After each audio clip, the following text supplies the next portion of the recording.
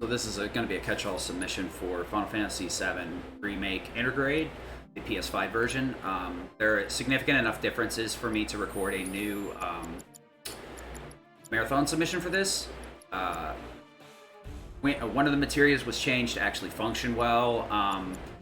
There were significant combat changes. Limits are now invincible on use instead of you taking damage.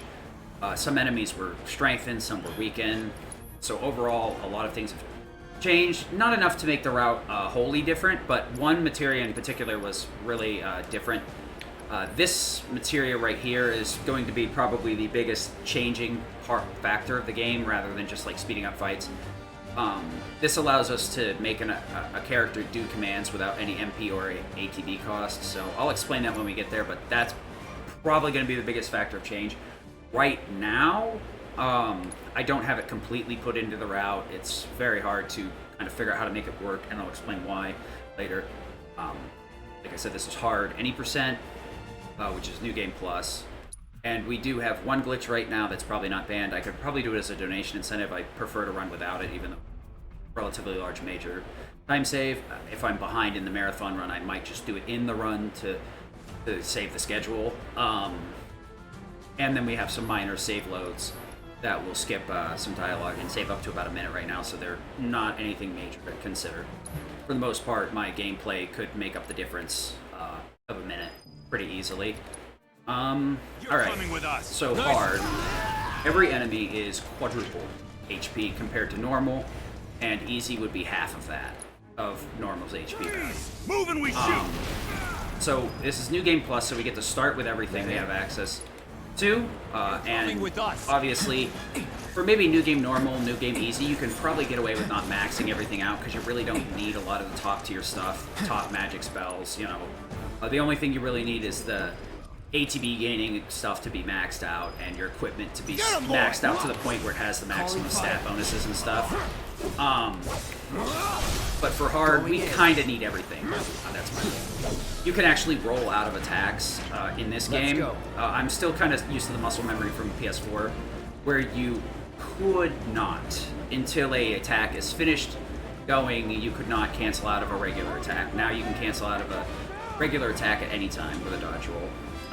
ATB moves still must be resolved before you can roll out of them, which it would have been nice if we had been able to do that to some extent, because Cloud has a counter stance maneuver that kind of sticks him in place for quite a while, and when we do use it, there are some cases where you do end up pressuring the enemy before they hit you in counter stance, so you just kind of have to stand there and stare at him for a little bit, so it would save a bit of time, but for the most part, it's a good change. It does seem to have some adverse side effects, making AI kind of aggressively dodge roll, if that's like makes any sense. The problem is when you shortcut a command through the shortcut bar, which is the way you're seeing me do actions right now. I hit L1 to bring up the shortcut command, and then I'm inputting X to triple slash, which I've preset my shortcuts to be the most usable ones for this beginning segment of the game.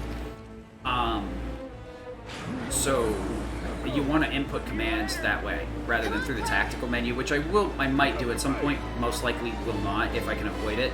There are a few places where I have to because I just don't have enough shortcuts, and I just want to like cast haste magnify once or something, so it's a one-off in the fight, so it's just quicker to go in the menu and cast it that way. But yeah, the problem is let's move. This new rolling feature tends to allow, I'm not even sure if it's the root cause, but it tends to allow AI to roll before they perform the shortcutted action you tell them to, which often puts them in danger because the AI is 10,000 IQ, smarter than me I could ever be, and will tell them to dodge roll towards the enemy. Specifically bosses being a major issue. Okay. Yeah, that was my fault. I have to be at a certain part of the stairs where the next wave of enemies spawn, and then I can roll down. I rolled down too soon. I would have gotten a good laser cycle if I hadn't been too greedy with it. This is acceptable, but obviously I could have gone down quicker if I had waited towards the mid of the stairs instead of rolling down early. Pretty easy, right? So this is overall a pretty decent chapter 1. I'm kind of happy with this, as long as I don't make any major mistakes or get shock blocked. I'll kind of explain that further in a second. There was what I was talking about, the dodge roll. That's the dodge roll I'm referring to.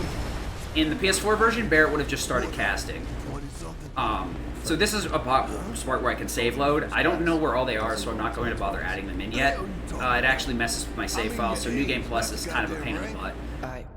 PS4, we used to be able to upload all our saves to USB, so I have like 60 save files prepared for my PS4 version, and I've had to change them several times due to routing, item equipment, stuff like that, but God, is it so much easier. I cannot wait till they add it to PS5.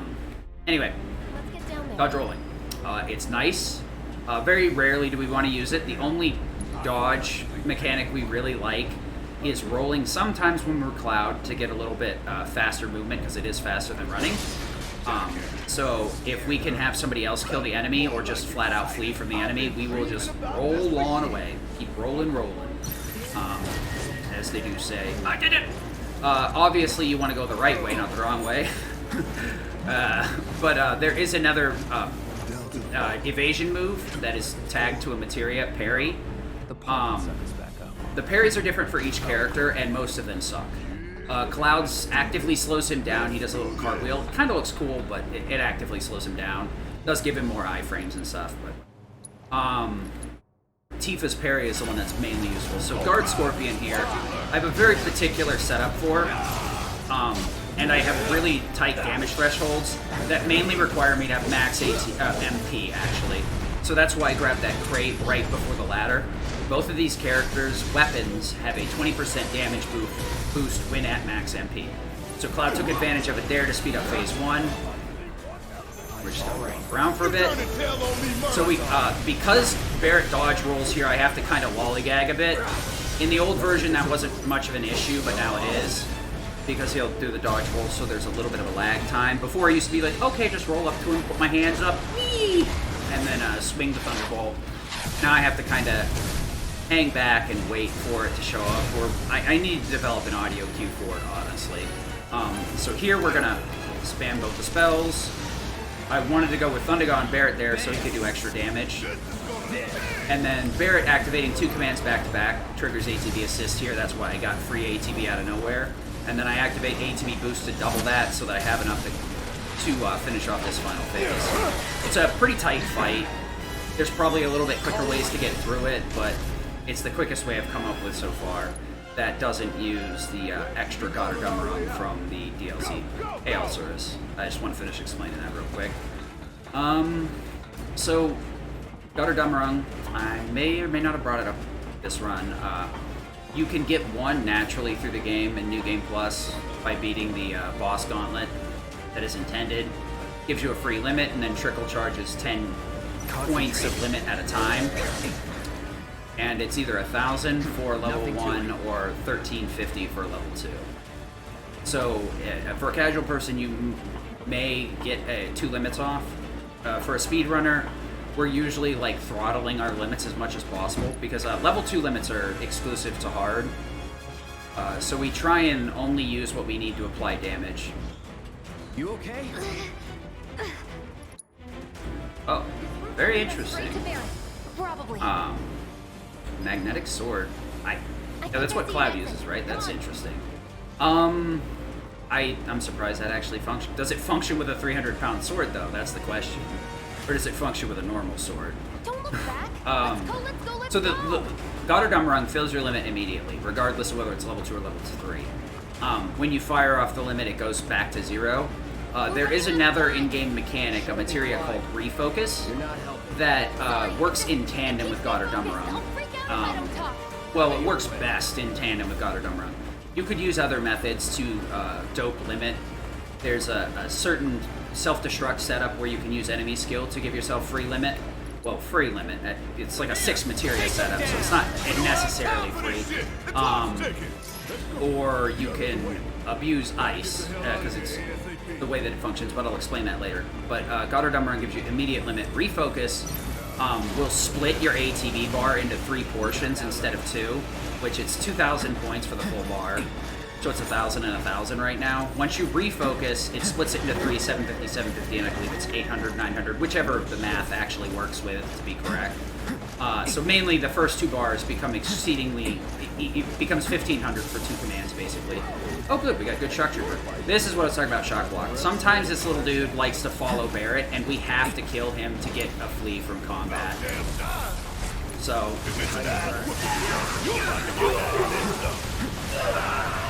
Alright, so we got good shock trooper. Oopsie. I need to... My splits a different way. So that was a pretty good chapter 1 overall. Refocus, like I said, does split your limit into 3 parts. We will abuse that more in chapter 4, but chapter 4 is kind of a white knuckle ride. I have to react to a lot of RNG and enemies performing different actions. My attacks hitting different spots. Why do you always gotta be like this, splits? Watch out for live wires. They're everywhere. Roll. Global. Globals are off, right? Yep. Okay, so I can Can't wait to undo get out that. in the open. That was my fault. What? No, live split, please. Stop doing this to me, live split. What is that? I'm such a Luddite. I constantly mess up my splits. It's me. Gotta do something about So 750, 900, 800, whichever works with the 2,000 points. So basically, it drastically reduces our first 2 commands and let us lose commands much quicker. And when used in tandem with materia like Skill Master, which will give us a refund on any 3 different commands used back to back to back within a certain time frame. In terms of a speedrun, we'll never reach the time limit. There's absolutely no way we would not activate 3 commands within that time.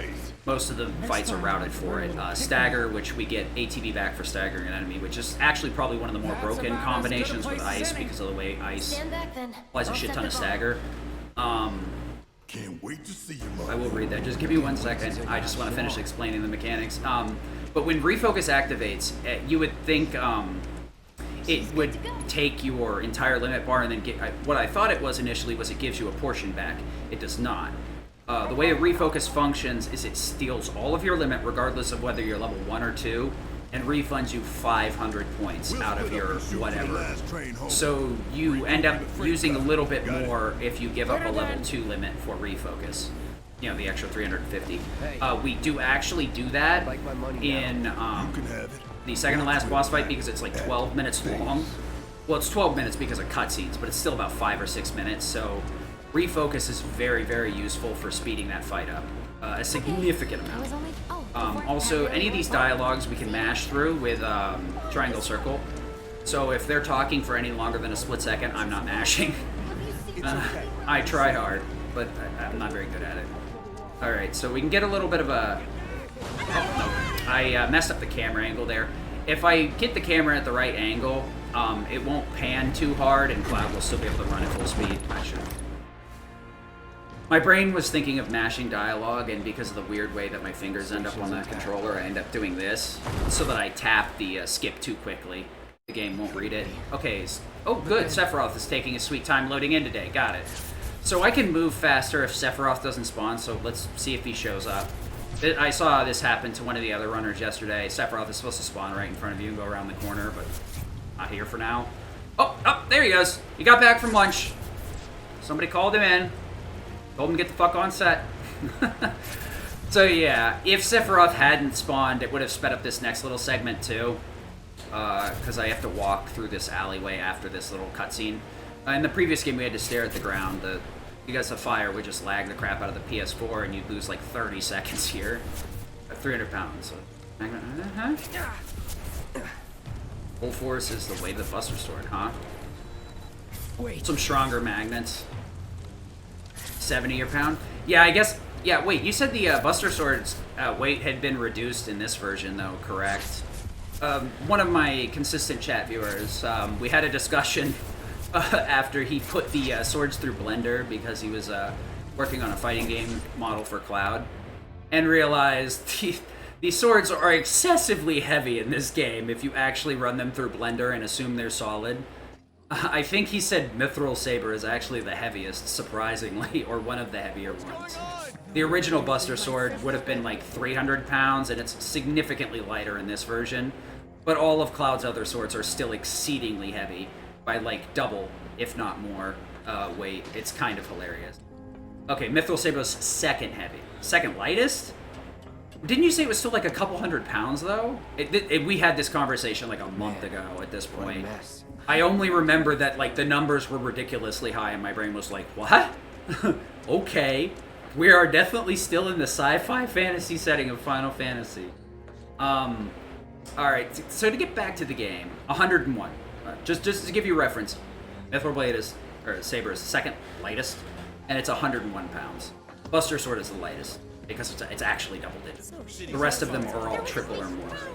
Yeah, triple digits or more. Okay, so here we're going to kind of run through a gauntlet, and this is going to be the first time where we really can trigger any of the... okay. First of all, this is why hard sucks. A bullet is enough to stun lock you. Makes things kind of suck. Magnify seems to have a much larger radius. Okay, that's so nice. In the original, Magnify definitely would not have hit that second trooper. So we got to take the good with the bad. But the bullets being so strong is something that's been consistent throughout both versions. In hard, it's much easier to be interrupted by the bullets. Or just any attack in general, because enemies have a much higher interrupt value. There's a hidden interrupt strength, interrupt defense. Runners also refer to it as cut and keep for simplicity's sake. Okay, whatever.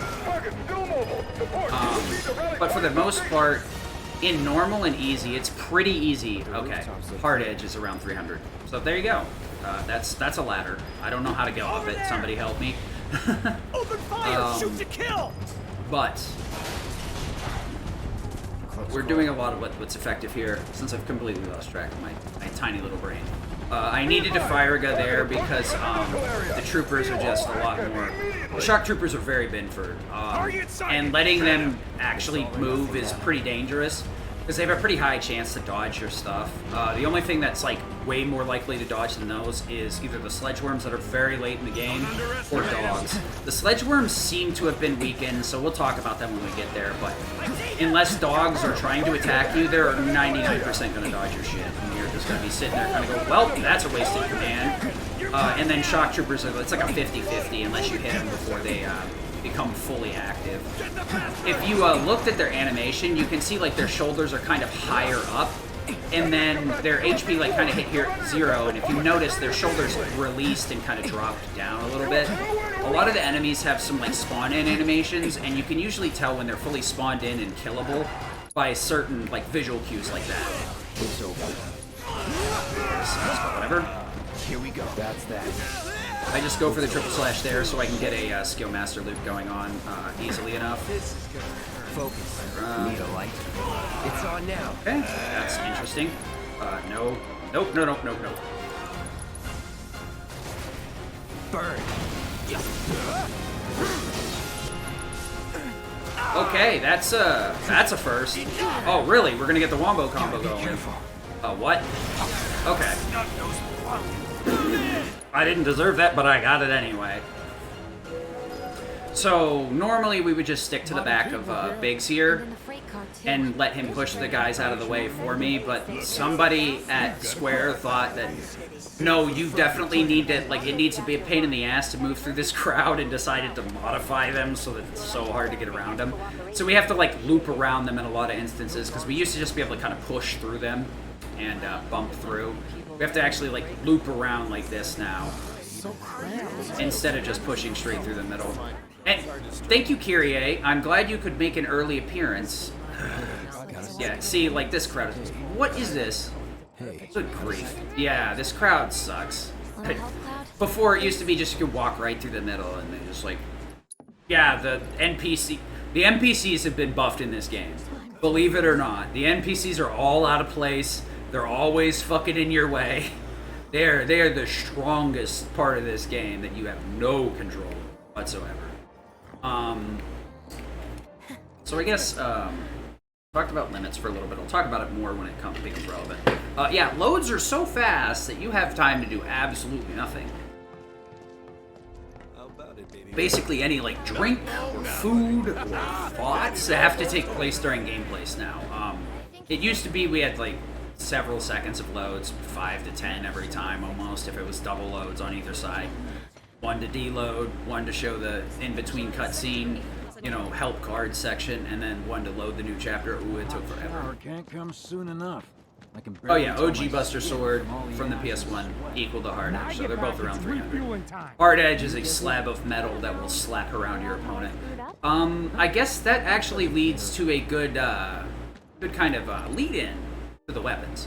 Everybody has their own individual weapons, and the character's differentiation in the original game was more so based on what materia you put on them, and the materia gave major buffs and debuffs, you know, plus 5% magic, you know, or the straight up like magic up, strength up type things, or luck up, which would just flat give you a huge buff. We have a couple of those in this game. One's magic up, one's luck up. Luck up is fucking, excuse me, luck up is trash.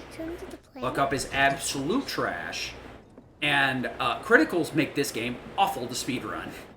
At least in terms of hard. I don't know about the other categories, but getting a critical is more often a deficit than it is a benefit.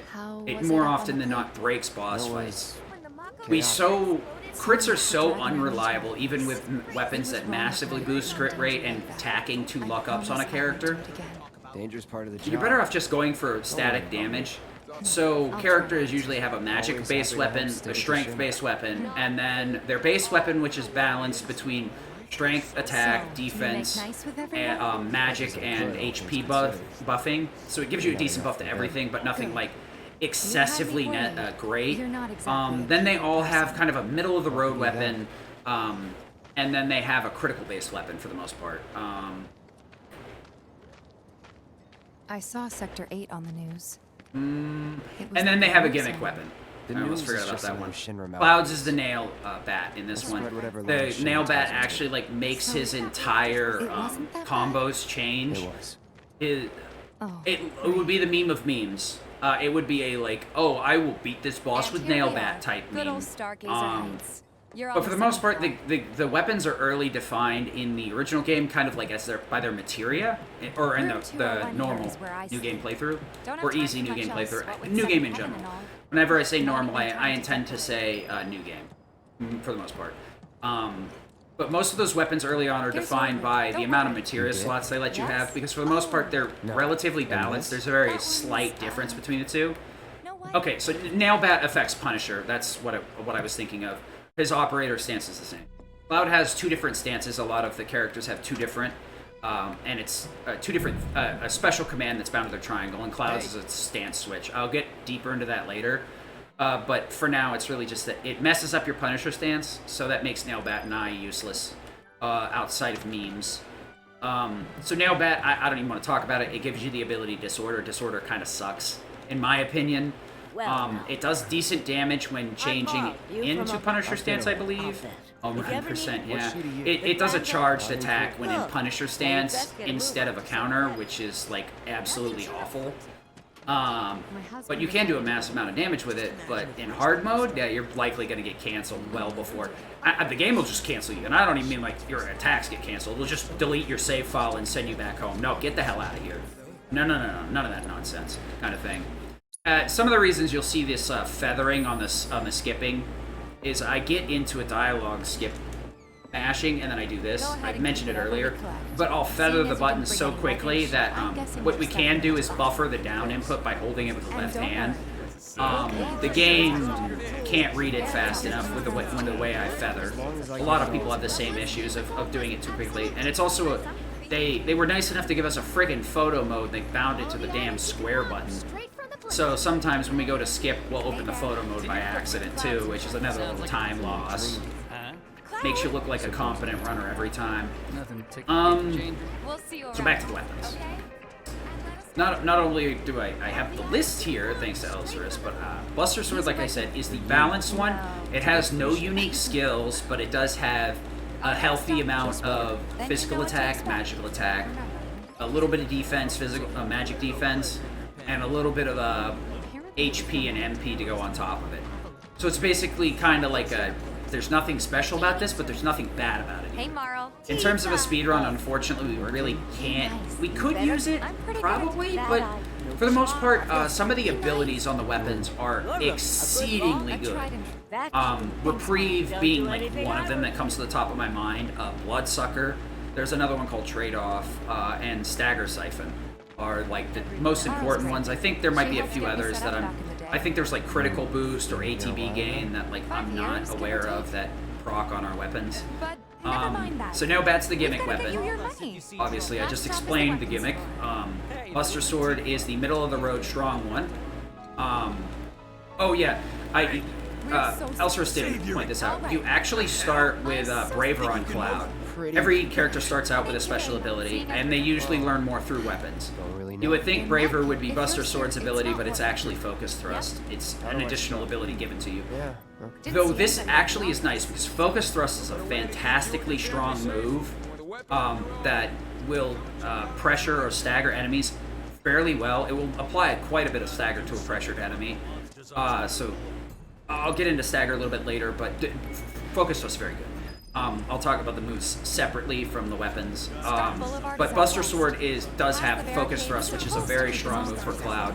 He has a very strong and balanced move set of moves that are separated from materia that make him quite a balanced character that can kind of jack of all trades, not really master of anything except for self-destruction, and I'll kind of get into that later.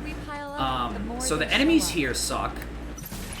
They buffed these guys. We used to just triple slash them. Now they're just like, haha, triple what now? And we'll survive the heck out of it. So I'm only going to use a triple slash on the last group. This was just a no escape. No, the thing that sucks about, oh wow, I'm lucky. That fire would have hit the wall if the rat hadn't run into my targeting at that last second. Time to burn. So normally what I would do is triple slash and roll out of it. This encounter right here, we can actually move further away, so I'm going to. Nothing. You too. I'll have been here 5 years now. You don't look out for yourself? Okay. So killing those and being halfway through that tunnel, it'll move me back to where I was for the cutscene, but it'll warp me next to the gate. I'm not sure if that's intended, but it saves time. And it's really easy on hard because the enemies are stronger. I can just ATB boost, triple slash twice, and I'll have plenty of time to get through the tunnel. I misinput triple slash a couple of times, so it took me a little bit longer. I probably should have just buffered the triple slash as soon as I got out of that fight. And Cloud may have actually finished it before I put the next one in. Since you've got yourself, come on. Who? The guy who tracks. Where's Yeah, and Focus Thrust is also poorly translated as well. It's not the name of the...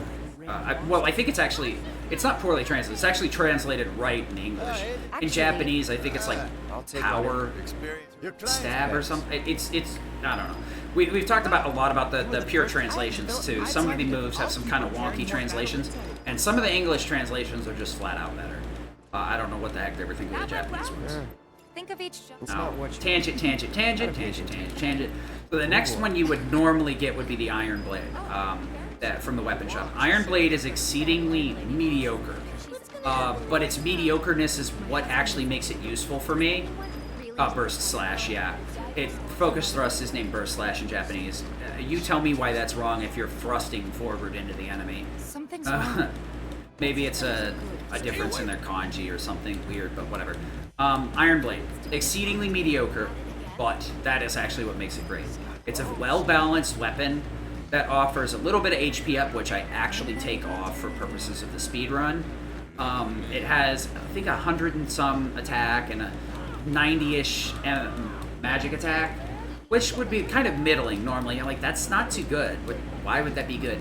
Well, the thing is it has Reprieve, Trade-Off, and I believe it has one other ability, but I'm not sure what that other ability is because I don't activate it. Every once in a while, I forget what the weapon abilities are, activate them without realizing it. Bloodsucker is like my greatest sin. You can use that to regain HP without bothering to use heal because, oh, yeah, I forgot to fucking talk about the most important part about hard. Hard bans the use of items.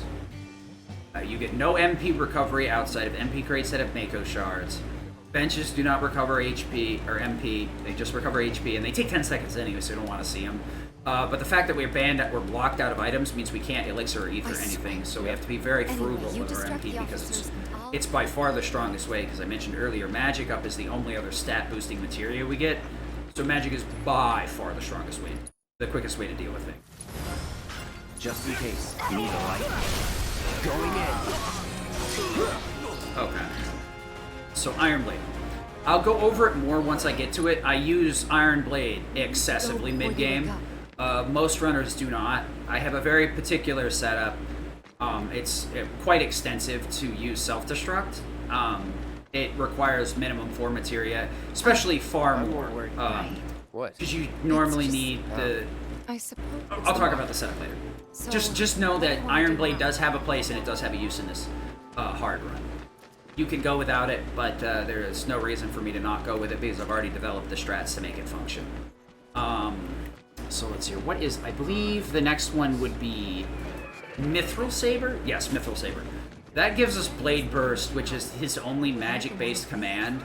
And unfortunately, we'll never get a chance to use it because it takes too long to fire off. Yeah. Hey. But it is fairly good. I see. And it could be used in certain circumstances with certain equipment setups. Mithril Saber, however, is what is on my back right now, and it is our magic-balanced weapon. It's good. It's really good. Pretty high MP, really high magic attack. A couple of magic ups on Cloud turns him into a nuking machine. He's only second to he's like third, I'd say, in damage output to Aerith and Tifa.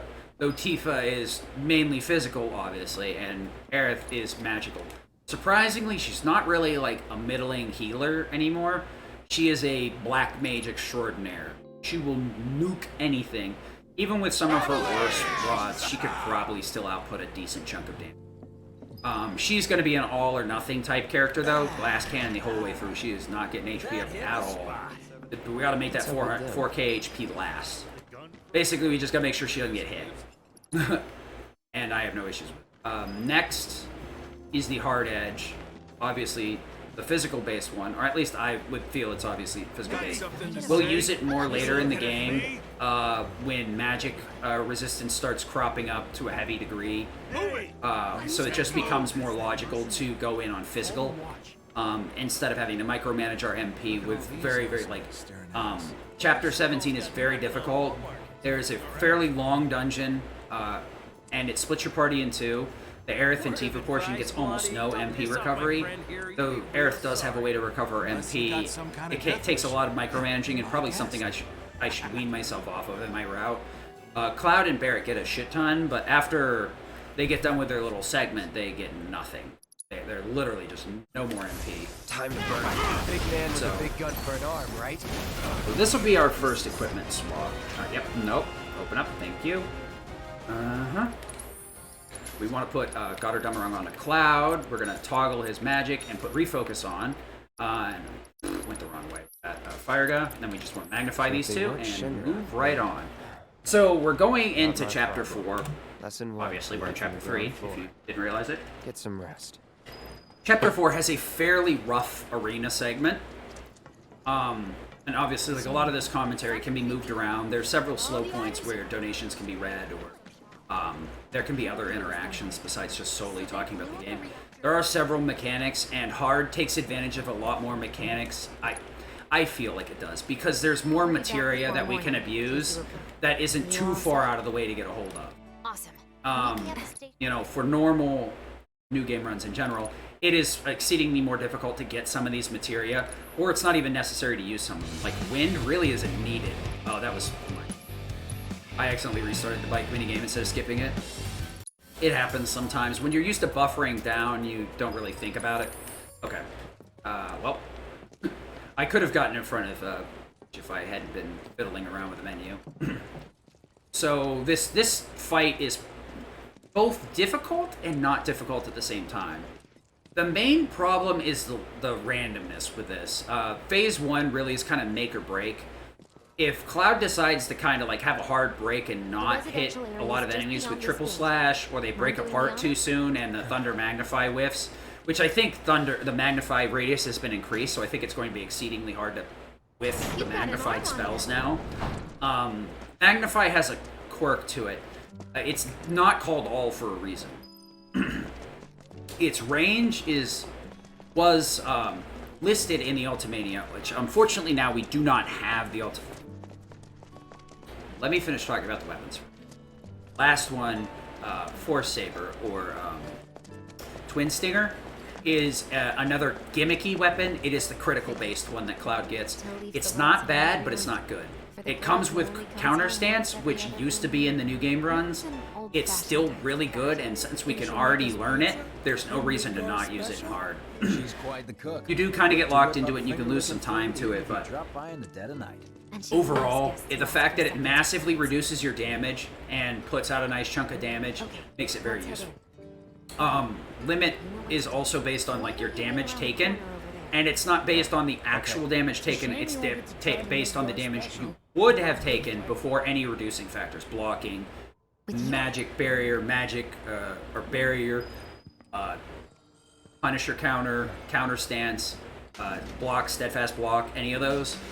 The damage calculates normally and then is reduced, and then that normal amount is calculated for your limit.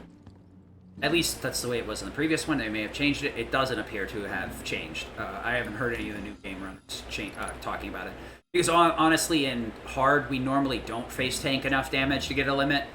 We either deal the damage to ourselves, at least I do. I self-damage the point of a limit by using self-destruct, or we use God or Dummerung in most instances. In the final few fights, we will face tank enough to get another limit. Kind of have to make things quick. There's probably a better workaround now that we have access to some of the upgraded stuff in this game, like Arrow being not awful, and Synergy being very useful. It's probably possible that we could kill some of the bosses without having to worry about needing a limit to do its massive damage chunk.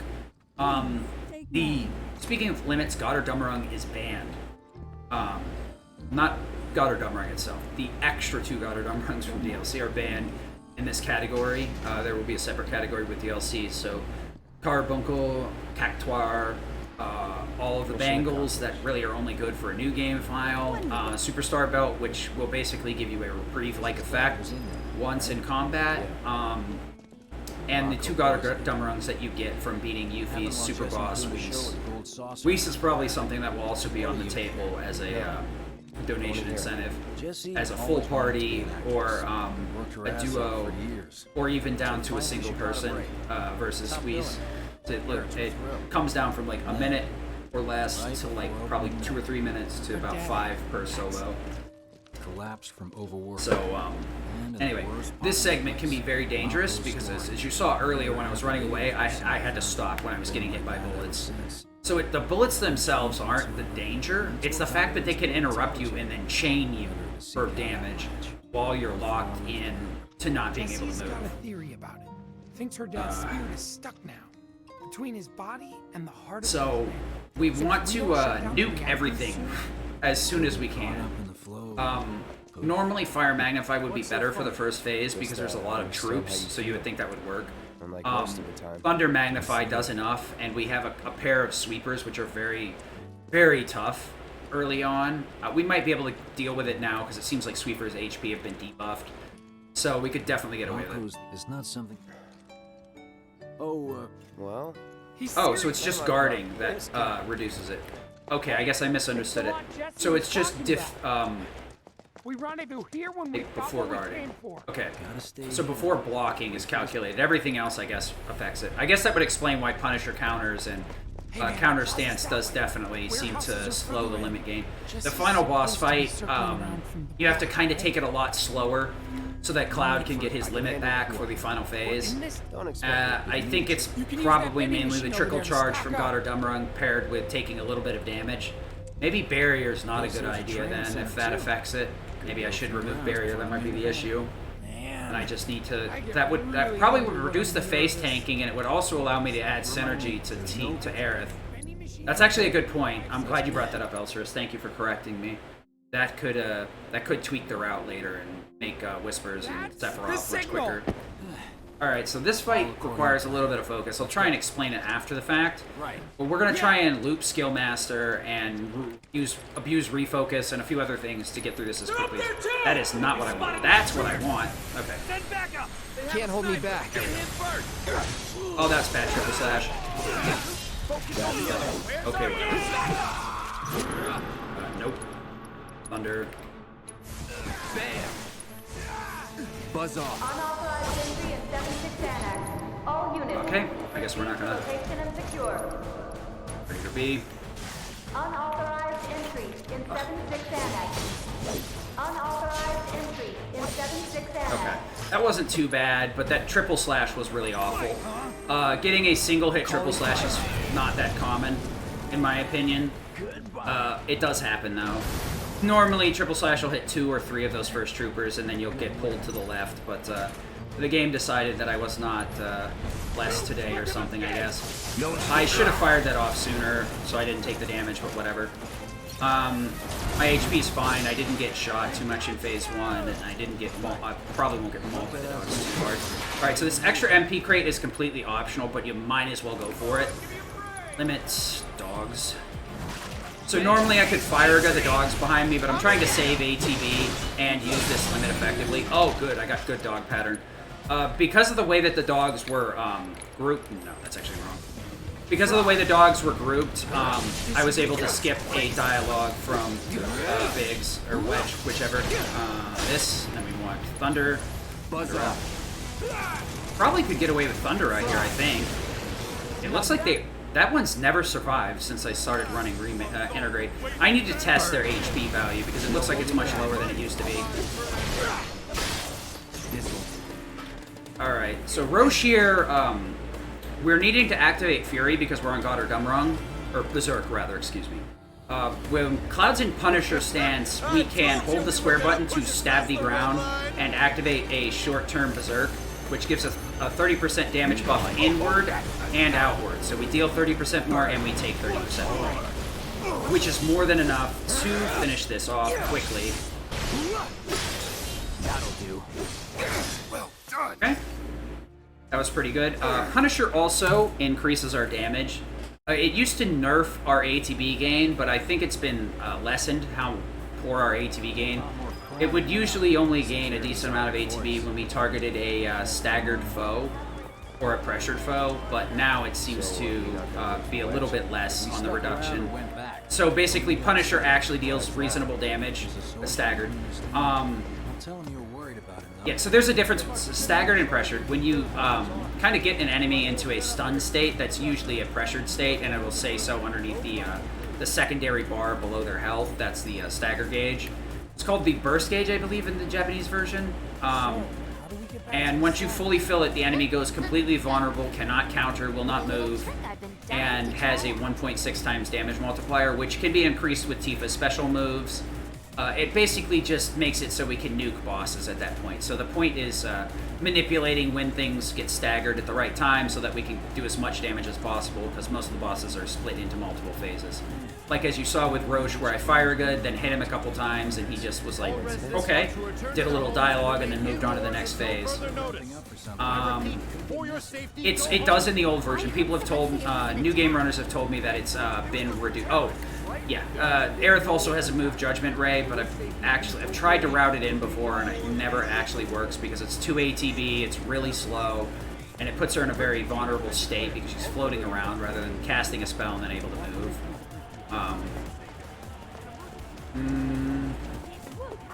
I guess I'd have to test that. I'll have to test that barrier thing, because that means putting barrier on Aerith for chapter 18 is useless. That means I can put that. That means I can get Synergy in there really easily. I just got to figure out what spell I want to Synergize on her instead of Barret. So that is actually a big thing. In the final chapter 18, gaining limit is very important. We want to fire it off a couple of different times. Plus, we want refocus to greatly speed up our ATB usage or action usage. So the reason that fight works is we equip God or Dummerung. Actually, you know what? Let's get that equipment change right now before this is a problem. I want to give this to Tifa now, yes, and then I want to Skill Master off, take my ATB boost back, and give her assist. ATB assist was on Barret, so anytime he activated 2 commands back-to-back, and since he's an AI, I can just buffer his inputs, do a shortcut, tell him as soon as he starts casting it, tell him to do another one. He'll always activate it. It basically gives roughly 1,000 ATB when activated. Skill Master is the same, Just seeing big. and I believe Stagger is the same when you stagger an enemy. Skill Master is unique and it's very easily manipulable. Sure. Any 3 commands done within a certain time period will give you that same refund of a roughly 1,000 ATB. I think it has like a high and low range, but for the most part, it'll give you 1 command back. Skill Master has to be manipulated in such a way though, because the same 3 commands will not activate it again. You have to throw in a 4th command.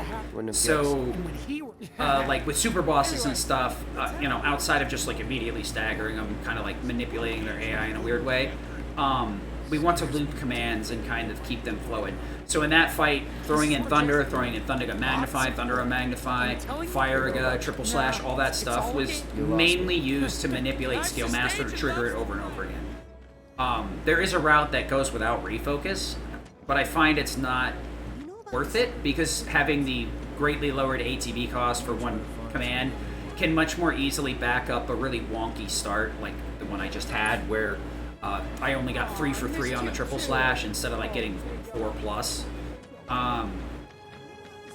Stagger could be used a hell of a lot more. I don't use it all that much. It requires a lot of abuse of ice. And I routed ice out for the most part because it was really useful in 1 specific chapter.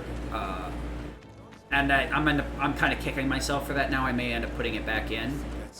But yeah, when an enemy's staggered, there's only a few ways to build it, but it's usually our nuke phase is what it turns into being. So like for the final boss fights, we really need the limit to just nuke the final phase, or else we get nuked because he's just throwing frickin' explosive balls of death all over the place. So this fight, the Whispers fight, it sucks. It sucks, and it really sucks. I'll explain it right after I do it right now. What is it? Fire up. Speed. And we want limit. I probably could have done that through the shortcut. So if you killed all 4 of these before, and it's still the same way, if you can kill all 4 of these at the same time, you will be able to skip a second wave spawning. I found that it's very unlikely that Tifa's Somersault will do it anymore. Dolphin Flurry is far too slow, and Cross Slash has a weird mechanic where the final slash is like very long and drawn out, even though it looks like it's a box. So it will end up killing the 3 on the left first, and it'll kill the 1 on the right separately, which will cause the next wave to spawn. So Cloud can't do that fight with Cross Slash. It used to like not be like that in the previous version, so you could do it with Cross Slash. This version, it doesn't work like that. So that's why I had to fire the one that was in front of me. I'm going to Thunder to keep these guys in place. Thunder out a Stagger. And then we're just going to give this dude a little bit of a taste of a limit.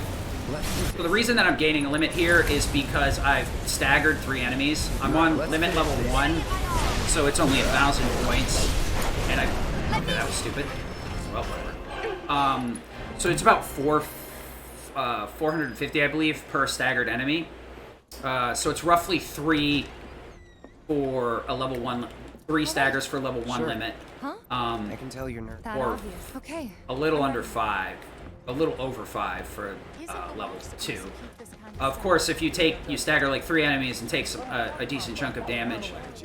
The damage is percentile based though, so your limit game is directly correlated to how much your HP is. It's 350 per, thank you. I thought it was 350, but I was like, no, it can't be that low.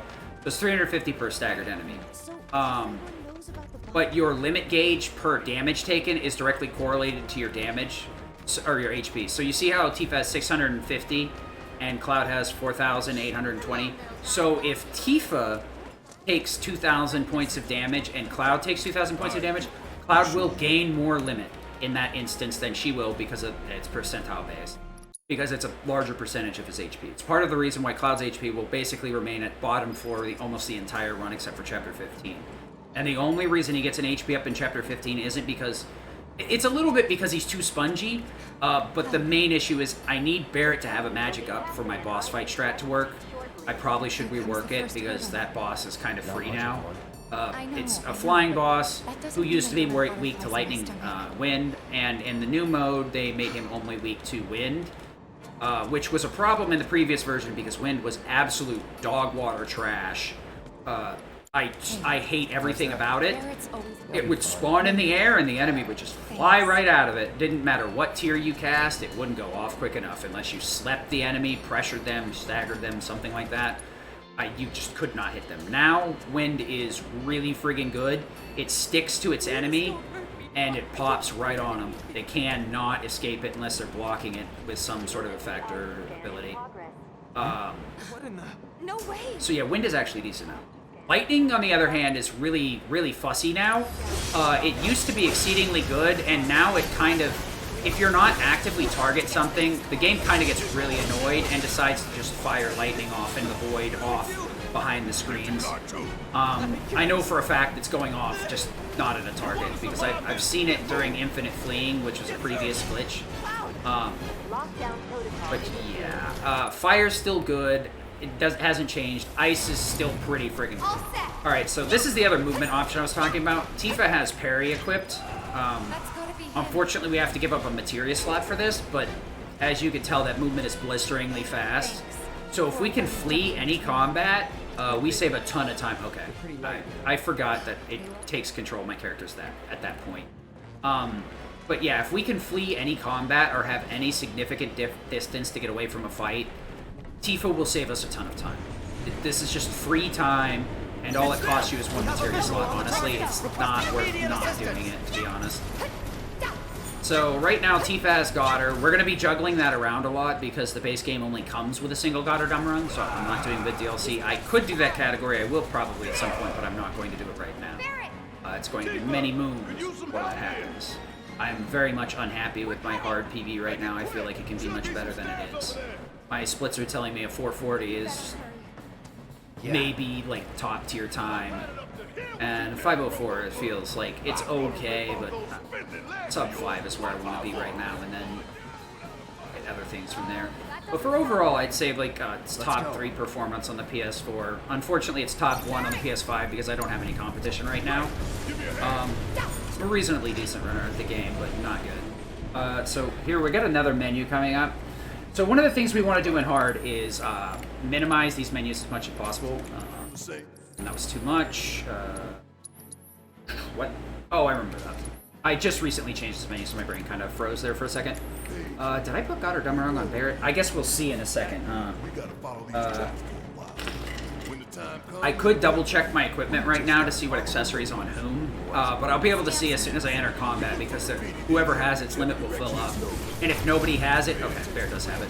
I was gonna say if nobody has it, that means it's on Tifa or Aerith, which means I just need to go back in the menu and turn it back off. But yeah, parry saves us an inordinate amount of time. Very often we can queue up like a tier 3 spell and just move right on towards the progression point. Some of these fights were kind of like blocked in, so we really need to kill everything, but we can still use Tifa to move us towards the progression much quicker.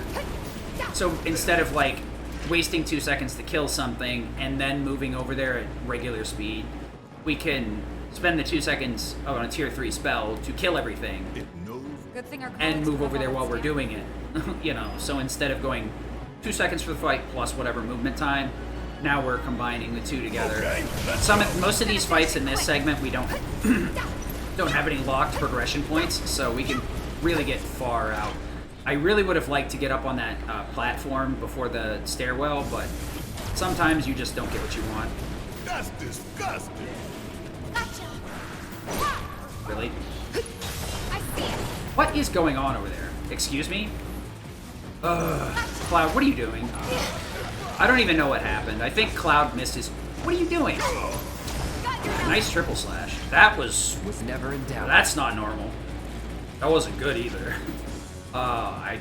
Cloud just decided not to Thundiga. Either that or I told him to Thundiga the wrong thing. Yep, that should be good. I don't know what that was all about. I could have told Barrett to do something, That's a but it's win. probably faster to just let him hit. Oh yeah, parry is also a block, so we can also use it to kind of stun enemies at the same time too. It has like a lot of uses. That should be instead. What now? So you must be the queen, huh? Don't stop now. Okay. I could probably get away with not using the maybe not using the catastrophe. I'm not sure. Since Cloud's Thunderga used to not hit that boss. That's actually like a unique variant type. Well, it's not a unique variant, but it's like a boss type monster. So early game, that thing is very, very difficult to take care of. It's pretty thick. Those monsters themselves are weak to ice, and I'm not using ice anytime soon, so I gotta do what I gotta do. We try and, at least I do, I try not to use Catastrophe as much as possible because it's a 15-second time investment. I'll explain it right after I, What am I doing? What did you just... Oh, Lord, what am I doing? Sorry. What? Oh, Lord, this is so bad. ATB boost. ATB boost. Just in case. Ugh, that was rough. That's the way to do it. If I had done that fight properly, I would have micro-menued Tifa to do, or not Tifa, but Barret to do Catastrophe, and then switch to Cloud. Because I missed the input, my brain kind of was like, what? And it often results with me kind of doing a little bit of a toggle dance between the characters until my brain catches up to my fingers. My brain's like, oh, that's what you did, stupid. Bad finger. My fault anyway, but... yeah, parry is fantastic, and it's very hard for her to get hit. I actually abused it excessively during the Whis super boss fight that you get from Yuffie's DLC. I spent like 6 minutes playing keep away with him, and he really... The only time he could hit me was when I was being greedy trying to hit him. I've watched quite a few runs, though, of strats of how to fight him. I have a fairly good idea how to manipulate and abuse him now. I didn't notice initially, but whenever he does a special attack, it makes him vulnerable right after you dodge it, so it's a good chance to punch him in the back of the head. Give him a couple of rabbit punches and move on.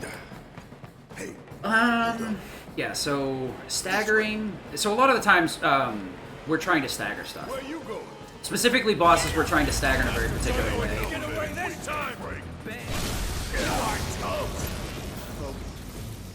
Really? Why do you have, like, just enough ATB to make that obnoxious? So what I should have done was probably just ATB boost beforehand, because he would have 100% had enough for 2 bars. The ATB gain used to be really bad in the previous version, and it would be a constant issue where, like, you're just barely under what you need, and you have to, like, kind of back it up, or just be a more passive version of the fight. Okay, just take care of that, please. But Guard Scorpion, or not Guard Scorpion, Crab Warden here is going to be the first time we are kind of manipulating stagger in such a way. Breaking his legs will stagger him. 2 together will instantly stagger him rather than pressure him. Like I said, I kind of said that wrongly. I gotta focus because the frickin' lock-on in this fight likes to fight me. Okay, yep. Okay, we got it. Okay, we want to focused. Okay, I need to move over. That sucks. That's gonna mess with my ATB assist or whatever. I guess it's whatever. I can make sure this is... Okay, so ATB assist cannot be interrupted. It's the 2 commands have to be back to back. The only thing that can go on in between is a physical attack. Anything dodging, moving, doing a special maneuver, your triangle move will all interrupt that. Thunderga. Thunderga.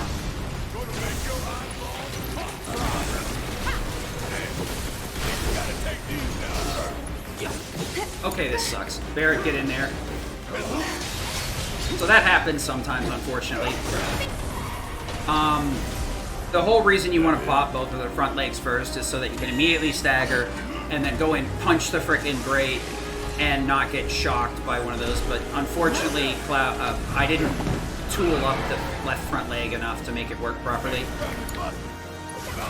So the reason I switched to Barret here is because the AI is like 10 out of 10 IQ and will like actively move Barret up behind frickin' Crab Warden.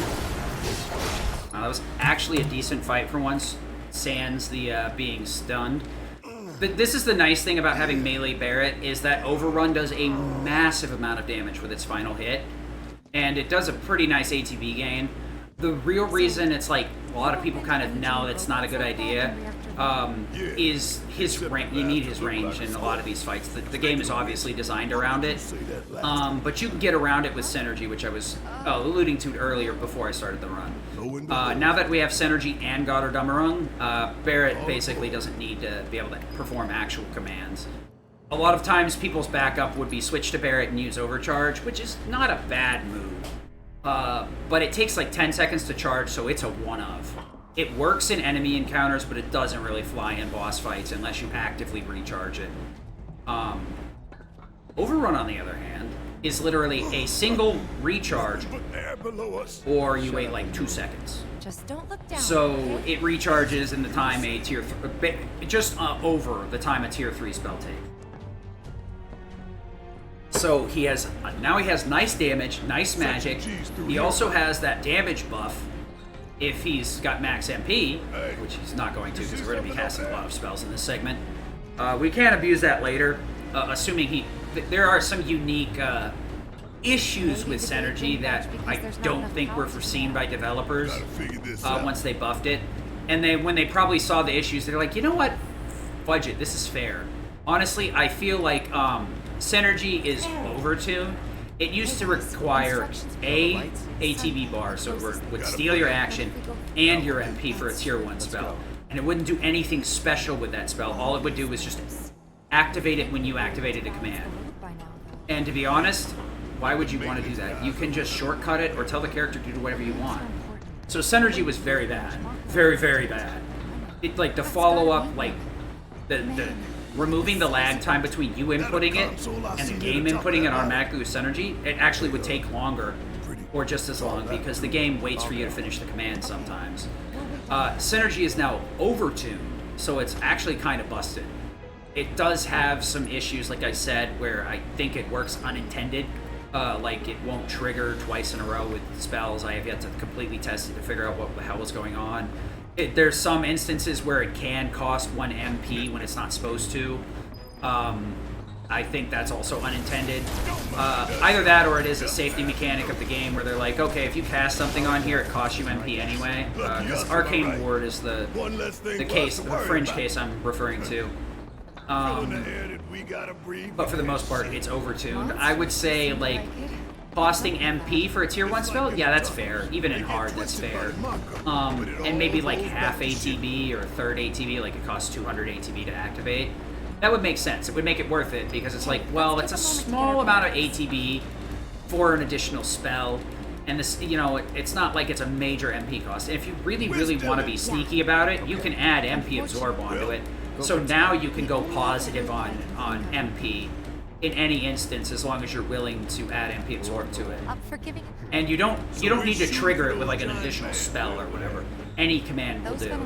So basically you can get into any fight with your main, with the character you're in control of, and just trigger a command and no synergy with it. So Tifa can True Strike at an enemy 10 miles away and Barrett will hit it with a synergized spell. Cloud could try and triple slash at something, there's literally a wall between him and them, and Barrett will still hit it with a spell. Assuming it's not like ice, obviously, because ice and fire specifically, because they have to travel to their target. Wind appears on the target. Lightning is intended to hit the target every time regardless. Sometimes the issue is lightning has kind of a quirk where it has to have a target the moment you cast it. So even if you like, oh no, I unlocked onto the enemy the moment I cast the spell, you know, it's not hitting shit. You're sorry, buddy. So lightning is like gone from being god tier with like its consistency to being quite frustrating. Baby.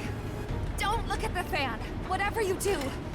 Yes, Elsaris does point this out. I guess I kind of glossed over it. To function the MP Absorb, what you would have to do is like say you're using it with lightning, because a lot of these enemies are weak to electric.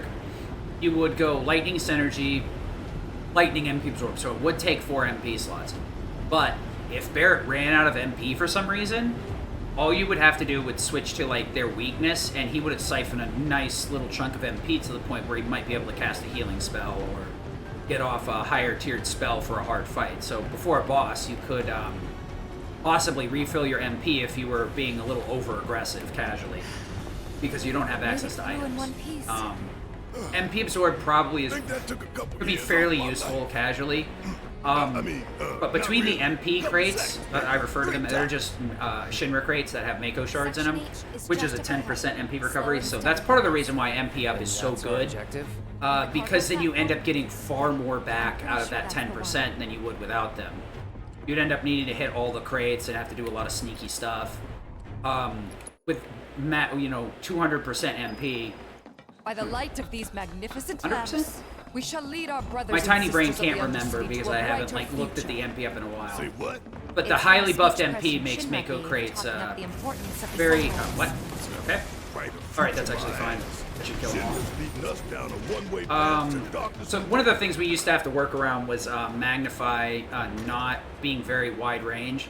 Like these two turrets right here, I accidentally magnified before and they never got hit, but now you can, I guess, just magnify that. If I was being smart about it, I would have cast Thunder on him and Barret, but I just wanted to show off that Magnify is a much larger distance than it used to. Yeah. It used to never Lined spread it that up far. perfect. I think in the Ultimania it showed that the Which way propagation to the was next like 10 If we can't meters, make sense of this but I place, we're think gonna that get was lost. the entire We know where the big ass. diameter of the circle, not the radius. So it was actually 5 meters, half as wide, or half as far. I think it's been increased to either time and a half or double. Because I feel like Magnify hits a lot of stuff it has no reason hitting nowadays. So it's definitely a lot stronger than it used to be. There's several fights we probably need to retest that Magnify was completely ineffective on. That is now probably the quickest way to deal with the issue. The only downside is, of course, Magnify reduces your damage output, and you have to specifically bind Magnify to your shortcut commands. So you'd notice how I went in the menu and it had that little circle with an arrow. I have to select which commands have it. See none of his, and then Cloud has that one that has the Magnify next to it. Wait, is that Thunder and Magnify? Oh, I gotta check that. That's actually a problem if he's on Almost Thunder done. instead of Thunder and Magnify. It's a shame we had to wander around so much. Well, It's not gonna be a problem in this chapter, but it will be a problem in the next chapter. Yeah. I can probably change it in the What should we tell Biggs? I think I can get away with I don't it. want him to I don't worry. need to change it because it'll get overwritten by self-destruct shortly anyway. If there's no viable path, we'll Alright, just so have to the make problem one. is these mini-games kind of suck. They're not too bad, but there's a hand mini-game later when we get Aerith, and the freaking buttons are inversed. The thumbsticks are inversed. The horizontal and vertical switch between the two. I don't know why they did that, but they did. We're better than that. ATB boost. Okay, that's Thunder Trap. We got ourselves a piece of work. Okay. Also, you gain some ATB from parry. Thunder Grab. You ready? So Let's yeah, have a good parry swing. does have a lot of like fringe things about it too. It gives you a nice chunk of invincibility. You can get a little bit of ATB out of it. You can deal a little bit of damage, and some enemies you can pop up in the air and put them in like a short-term staggered state. Well, not a staggered state, more like a quick pressure. They'll get back up really quick and start, attacking again. I do use that in some of the segments where I parry away. I intentionally parry into the enemies and lose a little bit of my lead to making sure they don't jump onto Cloud or interrupt Cloud's casting When do we while link he's up trying to with nuke Biggs? everything. Soon enough. Don't you worry. He knew we might Well, be late, so he you're came both up right with and ways wrong to with that, get going. Elcerus. Parrying, actively parrying or dodge rolling will not gain you ATB. Running in combat will, attempting to attack will, hitting an enemy will gain you more. Obviously, using any ATB command Get ready, will Mako reduce it Reactor and 5. cost you We're that coming. amount. When you parry into an enemy, you gain a minimal amount of ATB. So if I keep parrying into something, I get a little bit of ATB. Obviously, it's just better to punch or just attack in general.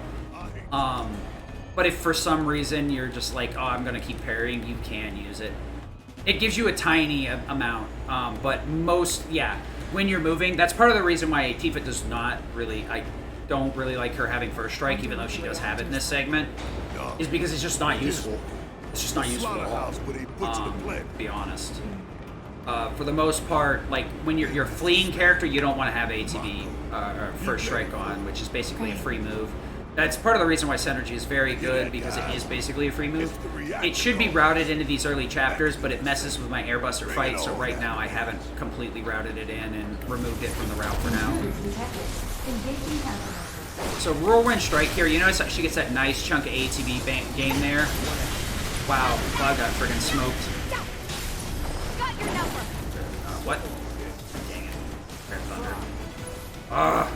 Everything. Oh man, it keeps eating my shortcuts. Ugh. Oh, that was dumb. That was big dumb. Ladders are also the strongest enemy in the game. Okay. Right behind triangle boss and pump minigame. Sick about us. Yeah. So what I wanted to do there, I kind of like glazed out on it. When I saw Cloud get a limit, I was like, You have cameras everywhere. what the fuck? And I'm forgetting what it is. It wasn't that he got hit, it's that he staggered 3 enemies. Because it feels like the machine enemies both have their HP dropped a little bit, and they're far easier to stagger. Be good at it. Before, like a Thundergun Magnify definitely wouldn't stagger all of them, I don't believe. Tifa? At least not in hard. Of note, the base spell has the lowest stagger or stagger gain on a pressured enemy. Tier 2 and Tier 3 have the same, I believe. So if you're just trying to stagger something, Tier 2 spells are probably the way to go as long as you can get the enemy pressured.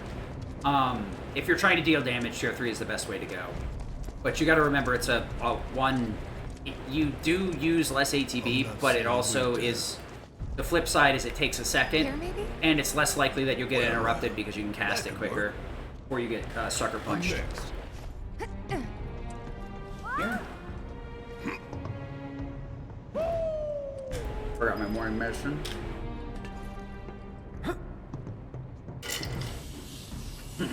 But yeah, for the most part, dodge rolling and parrying can be a deficit. Kinda scary, That's why huh? you saw me like use a mixture of close enough. Check it out. Close enough for You one see hand. this big boy on us? That's why when I was in chapter 2, you saw me doing a mixture of rolling and running. Because when you're running, you actively gain ATB, so it's kind of like you've got to walk a razor's edge That would be to run like of hell. manipulating and making sure you have enough ATB. Hopefully this time I won't mess up this menu. Because last time, I keep overwriting my Iron Blade and it really upsets me. So hopefully now that I've like noted it verbally right here, I won't... So yeah. That really doesn't save any time. Tifa being in the lead doesn't save a ton of time in this area. It mainly lets you get set up on the door in the right spot before anything else. Got no time for you, But you just... Ain't got time for us. Buzz off. ain't no thing. Okay. So bad. Thundergun Magnify is definitely not needed there, but it's the quickest way to wipe out all 4 of those enemies. You should hit at least 3, unless Cloud gets interrupted somehow, which is very unlikely. What we got here? I can deal with those things. You. Yeah, these enemies are definitely weaker. time to I'm gonna do the menu after this because I need to double check it real quick. Okay. Wrong. Sure, whatever. Close enough. For stagger for first strike. Just for that. Clouds. Here we're going to introduce the Iron Blade shenanigans I was talking about. And we're going to switch over to EKG, unfortunately, because this is the most consistent fight that takes the least bit of micromanaging for Airbuster I've developed. But there is a different fight where I use... I still have him on melee for it, and abusing Synergy is the way to make him continually deal damage in the later phases. Also, like, having him on pincers kind of buffs his limit damage significantly, because his limit damage is based on physical, obviously, not magical. He does kind of have an AoE. It's more like a sphere that his untargeted, like a zone around his target that will hit. But it doesn't come up very often, honestly. I think they added it in this version. So we're going to show you some self-destruct tracks. Okay, we're gonna cross-slash this guy, it's faster that way. Or it would have been, never mind. So, if he hadn't decided, the reason he dodged wasn't, I don't think it was because of self-destruct. He may actually react to self-destruct sometimes. It's possible. It could have also been he was dodging the AI's attacks. Shock Troopers are kind of a pain in the ass. The downside is I get a limit out of it. The reason that it killed is, like I said, that third slash is really freaking weird hitbox. So I got the third slash out of it.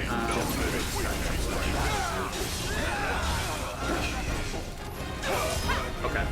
So The reason I'm using self-destruct here instead of just hammering it away with catastrophe, after, you know, noting, oh, it's got a nice big damage cone and all this stuff. Catastrophe is a humongous time investment. Humongous. In some fights, it's not super big because Barret will spawn back on the floor immediately. But for the most part, it's a time investment, especially if there's any cutscene attached after that fight. It's 4 seconds of startup and then 10 seconds to resolution. So it's like 14 to 15 seconds, 13. Maybe I'm off a little bit, you know. I think it's closer to 14. So any fight you're going to fire off catastrophe, you better make sure there is not a cutscene attached to it. And the problem is a lot of these areas have a cutscene attached right after the fights. So we mainly can't use it.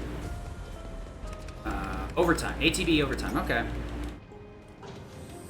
Oh yeah, you do gain ATB overtime, but dodging turns that off. That's what it is. Okay, I'm gonna have to focus on a lot of this segment though.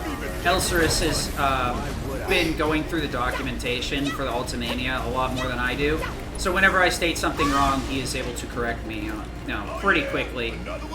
Luckily, it's always nice to have a viewer that dedicated to the experience. Cloud ATB boost, I guess, whatever. I need to... There's something else over here? No. Okay, so this guy's gonna stand here until the end of time. Really? Damn it. I always mistime that catastrophe. Okay, ATB gain is over time. When you hit thing and block, you obviously gain some. Steadfast, it will increase that and further reduce your damage. Refocus and ATB boost.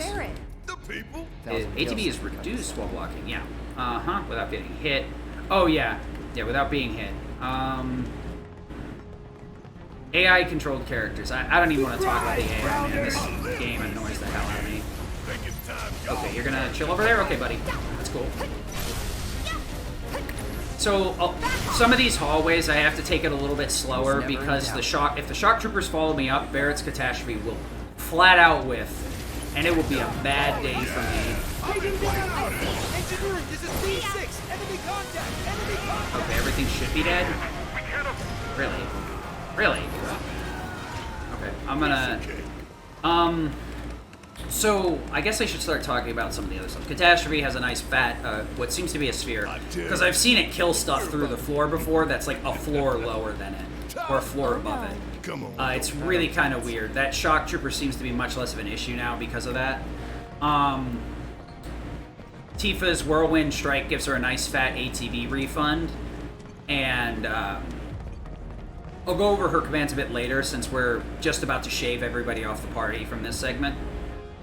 And we're going to just go back to Cloud Solo. So what I'm going to focus on is self-destruct. Okay, could you just not? That'd be great.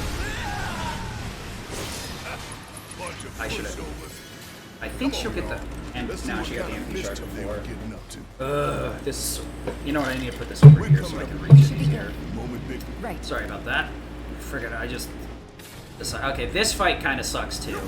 Because this is kind of like a... Okay, guys, what are you going to do? And you are... Okay.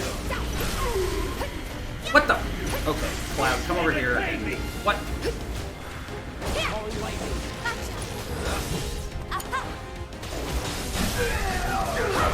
Yeah, that sucked ass.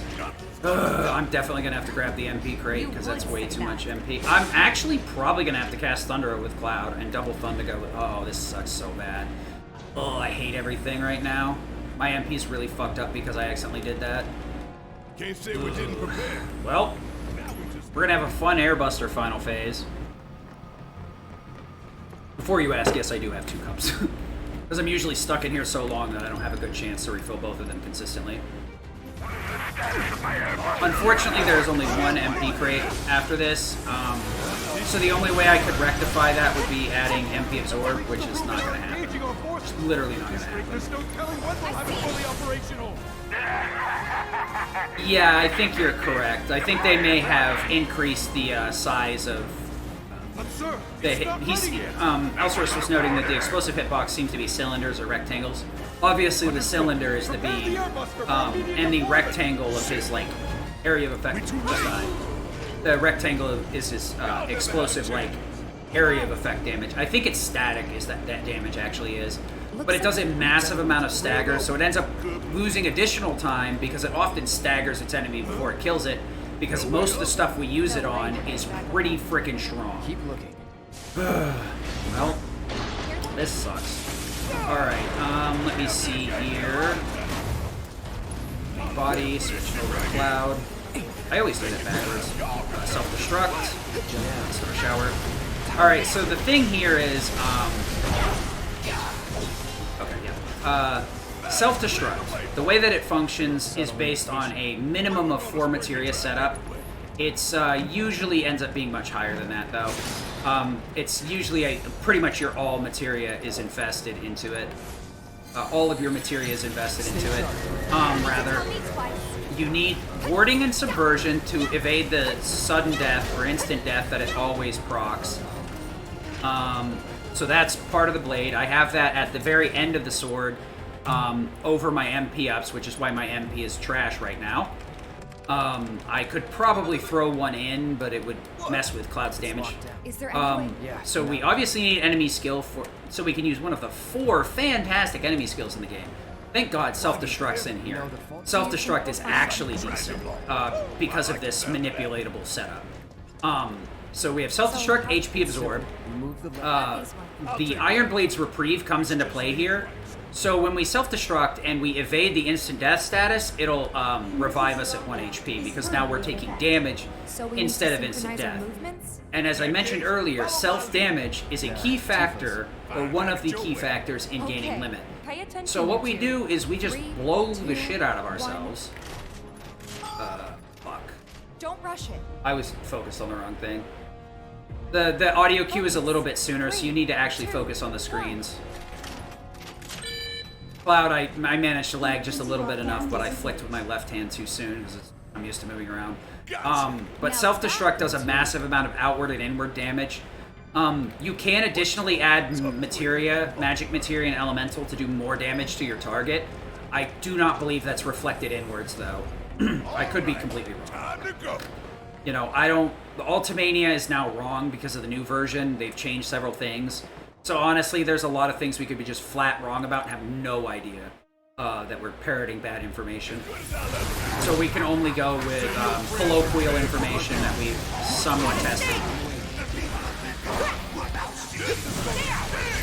So I could be using Synergy here, but the problem is this Barret is a little bit...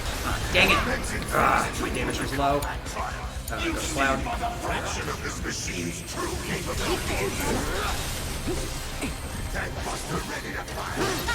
Okay, let's get out of here. Switch over to Barret. That team's gonna eat that, isn't she? Yep, that actually doesn't matter. It is obnoxious, but it doesn't matter. Start shower. Nope. Actually, whatever. Self-destruct. Thunder. So now Cloud's MP being low is a factor. But as you can see, I gained a limit out of that self-destruct. Also, it did a massive chunk of damage. So there is a small chance Tifa could die here. It's gonna suck if she does, because it's gonna make this phase 3 really awful. Cloud being low on MP means he's gonna get 3 Thundagas. So it's because it's 22 cost, so I'm gonna have to come up with extra damage somewhere. Just make sure you got my back, alright? Damn, Tifa almost ate shit right there. Buzz off. Barret, I need you to... What am I doing? Oh shit, that's so wrong.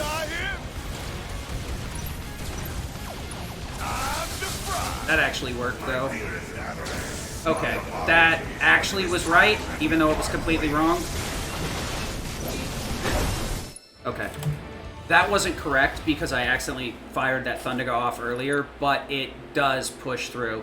So we're going to be abusing self-destruct very heavily here in the near future. ATB boost is usually a good mechanic item to use with it, but we're going to use that later on someone else, Aerith specifically, because her damage is friggin' insane. The problem with self-destruct is a very involved setup, and it requires 2 ATB to trigger. So without the proper backup, self-destruct is fairly suicidal. But with the right setup, self-destruct can be easily abused to turn the game on its head and give you free limits. It's fairly hard to get level 2 limits out of it because you have to have very high magic stat to get that additional 350 limit points out of it, or 450 limit points out of it to hit level 2. So it's you basically can't do it with Iron Blade. Oh, thank God I didn't have my limit. Holy crap. So I kind of like brain farted there for a second and forgot what I was supposed to be doing. I could just ATB boost to do that, but because I'm on Ice Elemental, he's not weak to it. He's weak to fire right now. So I'd have to self-destruct with fire and then still do additional damage with ATB boost on. I have Ice boost or Ice Elemental set up for a few reasons. One, because it allows me to not menu again until Chapter 9. The end of Chapter 9, by the way, so it's only for the boss at Chapter 9, Hell House, because he's fun. Through that hole. Hell House is actually a whole new can of worms, because friggin' Aerith likes to jump into him.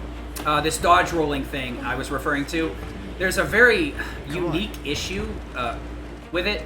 A lot of the time, like I mentioned with Crab Warden, Barrett likes to get behind Crab Warden to do Catastrophe, so I have to control him directly to just make him do it right there, because it's a long-range attack.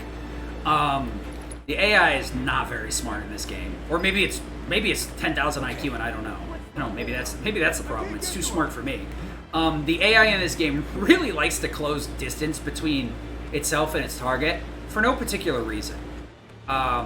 With long-range spells specifically, it would be one thing if I'm telling them to do a close-range attack. You could be firing off a top-tier spell, and the game is just like, yep, that's what I need to do. I need to be right next to the boss when I'm casting Fire Gust so that I can get slapped while I'm doing it. So it's quite a consistent issue, and it's cropped up far more in InterGrade than it has in the previous version, so I think micromanaging is going to be far more prevalent in future routes. Honestly, I used to have a very hands-off fight in Specimen, where I'd just be like, alright, Cloud, fire off a limit, then self-destruct, and now he kind of like, he does some weird shit where he kind of runs around in circles and doesn't self-destruct, and he ends up getting killed. It's really weird, so I have to stay on him, which sucks, because when you kill yourself with self-destruct, and you don't have reprieve or some sort of revive, auto-revive setup, because you do have items to auto-revive, but they kind of nerf your damage, so you really don't want to use them. Need to stay ahead of them. Most of this route we use Fury Rings, and the single God or Dumb Rung that we were gifted in the base game. So we often toggle those around when they're convenient.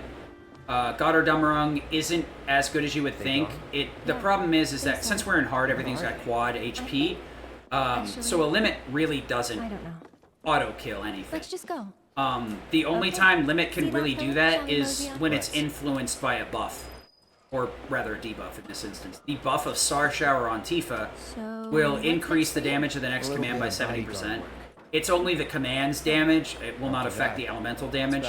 But in most instances, her magic is ass anyway, so like her elemental damage is more for applying stagger and pressure to a boss rather than actually doing damage. What's a Turk? Because her Metal Knuckles have a humongous, like 150 physical attack or some insane number, but they have like 20 magic attack. Your weapons for the most part determine the viability of characters' attack patterns, really. Back to my question. The characters do have base stats, but the humongous gulf between different weapons is what really determines what the character's built for at that point.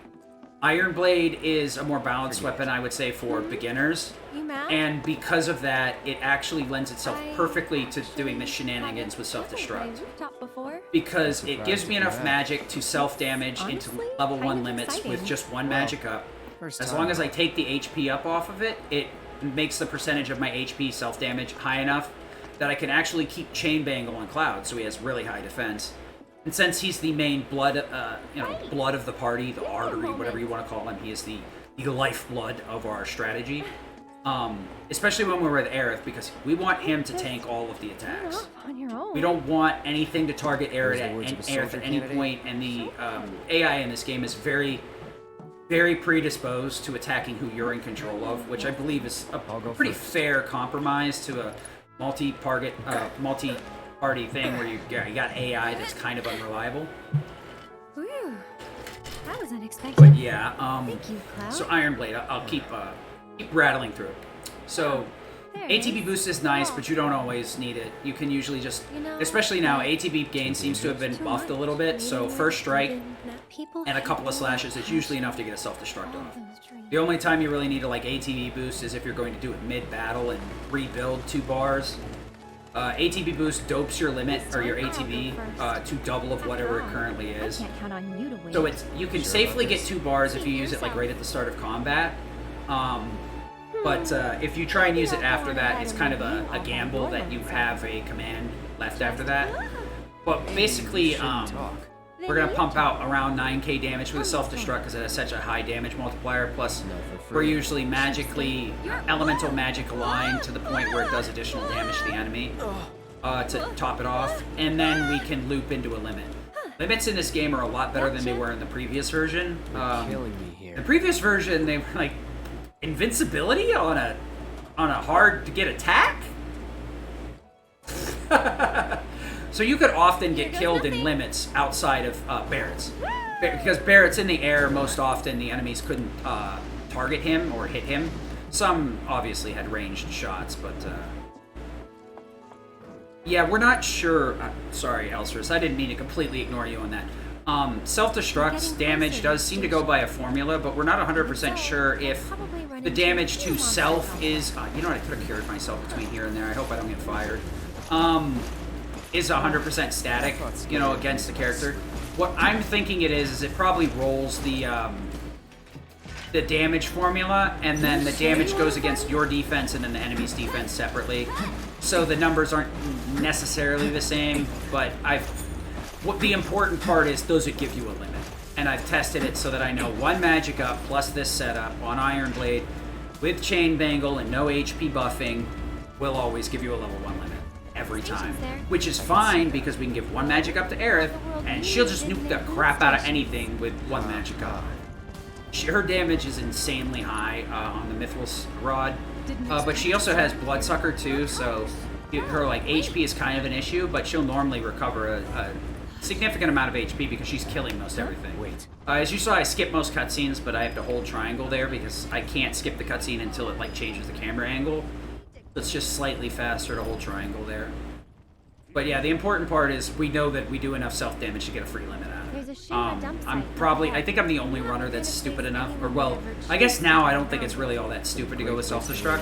Because before you were vying for a level 1 limit that wasn't invincible, and you could very easily get murdered out of I'll it protect you. because you would be reducing your HP in most instances with self-destruct. Because HP Absorb only does 40% refund, but it's still enough to usually give you a 3/4 of your HP back because your HP is so low. So if you're like doling out 9k and you only have 4,800 hit points. Yeah, I'll protect you. Yeah, a lot of this dialogue becomes extremely ironic when you're doing speed strats. Because you just run away from most combats. You're like, I'm gonna kill this, and you're like, nah, fuck this, I'm out. F this stuff, I'm out. I keep my distance. So a lot of these enemies have been buffed, and that's... Oh my god, all 3 of them survived? It's a good thing I took that slash. 'Cause they went for So yeah, normally Sorcerer Storm would have nuked all of them. I probably should just switch to doing Thunder and Magnify. The difference is Sorcerer Storm is like immediate. So on the off chance that only one of them survives, Aerith can just tag it with a regular attack instantly, and Here, check it I can out. just proceed up the heart of ladder. slums. So it's kind of like a give or take. I could triple slash into Sorcerer Storm or whatever, but A maid. You're in for it. Don't have it's time. kind of a give and take with a lot of these monsters now. We have to kind of decide what route we want to go. Do we want to go with a safe, slower one, or do we want to risk a little bit of speed? And then, luckily there, you don't lose much time because you can still run at full speed. There's going to be a segment up ahead where, like, letting Cloud kill anything is a major time loss because he has to wander around at the speed of Okay, then. slow. We have to go save a couple of children, and they are exceedingly slow, and they slow us down to the speed of slow, too. Alright, well... Ah, fudge. If you, some of these fights, if you cure fast enough coming out of it, you can skip the animation and it'll instantly cast. I probably should have given up halfway through that because I kind of felt that it wasn't Really. You know, I probably... This is one thing that I keep forgetting. I used to have to wait until that enemy was fully standing up. Because like I mentioned earlier with the shock troopers, there are several enemies that they'll like spawn in or whatever. But they have like an active... They kind of have a tell that they're active combat available in the sense that you can kill them. You can nuke a lot of these enemies before they're killable because the game wants to finish playing the animation so that it doesn't break anything, I'm assuming. So you kind of have to wait before you fire off spells and stuff. And that's one of those ones you have to wait till he's fully standing to be able to kill him. But it's, you know, because of the dodge roll now, I can probably fire it sooner. And, like, I could wait for a different visual cue. There's some testing that needs to be done to account for that. Like with Guard Scorpion I mentioned earlier, I need to test that because Barret obviously rolls at the beginning of the second phase, which delays the catastrophe. So I need to kind of figure out when I can start casting Thundera. Because right now I just wait for the catastrophe to start hitting. Because it's fairly hard to time when you just can't see what's going on behind you. Or at least you can't reasonably, because you have to unlock on and then toggle your camera going the opposite direction. It's kind of a... Should be able By the to time you spin it back around, you're going to be like, oh, okay. About the terms. I mean, I guess I could probably wait there back with him until he, like, hits the air or something, I guess. Maybe that's the trick. So we're going to hit a little cutscene here. I'm going to go use the restroom and heal up. Hey! And all that nonsense, and then I will be right back. With more awful speedrunning brought to you by me. Nah, that's actually pretty decent. The last run I had to cancel because I'm bad. I will be right back. Using spies so they don't have to break While the fallen ceasefire. beams and other debris continue to hinder rescue efforts, the fires appear to have been mostly So if we extinguished. help catch the bombers, we get a reward Over or there. something? That's the director of Shinra's Advanced Weaponry Division, isn't it? Enough of that doom and Excuse me, gloom. ma'am, but would we're you mind safe answering a down few here, questions? right? They're targeting reactors. There's no Can you reason give us for any them to updates attack on the us status once. of the reactor? So, What when are kind the of trains damage gonna did it start suffer up in the again? explosion? Are we in any danger? Mako Reactor 5 has been temporarily shut down, and all fires have been successfully extinguished. The situation is under control, and the people of our fair city need not worry about any additional complications. We're in the process of conducting a full forensic investigation, but we suspect the device used was similar to that employed in the attack on Mako Reactor 1. The perpetrators of that atrocity were filmed making their escape. These agents of the eco-terrorist group Avalanche are currently believed to be in hiding somewhere in Midgar. And given that this group has now attacked 2 reactors in quick succession, can they really be stopped before they strike again? What do you think?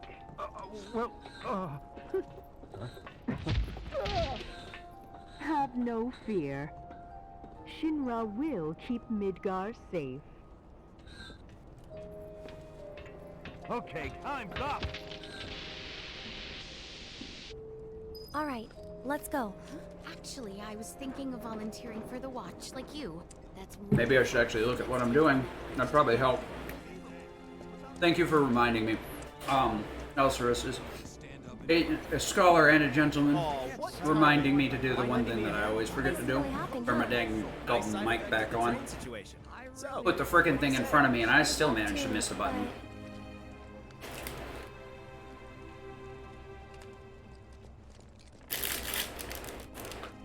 I help out every now and then. It's fun. Oh, Aaron! that's very interesting to note. Well. Despite What are the you doing apparent all the way damage up count, there? this Elsaris is mentioning to me as well. Despite the apparent damage count, see the this thing is, guy? like, I know a lot about the game, This is but I don't Cloud. know He's a a whole bunch about the mercenary. systems, And and I know currently even my less now bodyguard. because InterGrade That's has Oak. changed several of the system mechanics. I only know what I need to know for the run for the most part. I've actually missed out on important things, like I mentioned earlier that Iron Blade has trade-off. Any self-damage will recover MP, any significant self. So basically every self-destruct gives me between, I think like So, 7 what are to you guys up to? 9, maybe 10 went to see MP the back. reactor. I think it's a percentage based, and You're it's, supposed to come by the house. so like self, What it calculates the same way Just limits do. supposed to. The more HP I take in damage, the more I get. So if I'm just self-destructing and a self-destruct, my HP is a little bit lower, so I get closer to 6 to 7. And when I The church am at again? full HP going into my first self-destruct, I get closer to 9 and 10. Luckily, that allows me to be more aggressive with spells with Cloud rather than solely using self-destruct. Apparently, That's why I they downgraded should his keep me on spell my to toes. Thundera. Not because I need the extra MP, just because it's faster than using Thundaga. You've helped a lot of people. I can actually use Thundaga all the way from Airbuster to Chapter 9 and not have any issues with his MP because of trade-off. Oh, But I'm it on is my slower. list. It takes an additional second to He's my cast. bodyguard, just until I get home. So for the most part, Sure, he's up I would to it. rather use the quicker spell. Just do a real Maybe. quick shortcut change. Since I'm so generous, I gather medicinal herbs. for that's my actually a very patients good point. sometimes. Here's the leaf house. So the main reason that we can get a limit Sorry to make. Don't be. is Well, because then, no problem. it does All you show can that do- we what take with all the 9,999 in let's damage, all wash up before but we're gaining more limit than a full life bar of damage. the sky. So it's obviously like calculating over twice to 200% of our life, rather than capped based on our damage. It's probably why it's important to keep your HP lower, So, Cloud. so that what's your even favorite every flower? point of damage is more percentage than it would be if your HP were higher. You sure you want to say that? Fortunately, to a florist? or unfortunately, depending on how you want to look at it, Then what'd you do with your the flower? setup for iron or for self-destruct is so You give it away? rigid that you have almost no space for it. Like in instances where Aerith's not in the party and you're self-destructing, you usually want to be greedy and take both magic ups. So you have both magic ups. You have enemy skill and HP absorb. That's 4 out of your 10 materia slots. Here, Cloud's HP base is 4,820. It the Iron Blade could give you 350 MP, but that actually So I'll introduce you. messes with getting a level 1 limit with Chain Bangle and Magic Up equip. So it's definitely percentage based. There's a point where we use Mithril Blade to self-destruct, which does not have reprieve. It's amazing. And we have to make sure to remove Chain Bangle so that Cloud does enough self-damage. So we have to remove some of the magic defense. So it obviously goes through defense calculations with the self-damage. I don't think it... I think it goes through damage calculation, and then it splits and branches, and then inflicts self-damage based on your defense, and then enemy damage based on their defense. And these right here are my babies. So yeah, even though it says we're taking 9,000, we're definitely taking more than that, or else we wouldn't be able to gain enough limit. Because if you notice in like the Yuffie DLC, you can die several times Which ones with do you think we should Sinon and pick? have her revive Yuffie and then Oh, re-revive. don't be like that. We're gonna go I with know some you have an eye for magic this luck kind here. of thing. We're gonna go for Good the eye. Moogle. People used to get I can paid also, to declare their loyalty to one another. These flowers, depending on which one you pick, they show a little little art project at the end of the chapter, right before the I think we boss. still need a few more. So Moogle, Which should we pick next? we can do yellow for Chocobo, and green for Tonberry. Or no, it's Cactuar, not... Why do I keep saying it's Tonberry? That's weird. Tonberry only She shows said, up in the as Hell many House as you fight, can carry, so maybe a and few some more? VR fights. That makes sense, yeah. What Elsris ran through the calculations, and if I was taking 9,999, I would only get 2/3 Shall of we tier go? 1. So I'm definitely over damaging by quite a significant margin. No need So to that- worry. We're not under the gun or anything. It actually doesn't surprise me thinking about it, Sure you are. because the second to And when final you're done, boss, you'll be drowning in job offers. his damage limit is uncapped, So, how do and you they think may we have manage not these capped ones? self-damage, Dunno. because Well, they didn't we'll think soon it would be a find out. thing. Didn't really consider it. Or maybe they intended for self-destruct to actually be good in this game. Because, like, I think they didn't intend Premium Heart and Death Blow to be abused as much as it is in the speedrun, in the vanilla game. But, yeah, self-destruct is fairly useful, because it basically acts as a second Godder. I remember. And Where's if you're Aerith? with Aerith, for the most part, it's a fantastic follow-up. Because if Aerith's spell can't nuke it, ST sure as hell will. So it's a good 1-2 punch, and then it also offers a limit to back up any weird things where if she gets hit out of a command or That's what I thought. something barely Listen, survives I don't like this. I know someone who. or whatever. Some of these enemies are really have a really large HP pool or defense. They're not quite like the mechs are a lot worse or less worser than they were. Now it's mainly the thugs that are a problem because they, if you don't kill them instantly, they can double their HP by taking some sort of buff that the party has no access to. So, Spear Rings and Goddard. Those are basically the two we use. We could use champion belts, hyper wrists, But if we want to rescue them, well, sorcerer's amulets, we gotta break the or rules. circlets. Those all buff our magic or physical stat, and then give the champion belt and You're back. circlet give a slight buff to max HP and MP, so they could be useful. Problem is that Fury Ring inflicts permanent berserk to the character wielding it, or burst with it, whatever you want to say. The reason that's insanely good is it gives us 30% damage buff to everything. It does increase our damage taken by 30%, but that's usually good. Honestly, it sets us up for in such a way that we often can get limits. These rats suck. Hopefully I won't get screwed on them. Backing off a bit. Okay, so the rats here will activate Call to Arms if they are not killed simultaneously. You would think, why not just Magnify Spell them? There they are. Yeah, no, that doesn't work. Because it kills them slightly, because it has to re-target and then cast an additional spell. So one of them will get Call to Arms off, even if it's dead. It'll fire Call to Arms, spell will hit, Call to Arms will fully activate. Seriously. So Source Storm here is probably the best choice. Yeah, there you go. You get to see it because I fudged it up. The problem is that That'll do. okay, good. Why did I use this? Boost. Every little bit Bring it. helps. Did you? It's over. Go on. That's it. Okay, here. First one then. That totally went out of control, but whatever. All right.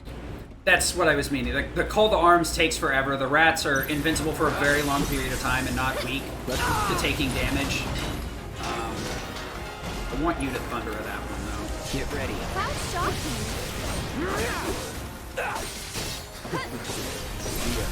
Let's What? do this. Die. Okay. Cross slash that one. ATB boost. This should make you stronger. Thunder up. Too bright? We'll be right there. Okay. That fight was kind of a cluster, but there's not much you can do about it sometimes.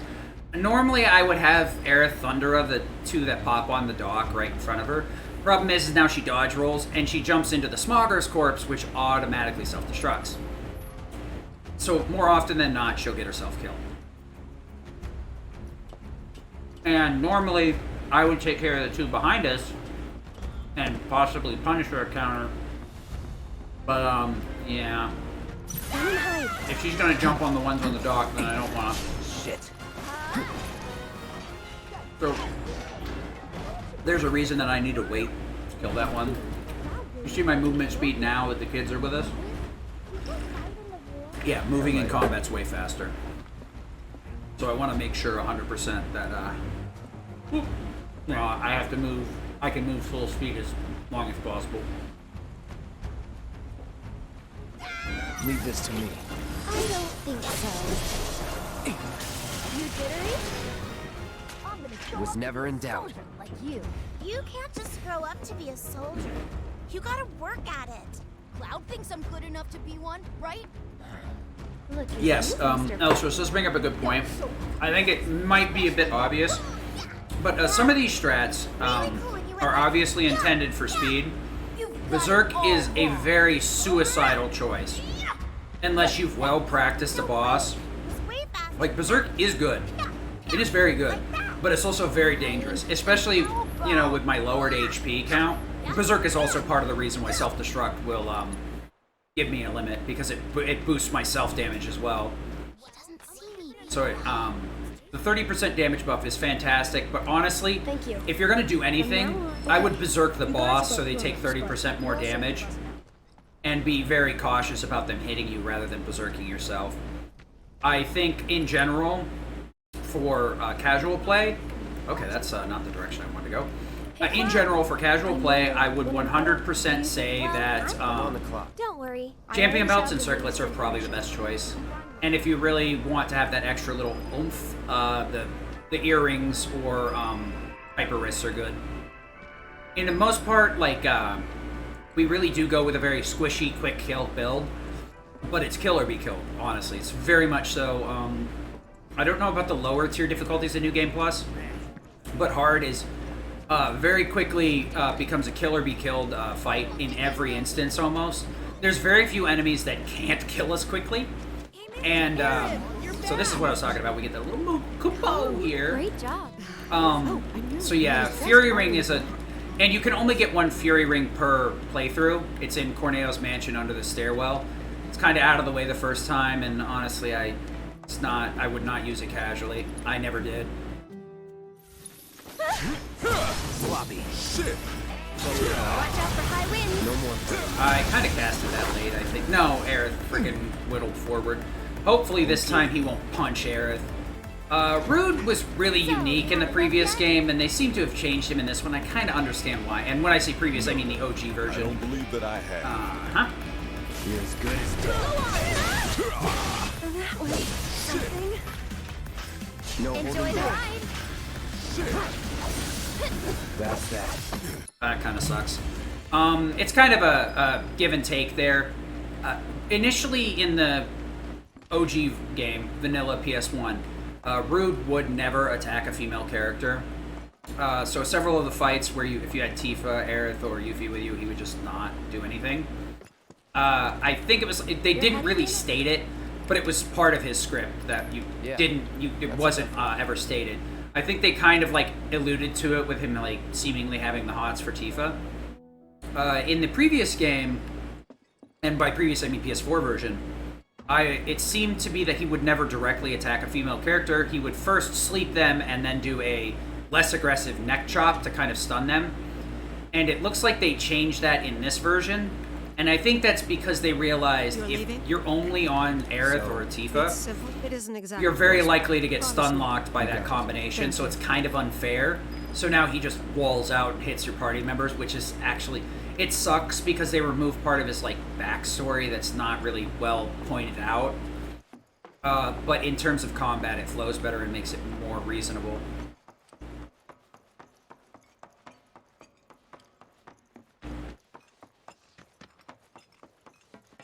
Oh, Elcerus just pointed something out that may have what it is. May not be that maybe that he's targeting Cloud. And Aerith, the AI being 10,000 IQ underwater 4D chess as it is wandering right in front of his attack like an idiot. That's probably the case, actually. So they didn't actually mess with his AI, it's just that my party AI is really stupid now. So they like to run out in front of every sort of attacking move. So the thing is that a lot of this stuff is hard for me to pick up on when I'm playing. I've noticed, like, when I'm looking at boss strats and stuff, They're still working on the new plane. it's much easier to pick up on these things when I'm watching other people fight. So it's very easy for me to misconstrue what I'm seeing because I'm not really seeing it, or at least not most of the information. For the most part, I try and obviously look at it as much as possible, but probably should do more of reviewing my runs to see what weird shit is actually happening rather than like, yep, I know what's going on. Yeah, that makes sense. That's definitely... I thought maybe it had been caused by me casting Aeroga and her jumping into it. That time I cast it early on purpose. Because I was trying to have her get it out. But I guess I might as well ATB boost in that phase so that I can make her hold still so she won't... No, man, actually I definitely want to ATB boost in the first phase because then there's a high chance that she gets slapped by him. Because she'll run out in front and then take it while during ATB boost, and ATB boost will get canceled. It'll be an adventure. Man, this kind of sucks. I'm between a rock and a hard place here. So a lot of these enemies I'm just kind of like tuning up to make sure she kills. Sorcerer's Storm is pretty decent, but for the most part I actually hate it. Easy. I only have it for those rats. Oh man, I normally get stuck on that piece of rubble right there, so I'm all excited that I got around it this time. Before we used to just spam, I used to just spam Thundera on that, but since Wind actually sticks to its targets, Drakes are of no consequence at this point. Flying enemies used to be a massive pain in the butt because aerial attacks were honestly very poopy. I think Yuffie's have been buffed a little bit, but I really don't use them all that much. I more so use her ranged magic attacks, because they're very good. But wind is now, since it clings to its target and then explodes, aerial enemies are fairly easy to beat, fairly easy to deal with, as long as you have some MP and wind equipped. I think what I did is I cast Eriga. I'm 100% sure I cast Eriga, and she dodge rolled forward. Luckily, it didn't get canceled, so I'm very fortunate. Well, what did I tell ya? Because my finger was nowhere near the square button. I wasn't inputting... Well, actually, maybe... Is cross slash on square? I could be lying.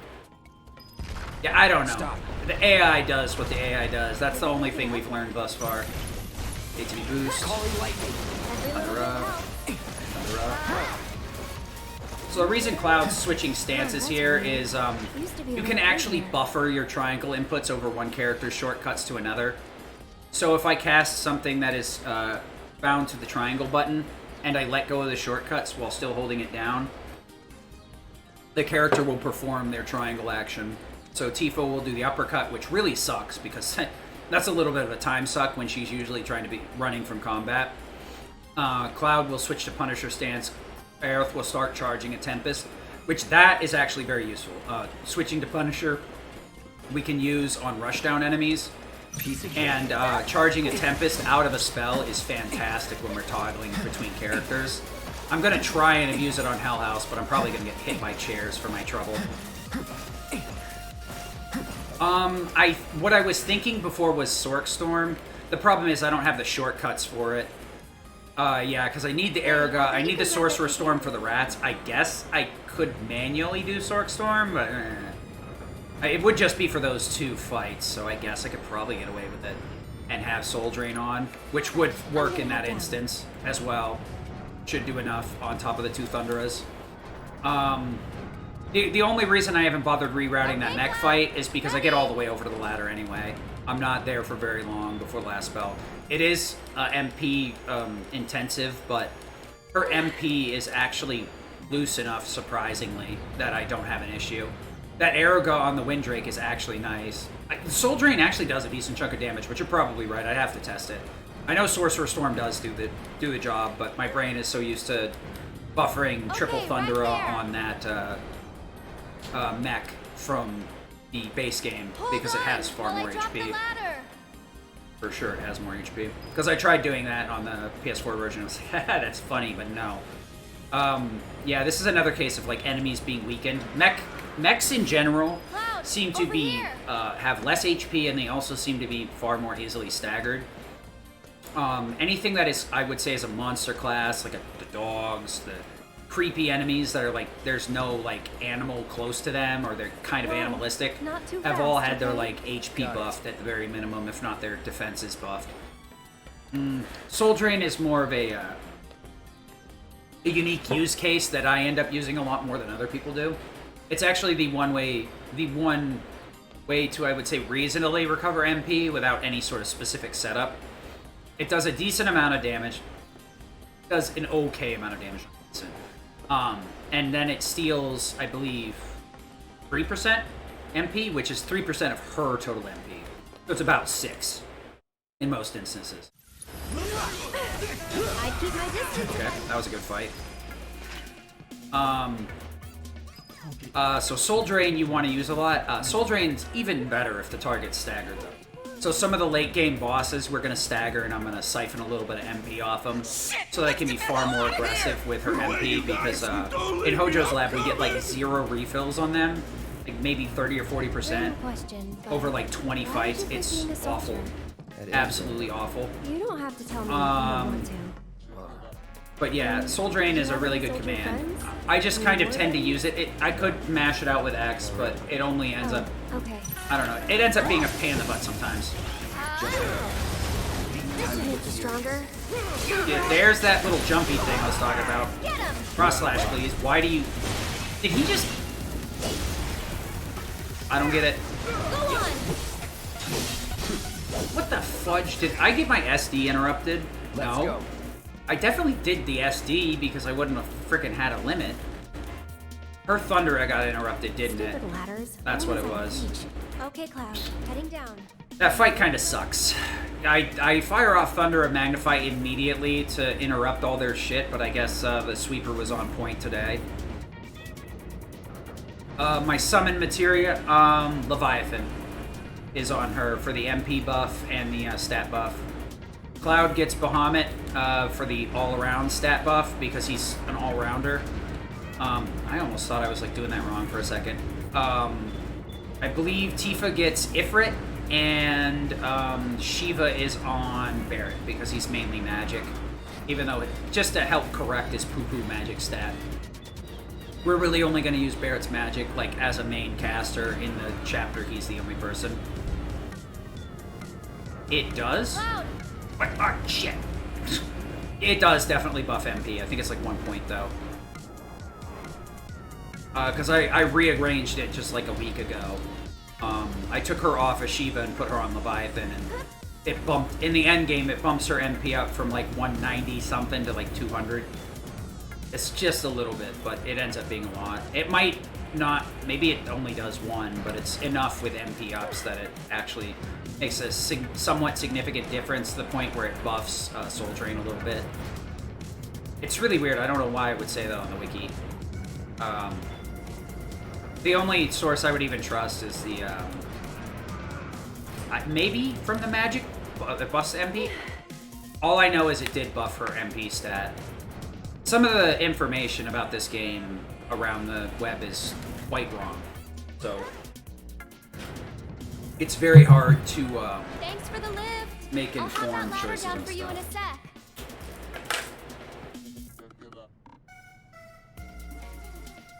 2 hours going into here? I guess that's okay.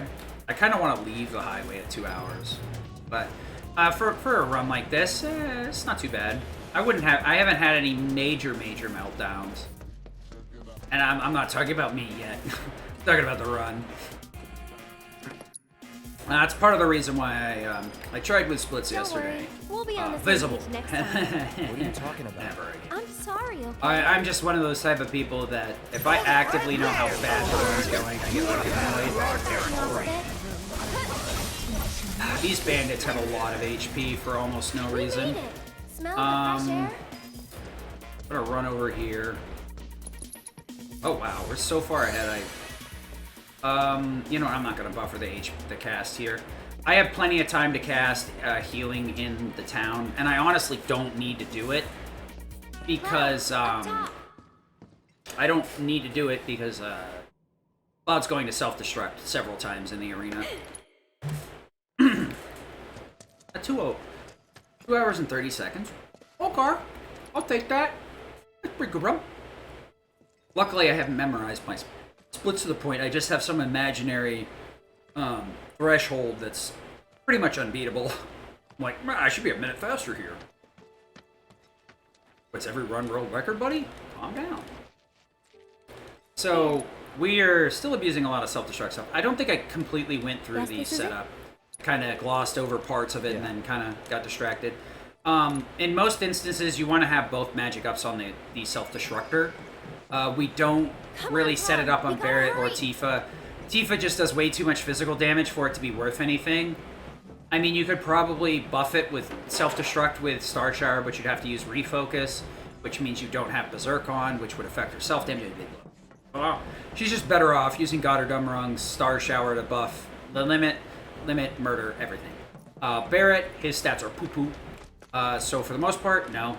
Hey there. You gave a ride? No. The Iron Blade has the perfect setup because it has decent physical, decent magical, pretty well balanced. It has trade-off so we can recover MP and still be aggressive with that. I don't know why I changed that. Wait a minute. It has trade-off to rebuild MP. It has reprieve to survive instant death. So where can we... It's just really good overall. Maybe we'll have So better luck in it's time. best set up for it. So we want magic elemental. In most instances, you're trying to go with the weakness. Sometimes you're okay. I don't know why I'm talking to you, dude. Sometimes your self damage can be affected by your armor, like I was saying. It can also be affected by your HP, so you need to keep Cloud's HP as low as possible. That's why I remove the HP buffs. If you have both magic ups on him, I believe you can still self-damage enough with the HP ups and Chain Bangle. But because we have Aerith in the party, we want to buff her at least a little bit. The 25% is enough to kind of like push her over the edge of being like good to like really good. When she has both magic up, she's insanely good as long as she's not getting hit. And there's no point where she's like a solo party member, so you're fine. We're looking for you can aggro with everyone else or guard with everyone else.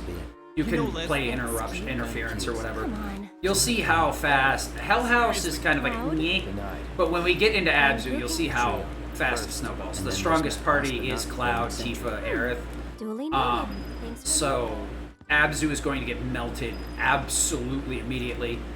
Even a bad Abzu, still he's getting melted. So I guess I've gone over Cloud's commands.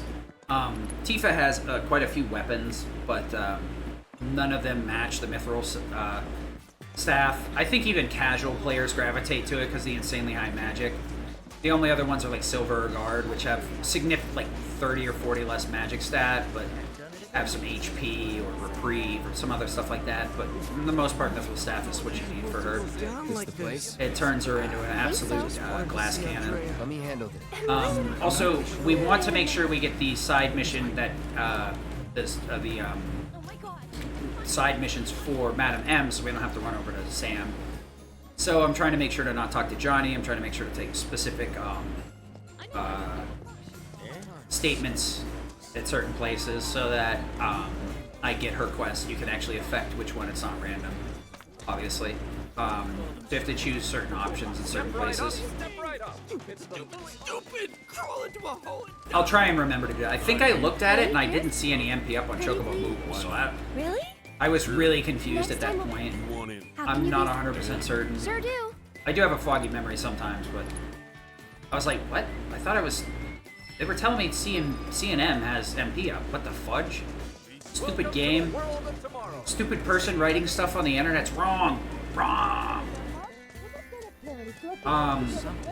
But I'll go over her abilities, though. Let me take a look at this. Skip it, please. Cloud? And then we got a nice little short spot here, so let me pull up her abilities. So I guess like one of the things I probably should have gone over was the limits in terms of damage. Yeah. Cloud has reasonable stuff. Cross slash is pretty good. 3 hits really quick. You're acting weird, Cloud. Tifa's is the highest damaging. Really weird. Dolphin Flurry does a ton of damage, but it takes excessively long. Her Somersault is probably the quickest to come out, hit, and kill. Because it does have pretty high damage, and it's just 2 hits, so... the limits were used to be programmed to kind of hit, be more cinematic and end with the final hit of the limit. But for Aerith, we have Soul Drain, Arcane Ward, Sorcerer's Storm, Fleeting Familiar, Ray of Judgment, Lustrous Shield, and ATB Ward. ATB Ward is bad because it takes her ATB and gives it to the party members. And most of the time, she can do far more damage. Genova is probably the fringe edge case where ATB Ward could be useful. But honestly, in that fight, you want her to keep her ATB so you can use Soul Drain to siphon 45% MP to 60% MP. You can use Soul Drain up to 4 times in that fight, 5 if you're really greedy. My route currently has 3 and can be 2 if I mess up my ATB looping.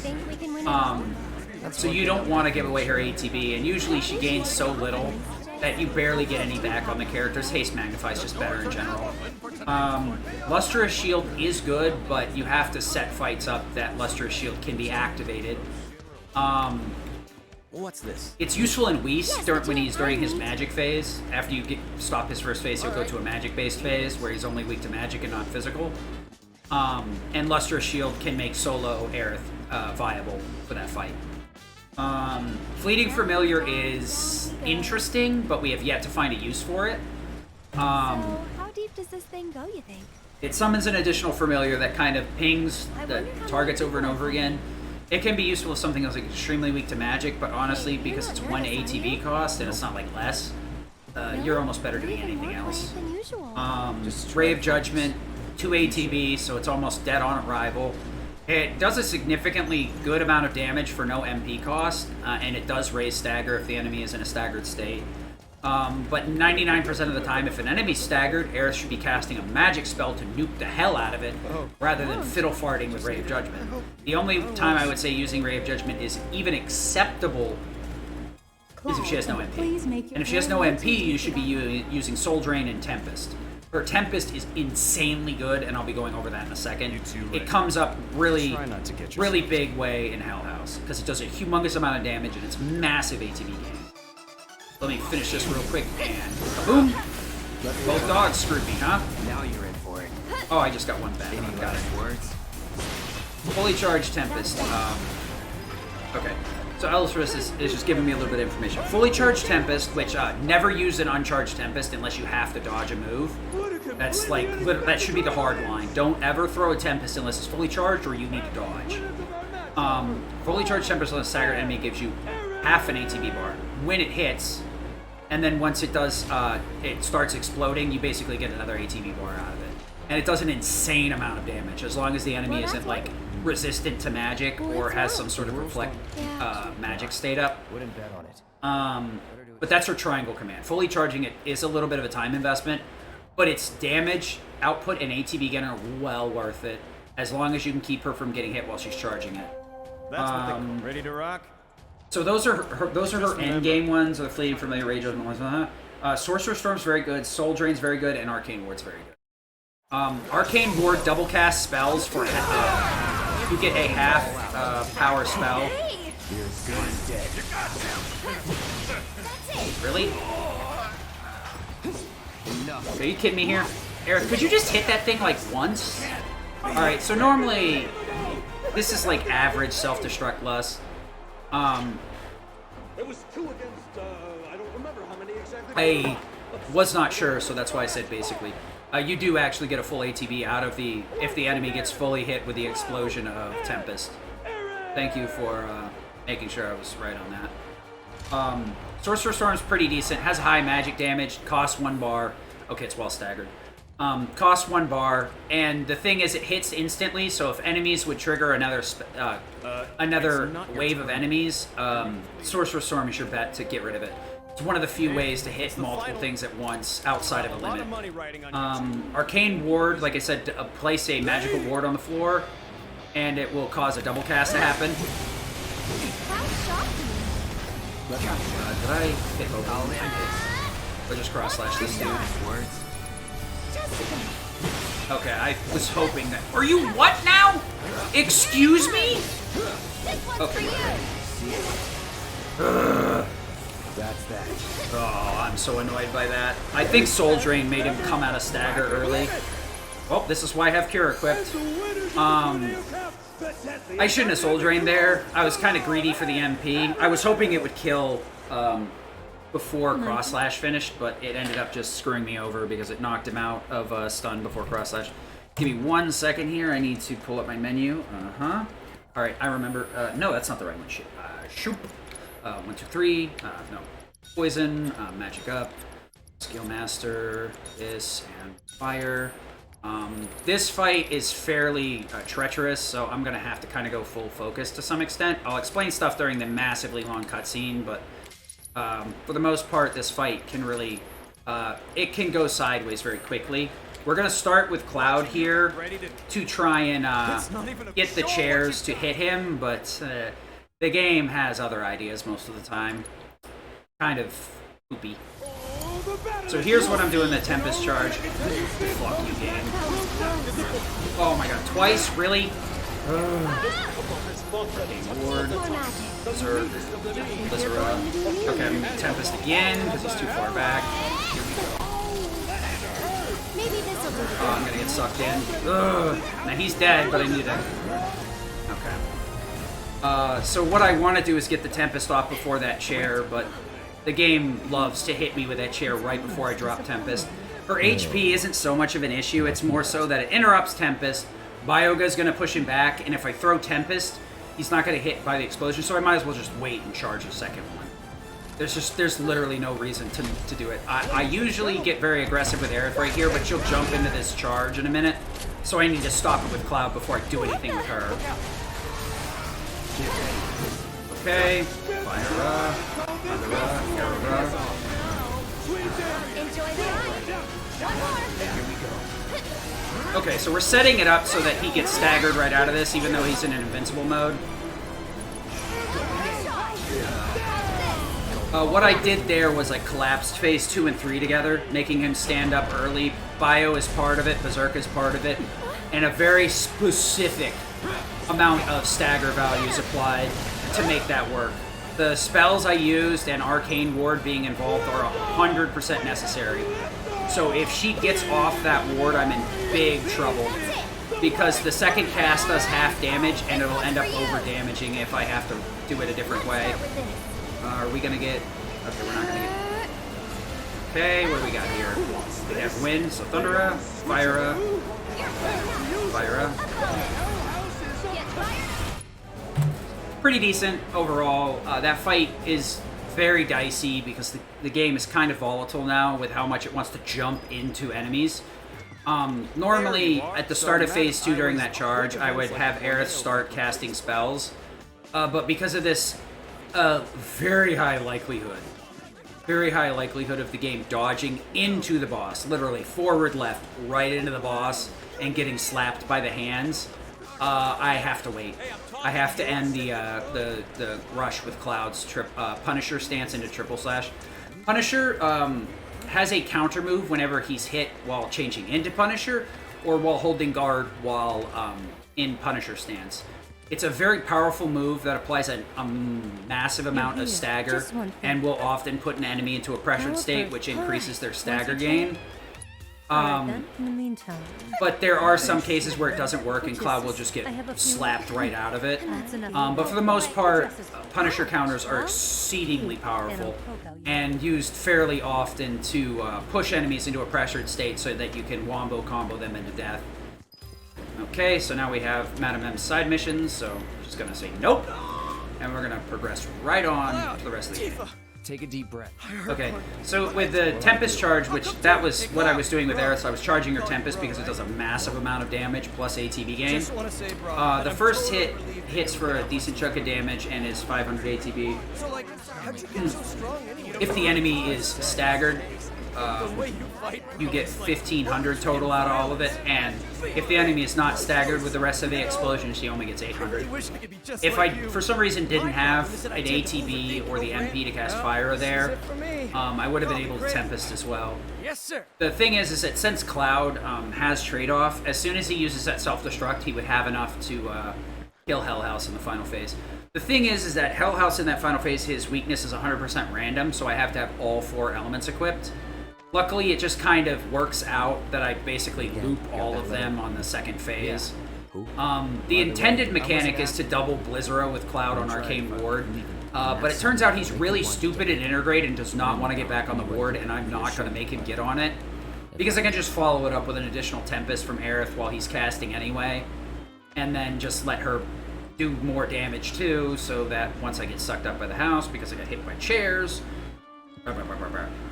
it's a little bit of a fringe backup, but honestly with that fight you need to have all 4 elements, and doing it with self-destruct setup is very, very restrictive because it's very hard to fit in a magic, it's very hard to fit in the first strike, it's very hard to fit in any sort of like skill doping material like Skill Master. That's how my setup is ice elemental because the house always starts on fire, so I can get a little bit of extra oomph out of that. And it'll never start on ice, so I don't have to worry about it. It will shift to ice sometimes too, so I get screwed out of it. So it's all 6 of that setup, first strike, magic up, skill. Well, actually no, I take his magic up for Skill Master, and that's because his damage, him having magic up actually causes damage inconsistencies. I've tested it before on the new version. It can work, but it's most commonly not going to work. It'll be fun. It's literally It's pretty rare. So Soul Drain hits for a little chunk of damage. No, It's so 3% MP recovery on a non-staggered, 15 on a staggered. So if you stagger in something and you don't have anything better to do with Aerith, you can just have her siphon like chunks of MP, like, literally like 50, 60 MP back. So that's like 2 or 3 top tier spells, or like 5 tier 2 spells. Arcane Ward costs you to double cast. Doesn't take an additional ATB, but it does take half MP, and the spell is at half strength. The pressure and stagger values are not affected though. I'm going to go take a quick break since we have to dance. I will be right back.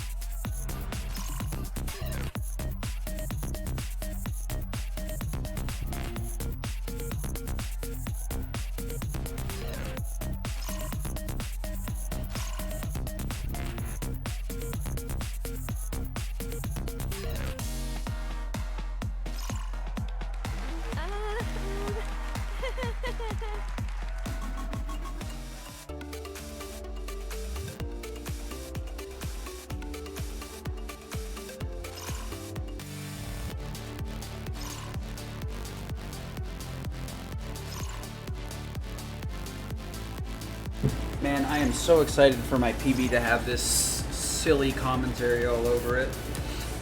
Sub 5 incoming for stupid marathon commentary %, and my big dumb face on it.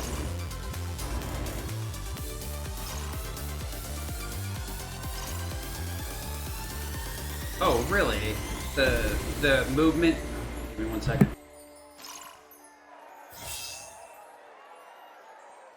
Well, you tried.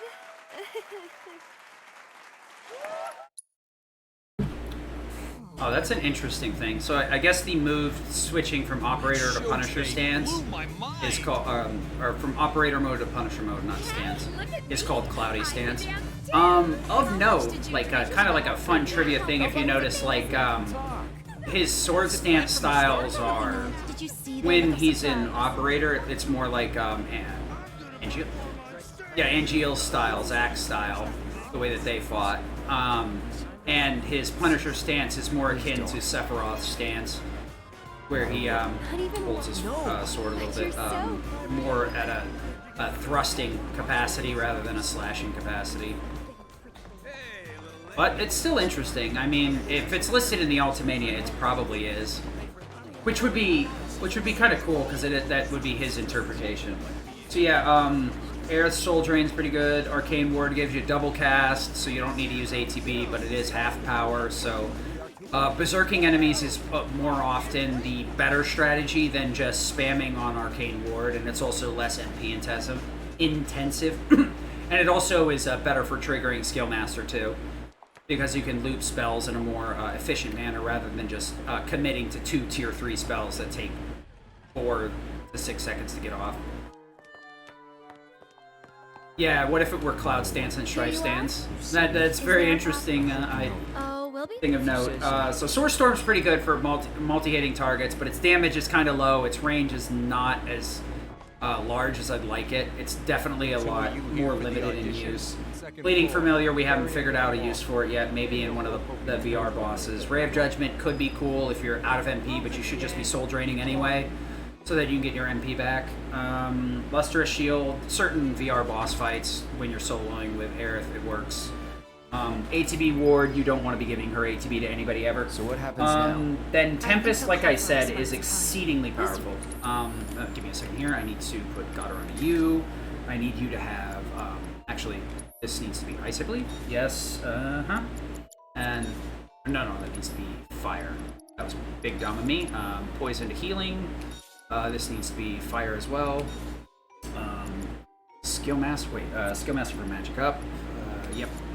This for that, this for... Okay. I remember now. I remember this, and then this for this, I believe. First no, fire needs to go to... Does it? No, it doesn't. Then we want to go to Cross Slash, Self-Destruct, because I'm obsessed with the command. I can't live without it anymore. Dolphin Flurry. We could do Somersault, but the damage becomes very tight in Abzu 1, and most often results in him getting away. Let me look at the MP. Yeah, that looks right. Looks right. So her 2 limits are unfortunately pretty much unusable in terms of a speedrun, or at least not worth like actively trying to activate. Healing Winds, I believe, is a 50% heal. It does give her invincibility now, so it is likely you'll survive if you do manage to get it off. Her level 2 limit that you get out of Bard is Planet's Protection, so by the time you get it, you're almost never going to fire it off. It makes you completely immune to physical attacks for a short period of time, but by the point you get it, most things are firing off spells and physical attacks. They have mixed damage output, so it's usually not going to come up. I guess you could... You could possibly trigger it on Sephiroth, but like I said earlier on, it would really mess with your limit gain, since defense is the only thing that actively doesn't affect your limit gain, so I don't know. They're going at it right now. Not 100% sure. What are you doing here? What am I doing? I'm setting you on fire. That's the way to do it. So basically, her real limit boils down to using refocus if you are going to get her a limit, so that you can loop her commands much quicker for much less ATB. So with Tempest, getting her ATB usually is not an actual issue. That's the sewer. All right, so we're gonna do a little bit of folky wokey here, because this boss fight. Yep, 193. Okay, everything's set up properly then. This boss, it should be about 30 seconds, 35 seconds or less, as long as things don't go weird. Okay. Good ATB. Myra. Berserk, Star Shower into Dolphin Flurry. Now we're gonna set up for hopefully an animation skip. Go on. Oh, there we go, got it. Fire-Ga, Self-Destruct. You're burning up. Fire-Ga, Star Shower. No more fighting. Fire-Ga, Cross Slash. Perfect fight. Let's see here. I forgot to. Oh, did I move in? I moved in the cutscene. Oh, you know what? That's fine because I got plenty of time to swap fire for ice, healing for binding, skill master for ATB boost. Okay, now I know what I'm doing here. I don't need to split. Sure, we're not. Oh yeah, that's right. I'm gonna stop it. That was my fault. I messed myself up there by. Wait. It's Cloud's healing for binding. Yes. This for skill master. Too far. It's really easy to over menu now. So we're going down to Somersault because it kills everything much quicker. We're gonna add Soul Drain in here, Magna, and we need Curing for the next chapter. There should be a big waterway. We're gonna interact with some ghost enemies, and a lot of these are weak to fire. So for the most part, if we're not nuking it with limits, good. Wait, what? Fire, please. I don't know why it's still alive, but whatever. Would kill for a shower. I guess only one of Somersault's hits hit, and it looked like it was the second one. He must have moved too far away for the second Somersault to hit. Either that or Soul Drain hit him and pulled him forward. Soul Drain has a unfortunate side effect of pulling the enemy forward when it hits them, or rather knocking it forward, whichever way you want to look at it. I think it's more so that it pulls it forward towards Aerith, because she's so pulling the magic out of it. It's the idea. It kind of sucks. Don't hold back. You got it. So we're gonna try and get a little bit of a dodging done with Aerith here. I've got this. A lot of these fights we're kind of locked by stuff like this that we have to interact with, so making Tifa the leader actually isn't all that necessary. There's one monster enemy that seems to be debuffed. The crabs here. Hey, Before I used to have to kill them with magic. For some reason now they go down to a soul drain, which is fine by me. It means I get to save some MP and go positive. It makes it so unless I miscast, I don't have to grab MP crates at all. This chapter also has the unfortunate side effect of having literally the worst minigame I've ever interacted with in a video game ever. We can skip a ton of minigames, specifically the bike and the dartboard. That's a power generator. I mean, you could argue that the hands and the platform cranes are a minigame. It's just hold button till right spot hit circle kind of thing. The cranes are only a minigame in terms of, or arms are only a minigame in terms of, do you want to get magnify now or do you want magnify later? And let there be light. There's actually the magnify can be picked up later on without doing that minigame. It actually gets knocked out of the highway and it shows up at the beginning of chapter 13 once you get done with the pillar collapse. So that's when normal would actually grab it. Because I think it's a couple of minutes out of your way. The major difference is, though, it would level up in that time if you having it more, and it could speed up fights earlier, but it's such a long time investment to go get it, because you have to move the crates, move Aerith up there, move her back down, move the crates back over, and then move her. That kind of sucks. Unfortunate. But that's the nice thing about hard is we don't have to consider that at all. We already have it mapped. So we can abuse the heck out of it. Wait a minute. This is probably, I'd say, the most powerful build of this party by a significant margin. We can do this. Yeah. Aerith and Tifa can do a ton of damage. Tifa on Goddard, just explodes out damage at the speed of sound. Cloud can use self-destruct whenever he needs to. Okay, can you just somersault that thing, please? I should have just soul trained it, whatever. I didn't realize it had 2 hit points left. Whatever. So Cloud can build up his ATB pretty easily, and I don't have to worry about him doing damage unless I need him to cast a spell to kind of stun something or pressure it so that Aerith can start looping stuff. Aerith can just fire out I've got this. boop, dead. All I had to do was hit the one button. As long as she doesn't get sleep, that's the end of that battle. And then Aerith, or Tifa can follow up with limits in almost any situation. And her not having first strike kind of sucks because she won't have an action, but her limits are more than enough to make up for any sort of ATB command she would possibly do. You could even do some more shenanigan-y stuff, giving her refocus, and then triple star showering, which is one of the most highest damaging loops in the game outside of Star Shower into level 2 limit on Tifa. I think that's probably the best way, Elcerus. Elcerus actually was drawn to my channel because he was making a Mugen version of Cloud from this game, and he was trying to be more accurate to it, and I think probably the best way, which he just said, is building it more to his own interesting version of it, especially now that he's more familiar with the game. Wait, did he immune that? Okay, that was weird. Moving on then. I didn't realize that they made those immune to Soul Drain. Well, I guess it's a waste of time to do that. That's new. I used to throw in Soul Drain before the Somersault just to tack on a little bit of damage and get some free MP out of it, but saw an immune, so they must have changed the way Sahajins work. That must have been a change they made specifically for the... You're possibly right. It could be that. It might have also been immune to ice. I don't know. There's a lot of things in this game that have changed, so it's kind of a pain in the ass to figure out which is triggering what in this game consistently. So this hallway we have to walk anyway, so it's an opportune chance to heal if you really need it. Yeah, we went over Aerith's commands. We went over Cloud's commands.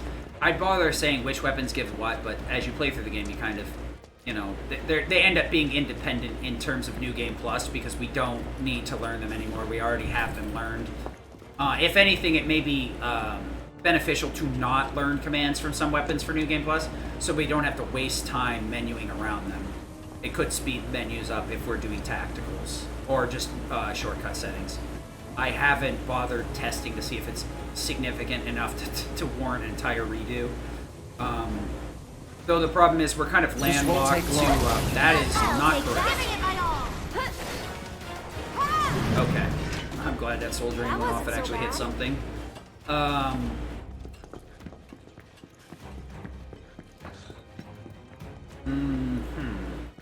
So I guess I'll start going over Tifa's once we get past the pump here. Don't hold that. What am I doing now?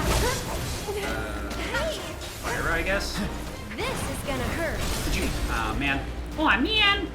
I don't know why I went with triple slash there. I was kind of like my brain farted for a moment because I was looking at my notes instead of, or while I was looking at my marathon, like things to talk about notes, not my actual speedrun notes. My actual speedrun notes are literally just refreshers on what my equipment is. 103? Yeah, I've got more than enough MP for the rest of this. So we'll talk about Tifa's after this, which means I need to roll this back over. That must be the way out. It does need to be said that Tifa's limit, Dolphin Flurry, her level 2 limit is the highest damaging in the game. And arguably I would say Somersault comes out the quickest and does damage the quickest because of that. So it puts her in the best position possible because she can go right in back into combat. This ought to drain the water. And especially if it kind of stuns the enemy a little bit, she can follow right up with a Whirlwind Strike to get her ATB back. So now we're going to do the worst minigame ever, and then we'll talk about Tifa in the next segment where they're scared of ghosts because cool. Yeah, it's not fun. So this is a stupid minigame that entirely revolves around mashing and flicking the frickin' thumbstick at the right time. This is different than it was on the PS4. PS4 ran at 30 frames, so it was like frickin' impossible to time. You just had to use audio cues. The first two, you could use visual cues. The second one, you couldn't. You just had to use audio cues. This one, it's just like, it's rough.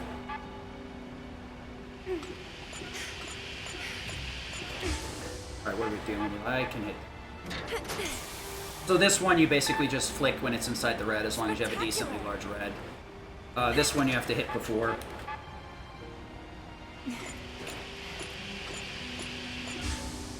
That's a really small area. I got lucky. I did time it right visually, but I still... That was exceedingly lucky to hit it. I'm probably going to whiff this one unless I'm super lucky. 1, 2, 3, 4. Yep. The problem is like you can theoretically visually react to that one, but I find that it's very hard. So every time you miss, you get more red per mash. 4. See, if I had done that the first time, we would have already been out of here. The big issue is this is a 12-second time sync every time. I'm half tempted to put a bounty on a skip for this garbage in the Discord, because, like, oh god, this is the worst part. Like, I really wish... I was hoping. I was really hoping. I know it was kind of beyond hope, but I was really hoping that they would make that skippable in the InterGrade. But no, they just decided to tweak the AI, so they roll into bosses' attacks. They're nothing. Calling fire. Okay, that kind of sucks. Whatever. Somersault it. Oh, good. It did, like, no stagger, so I didn't have to deal with a stagger animation, too. Guess I gotta. Fire gun, I guess. It's over. No, don't do that. Oh, God, I almost got freaking sleep there. Whew. That was really tight. That wasn't so I got very sure lucky. It's nice to go up for a change. Fire gun. The pillar's not much further. Fire No escape. Really? Somersault, I guess. I guess the fire gun that was supposed to hit him got caught on the rails. Yeah, the downside is target interactable spells can sometimes get caught on rails and stuff. It's really weird, because ice in Chapter 4, like when I'm targeting those soldiers up on that plateau with a railing, the ice will actually go through that grating. This is the train I don't graveyard, know if right? fire does or not. A real treasure We could trove probably of get away stuff. with not using Sector Thunder 7 should Magnify be in just there because past we that could probably bridge just like and Thunder it's the over individual I vote we stay on the sweepers right and so just we can nuke see where them. we're going. But Dark no idea. everywhere. Since they've been debuffed, I think we can like stagger them with a Thundera or something. So I'll have to like revisit that portion of the game. All right, so promises. It's deserted. We're going to get to People Tifa's don't- just what kind? equipment Everyone's and always her losing. abilities. default stance. I think Operator kind of needs to be buffed because it really does almost no damage. And other than being able to defend, it literally offers you no Easy. viable benefit, in my opinion. Nothing to it. Punisher does do a significant amount of damage, and it is a risk-reward with the amount of being able to get knocked out of it and having to defend. Oh, animations, okay. So, Tifa. We've already showed off her parry significantly. It's the quickest form of movement in the game, but we only get access to it while we're running. Okay. That fight can really go sideways. I've actually put Cloud on Ice Elemental because a lot of these enemies aren't actually weak to fire, they're actually weak to ice. And I also want to kind of gimp his damage a little bit for the Ghoul boss coming up, because Ghoul sucks. Ghoul sucks, then Ghoul sucks. You ask any runner of this game, I very much doubt that any of them will tell you that Ghoul is a good boss. Maybe casually it's kind of interesting, but it's definitely slanted against the player. The issue is, Ghoul transitions phases of being only weak to physical to being weak to physical and magic after taking percentile of damage. So you have to hit it hard and hit it fast. In terms of a speedrun, that for hard or New Game Plus, it needs limit. And because we only have access to one God or Dumbarung, I need to find another way to limit, or I have to find a different way to do the boss fight. Fudge that, I don't like it. So we're gonna do a Firaga here as a timing mechanism. Let us through, or else. This is gonna hurt. Go on! I waited to trigger triple slash until right after I saw her move to cast Firaga. If I go too soon, I can hit the target that she's trying to hit, and if it dies, Firaga will just whiff. Then I get to sit there fighting them for like 20 minutes because I'm stupid. Please? Okay, there we go. See ya. Okay, we want Fyra. How's this? That should... There we go. Oh, fuck. Well, that was not what I wanted to do. But whatever, I guess. I wanted to heal with Tifa, but my brain kind of... So yeah, Ghoul sucks. The base strat is either to hit it with a limit phase 1, and then what I do is self-destruct so I can hit it with a limit in phase 2. Luckily, limits are now invincible, so I don't get just absolutely decimated doing that. The other strat I'm aware of is counter-stancing phase 1 twice. It has a couple of issues because it doesn't activate ATB assist. You're not progressing towards a skill master loop. You're not progressing towards a stagger loop. So you have no way to really like reliably get your ATB back. And you don't want to put ATB on boost on Cloud because Aerith is the one that will nuke with the curing spells. Normally you could just elixir the boss and kill it both phases. But it doesn't. You have to use Curaga in hard. You know, little give and take. So the reason I wanted to heal up was so that it would auto-target the ghouls with, or ghosts with my cure spell. Keep your cool. Fyra. What do we got going on here?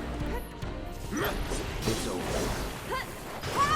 Okay, she might glitch out. I don't think she... Yeah, she will. Sometimes, if she's in a limit or in some sort of command, she'll glitch out this animation right here and do it right where she's standing. What now? So yeah, Ghoul is quite a frustrating boss. Counter stance would work. I mean, obviously that's not going to work in New Game because counter stance you only get at the end of the game in Chapter 16 with Twin Saber.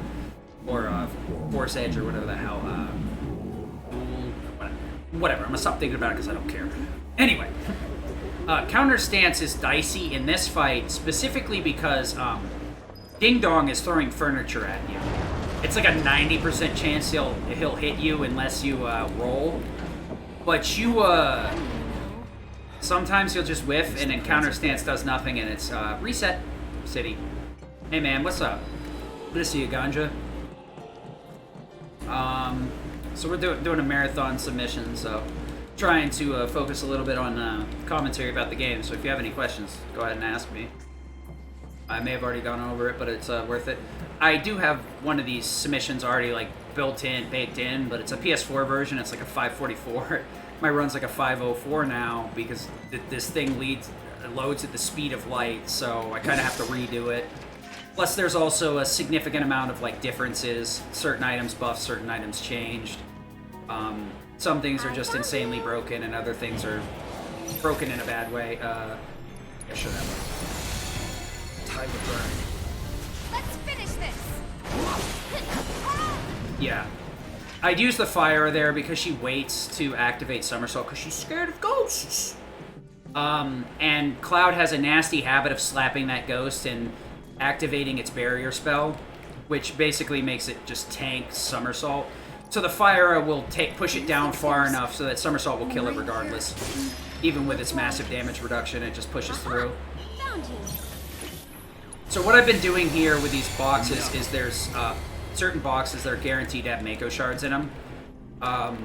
So I'm recovering a little bit of MP each time by 10%. This room, like, you have to wait anyway for the ghoul, same with the last one, so you might as well just grab them anyway. They're literally right there. Sometimes you can go out of your way, but I've tried to unroute or deroute as many of them as possible so that if I accidentally cast something or I'm unsure of my MP, I can grab them, but I don't need to. So right here, this is an instance of taking an optional fight because Tifa's parry is so much quicker. It gets us up the stairs much faster. So much so that the game doesn't even know what it wants to do. I'm gonna have to focus for a second here because this boss fight's literally like 30-second, toe curler. Let me handle this. Yeah, I don't like that ATB, but whatever. It's on you. I have to deal with it. Cool. What? Ready? Oh, you son of a bitch. Oh, thank God. Oh, baby!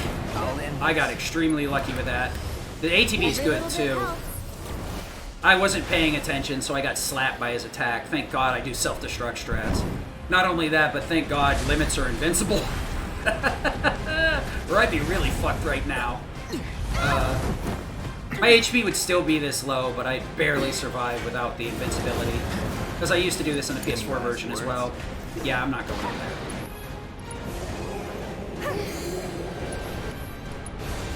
I actually realized I can cast this sooner, so I can... I can go right next to Ghoul for that fight, but I found that I'm just sick and tired of getting hit by furniture. I'd rather, lose a little bit of time to the spell wafting its way across the room like a freaking lethal fart, rather than standing right next to the Ghoul and seeing if I can get air domed by a desk for about 2k. What do you guys think would have... I usually push her up against the wall so the desk will deflect off the wall, but there's still an angle where she gets domed by it sometimes. And if I don't move with her soon enough, or the AI moves in an odd way, she'll almost always get domed before Cloud stops him with a limit and puts him into a pressured state, or vulnerable state, rather. So yeah, you could use fire, but the multipliers for Cure are so much higher that, like, even a Cura will do more damage than a fire gun in that instance. And it also casts much, much quicker. So Tifa, her triangle moves, I keep saying it's Whirlwind Strike, there's actually more to that. Her base unlocked move, or action, is Unbridled Strength. What it does is charge her chi level. Basically, she's at chi level 1 at all times for Whirlwind Strike, which gives you a fat 400 or 500 ATB. Whatever it is, it's enough to, like, that plus Focus Strike can kind of loop your ATB to the point where you can keep doing it over and over again. So she can trigger ATB assist fairly easily in certain circumstances, but Whirlwind Strike cannot be used because it specifically interrupts the ATB loop. So I gotta wait till he... Right there, that means they're vulnerable. Here I go. Now I want to... Somersault? Wait, what? Okay. That was a silly choice. Well, ATB boost, I guess. Well, this kind of sucks. Oh, it's chi level 0. Okay. Well, it really depends on how you want to look at it. Get him! Fire up. This is gonna hurt. I want this MP crate. Kill for sure. Normally, I cast Firega here, and it hits that crate. So, I mean, I probably don't need it, but this boss requires a lot of MP. Okay, it does say chi level 0? Okay. I thought it started at 1, but I guess it's different.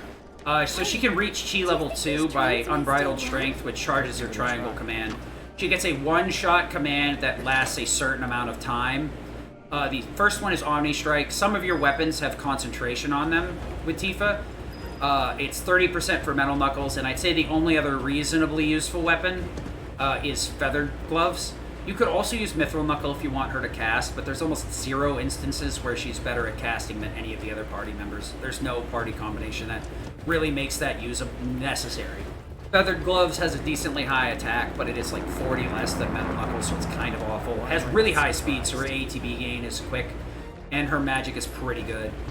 It doesn't give an MP buff, unfortunately. Actually, I want to... Do I care? No, I don't. I'm just going to do it the old-fashioned way menu after this, so I have a feeling... Hey! Ladder! Ladder, young man! Okay. So, Chi level 1 gives you Omni Strike, and it actually... It extends all of your combos by additional attacks. And same thing with the next one, which is Rise and Fall. I want to just... I need to... Nope! Get the fuck out of that. Okay, there's all the time right there. 1, 2, charge Tempest for ATB, and Soul Drain this mug. Lend me your strength. So Soul Drain can move through targets, Just like but that, okay? I got it rarely comes up. You can use it in some boss fights to kind of cheese a hit or two. Okay, so Chi level 1 gives her an additional hit that raises the enemy's stagger gauge multiplier by a significant margin. Whirlwind Strike's like 5. Omni Strike, I think, does like 20 or 30% bonus. So it moves like 160 up to 180. And then Rise and Fall is a much more involved move. I believe it's also called Beat Rush in the Japanese. Alright, I need to do the menu before I get too distracted. So let me do that real quick, and I will hopefully beat this boss without too much issue. I think this needs to go to Subversion, correct. Skill Master for this. This needs to be Ice, I believe. Yep. And then I can move Wind back over, because I'm not going to use her after this. Cloud goes to Zerk. Breach, no. We want Dolphin Flurry. You can do this with Somersault, but it also makes this fight a little more dicey. Eriga, Blizzaga, and Blizzara, because I want to loop commands in a very specific way. This fight sucks if you don't know exactly what you want to do with him. We're going to use Dolphin Flurry to push some damage and also kind of stun the boss, so we can get off Berserk and Blizzara, Cloud, where Soldier. Okay, so Cloud, I had him get a couple of hits in because I want to fill his ATB so I can just self-destruct and not worry about it. I'm going to attack him a couple of times. He's not really going to take anything because he's got Reflect on, and Aerith's attacks are all magic-based. Tifa, ATB boost. Can you please, like, stop doing that game? I absolutely hate that. The freaking targeting on flying enemies is very wonky now. It's really hard to see what the hell's going on. Alright, Cloud's SD went off. Tempest did the last little tick of damage. Now we're going to nuke the hell out of this idiot. Enjoy. I haven't done Eligor right in a while in runs, so this is very satisfying for me. I used to have to micromanage Cloud's movement, but since limits are invincible, I don't have to worry about it anymore. That's it. Eat it! Eat it, you undead ghost thingy! Sorry, you have to get excited for the good times, because when you're living in the bad times, you just gotta revel in it. Okay, so we got a little cutscene here. We're gonna take care of the last Whispers fight. The Whispers function very weird, where you need to like stagger and kill to make the Enigmatic weak. So if I miss this, I'm basically gonna reset the fight because it's just quicker. Sorry. Blizzard buddy. Bundle up. ATB boost. And part of the reason we went to do I have an up? I don't. Sergeant. Part of the reason I went to Dolphin. Oh, please don't go for this. Oh, you fucking ass game. So she whiffed with Star Shower because she went the opposite direction, which let the boss renew his defense because her ATB was just a little bit short. Really? So I'm gonna have to like build her bar naturally. Star Shower. As long as you're constantly doing damage, the pressure continues. The pressured state continues, which is the only time Spectre is vulnerable, or the enigmatic one in general. This fight sucks. Sometimes Cloud gets knocked out of Blizzard. Sometimes Aerith gets knocked out of Soul Drain. Sometimes Tifa's bar is completely effed up. Sometimes she does what you just saw, where she's like, Star Shower the enemy? Why would I do that? He looks like a friendly enough ghost. Alright, so I need to do some menuing here, so give me a second. This is quite the, let's see here, Mithril, no, this needs to, wait, I can chain to Tifa, yeah, that's right, I need to move that over. Lightning to Binding, Binding goes right here, Wind, Fire here, Binding for Magnify, Magic up for Skillmaster on that, and then I want Binding on him. Cloud's Fire for ATB boost on Tifa, this goes there, this goes here, I believe. Aerith's First Strike for Lightning, yeah, Tifa's Fire for Binding. And then I need Subversion to go for Tifa's Healing, which I already did. Okay, yeah, I kind of did that menu out of order, which often leads to that. I do that a little bit too much. I probably shouldn't be allowing myself to get free with that menu, but if that's the biggest sin that I have in every run is, oh, well, you knew part of the menu, but you forgot the other part because you always do it wrong, stupid. Shit. What's wrong with these people? It's better than screwing up boss fights. You know? So I'm gonna do a little bit of timing thing here. Because that guy is invincible until he stops talking. Also, the fact that the game likes to lock onto that turret is exceedingly awful. It's deceptively so. I cannot tell you the amount of times I have tried to burn that turret from the top floor, or the floor right above it, rather. Yeah. Turret bad, speed good. Not that kind of speed. Dogs are bad. Bad. So these guys seem to have been debuffed as well. Because they always used to be kind of like a roll on the fire up. They used to be a roll on the fire, and I've never seen them survive once now. So I think some of the flying enemies were just debuffed in general because they're like, these things are stupid as shit. Flying combat sucks. What's the solution? Make everything weaker. That fire right there is kind of a dice roll. Sometimes the troopers will wait too long and I won't multi-hit the Helitrooper with it, but I found that it's 80% chance. I could go for Firaga, but there's also a high chance that I'm going to take a ton of damage doing that because I'm sitting there for an extra second and it gives the Helitrooper enough time to slap me in the back of my head. You guys can't stay here! I forgot where my split was, so my brain kind of froze for a second. Oh no, Aerith took damage. Let's heal her. She might fight something. Or not, and we literally are stuck in a segment where cutscene skipping and getting pushed by NPCs is the only way to save time. Yeah, unfortunately we're going to say bye-bye to Aerith until Chapter 16, so we're going to slow down our damage output quite significantly. That's why Cloud's going back to Mithril Blade, because he's our episode de facto Castorino, because he's the only one with a reasonably high magic stat.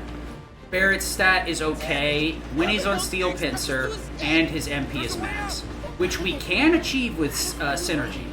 Unfortunately, we won't really be able to abuse that too much just yet, because several of the chapters, Barrett is, well, not hard required in some cases.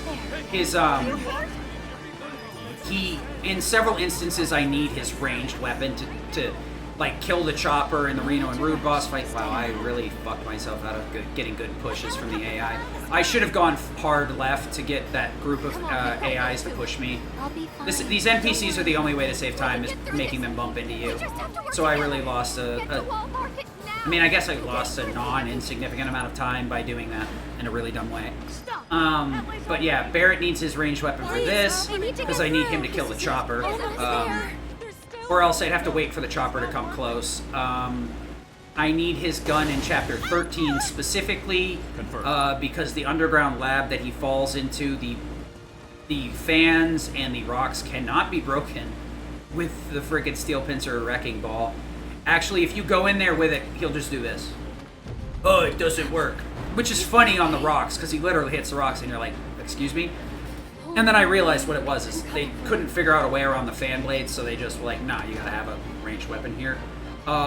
Chapter 14, his ranged weapon is negotiable, but I actually need the overcharge on Abzu's horn to break it. My phase 1 strat right now revolves around breaking his horn for static damage. And then in Chapter 15, Valkyrie is floating around, and him having overcharge is very helpful there. So it's usually boss, literally scripted event or something else. Let me see. Could you please not take all my HP? I'd really like that. Oh, actually, give me that back. You and you. So we're gonna try and get up here faster than Cloud can run away, so we can warp him up to the top. Also, I didn't want him to lose all his hit points.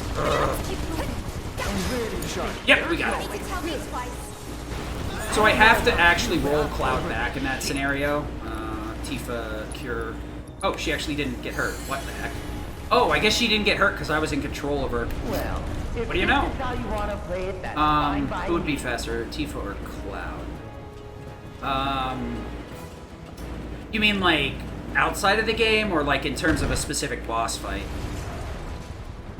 Oh, you mean if Cloud drops that 300-pound brick on his back?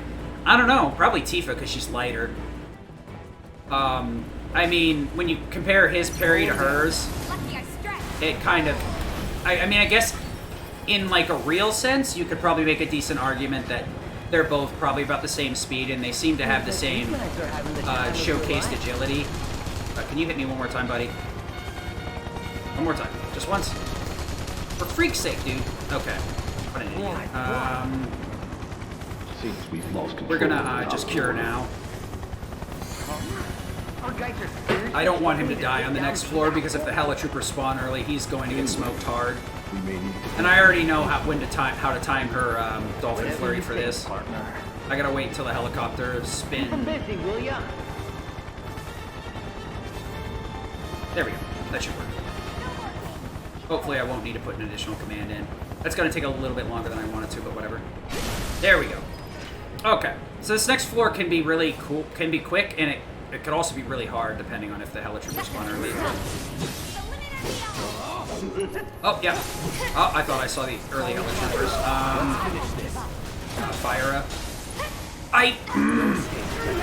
Damn it, game.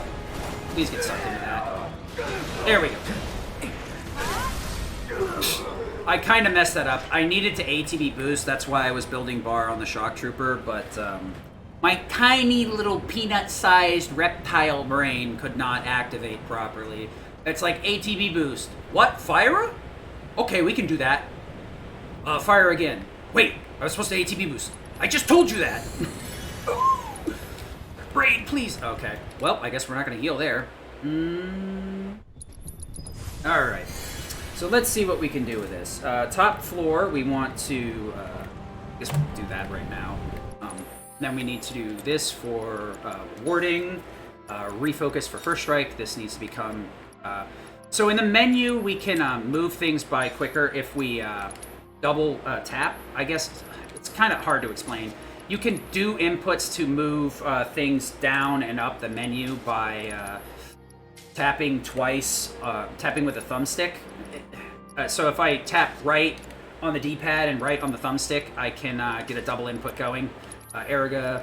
So that's why these menus are going quicker like this, because I can just tap twice right and then that. So we're gonna tune up Rude here with the Dolphin Flurry, and while he's caught up in the whirlwind, we're gonna tag him a couple of times to build ATB so we can explode! Unfortunate side effect is we need damage. What? That's interesting.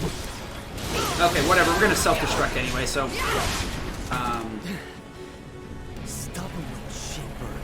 What did I say?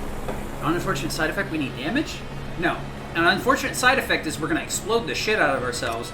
We have subversion warding to avoid the instant death, but we have no way to avoid the damage, which is actually what we want anyway. So Cloud is going to die when I tell him to go kaboom here. But he will get a level 2 limit because he's going to friggin' explode hard. Alright, Erga. I'm going to lock off this thing after Erga gets pushed down because of frickin'... It really messes with your camera. What? Oh, this is so bad, actually. So I needed to take that frickin' thing to... Wait, he got enough limit? You know what? Whatever, I'm happy with that. He normally has to take the missile to get enough limit, but... He has enough because he critical? Question mark? I don't know.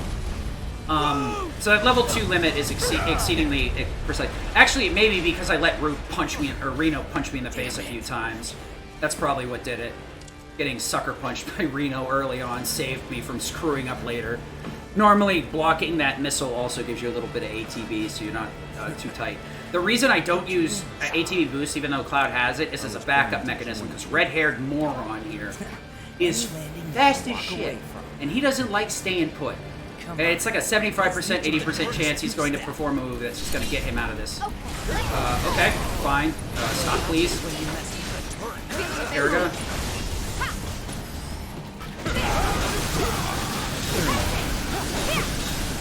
That was kind of bad, but whatever. Yeah, that was not optimal. Stopping him actually pulled him out of the limit, but it did keep him still. That would have been perfect RNG if I had just Star Showered and not stopped. But luckily stopping him was more than good enough. I think what I should have done was Aeroga magnified Rude instead, and then it would have propagated to Reno and it would have done more damage. By the way, this menu sucks. A lot of my endgame... No, that's the wrong way. Stagger. Come on. Subversion for fire. Skill Master for Synergy. Wait, what? Oh, yeah. I don't need this right now. We're going to start abusing Synergy, so I need to... Magnify for Elemental. Correct. Warding for time on Tifa. These got toggled again. Good thing I caught that soon. Time for Magnify, time for Lightning, and I believe First Strike for Stagger on Cloud. Now we want to do shortcuts. We got Fire Gut. I don't have Fire Gut. What? Binding? Interesting. That's completely wrong, but that's fixed now.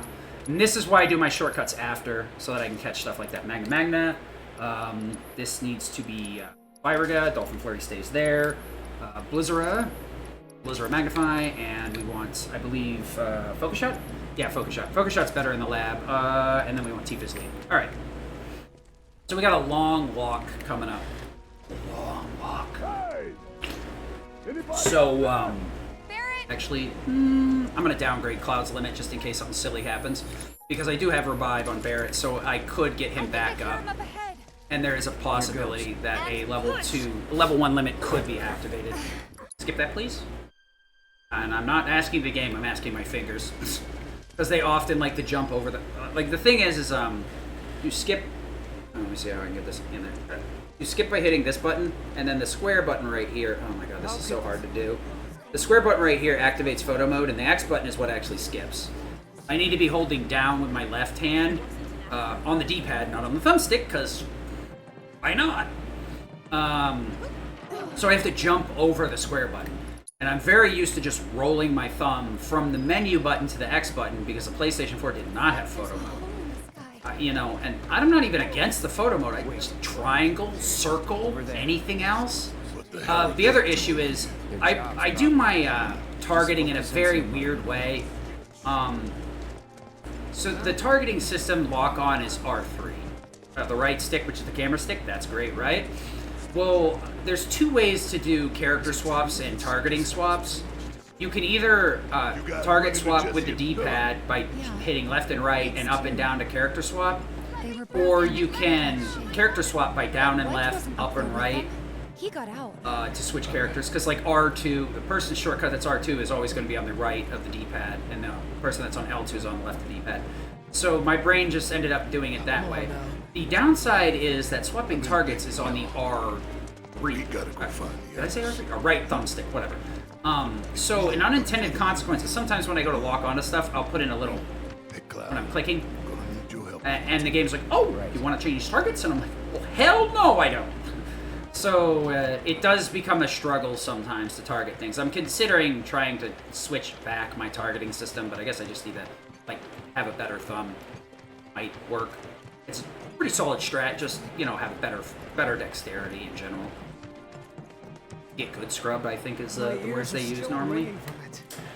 So we're setting up Cloud to nuke everything on this long walk.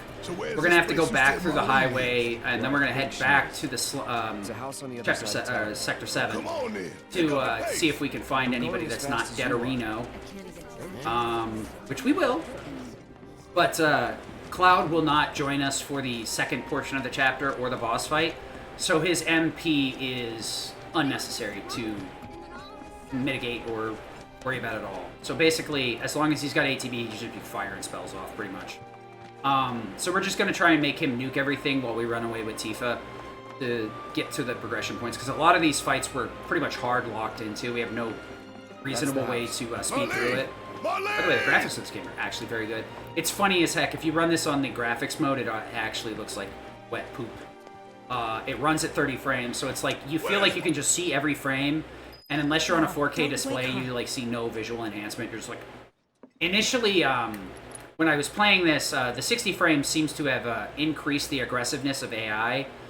It may also just be that they increase their aggressiveness in general. So it may be a misconception. So I did try graphics mode to slow things down, and the main entrance God, to my Sector eyes 7 hurt. is buried under rubble. I don't know if I could ever play the PS4 version again. The downside is any percent, true any percent on the PS4 version with all the glitches and stuff is 20 to 30 minutes faster than the PS4 version. Even though the loads are horrendous, you can skip so much stuff that it is quicker. It's closer to 430 than this run is, but from the judging from my splits, if they're not completely doggered, my sum of best is 445 or something like that, 440. So it's highly possible to be within 20 minutes of the PS4 version with skips, without any major skips other than like one in Chapter 15. It's quite a my ears are still ringing from it. An unfortunate series of events that we do have the Chapter 15 skip. I initially voted to have it in, and found out it was much more extensive than the one I thought it was. But, you know, whatever, at least it's available. It's not that hard. The problem is skips are excessively hard to set up, specifically in hard, because you don't have items. A lot of the time it involves lagging a character behind the main party, so they have to be healing or using some sort of item. So it's very easy in any of the other difficulties, because you can just spam potions that heal 150 HP, which should take a significant amount of time to heal your party up. Since we only have Cure, that heals several thousand a pop, so you get maybe 2 or 3 casts before that's an issue. Just making sure Tifa is my leader. And then we're gonna try and just burn everything with fire. Seriously. So what I'm doing right here is I'm trying to make sure they don't grab Cloud with Feast. Excuse me? Good grief. I got Yeah, sometimes one of the Gorgers kind of separates and won't take the Fire Magpie. Like I said before, there's a peculiar... Well, not a peculiarity. There is restrictions with Magnify. Magnify seems to have a much wider hit range of effect.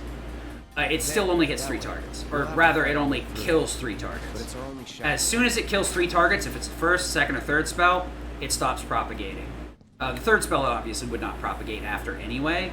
But if it kills 3 targets in the first cast, it will not propagate again. So you have to be very specific about your targets so that the first one that it will kill, it will propagate to something else. So sometimes if you target poorly, you end up losing out on magnified spells. I do use magnified spells in the Abzu 2 to try and clear out some of the ads and hopefully get additional damage, because Fireguzz's explosion is so huge.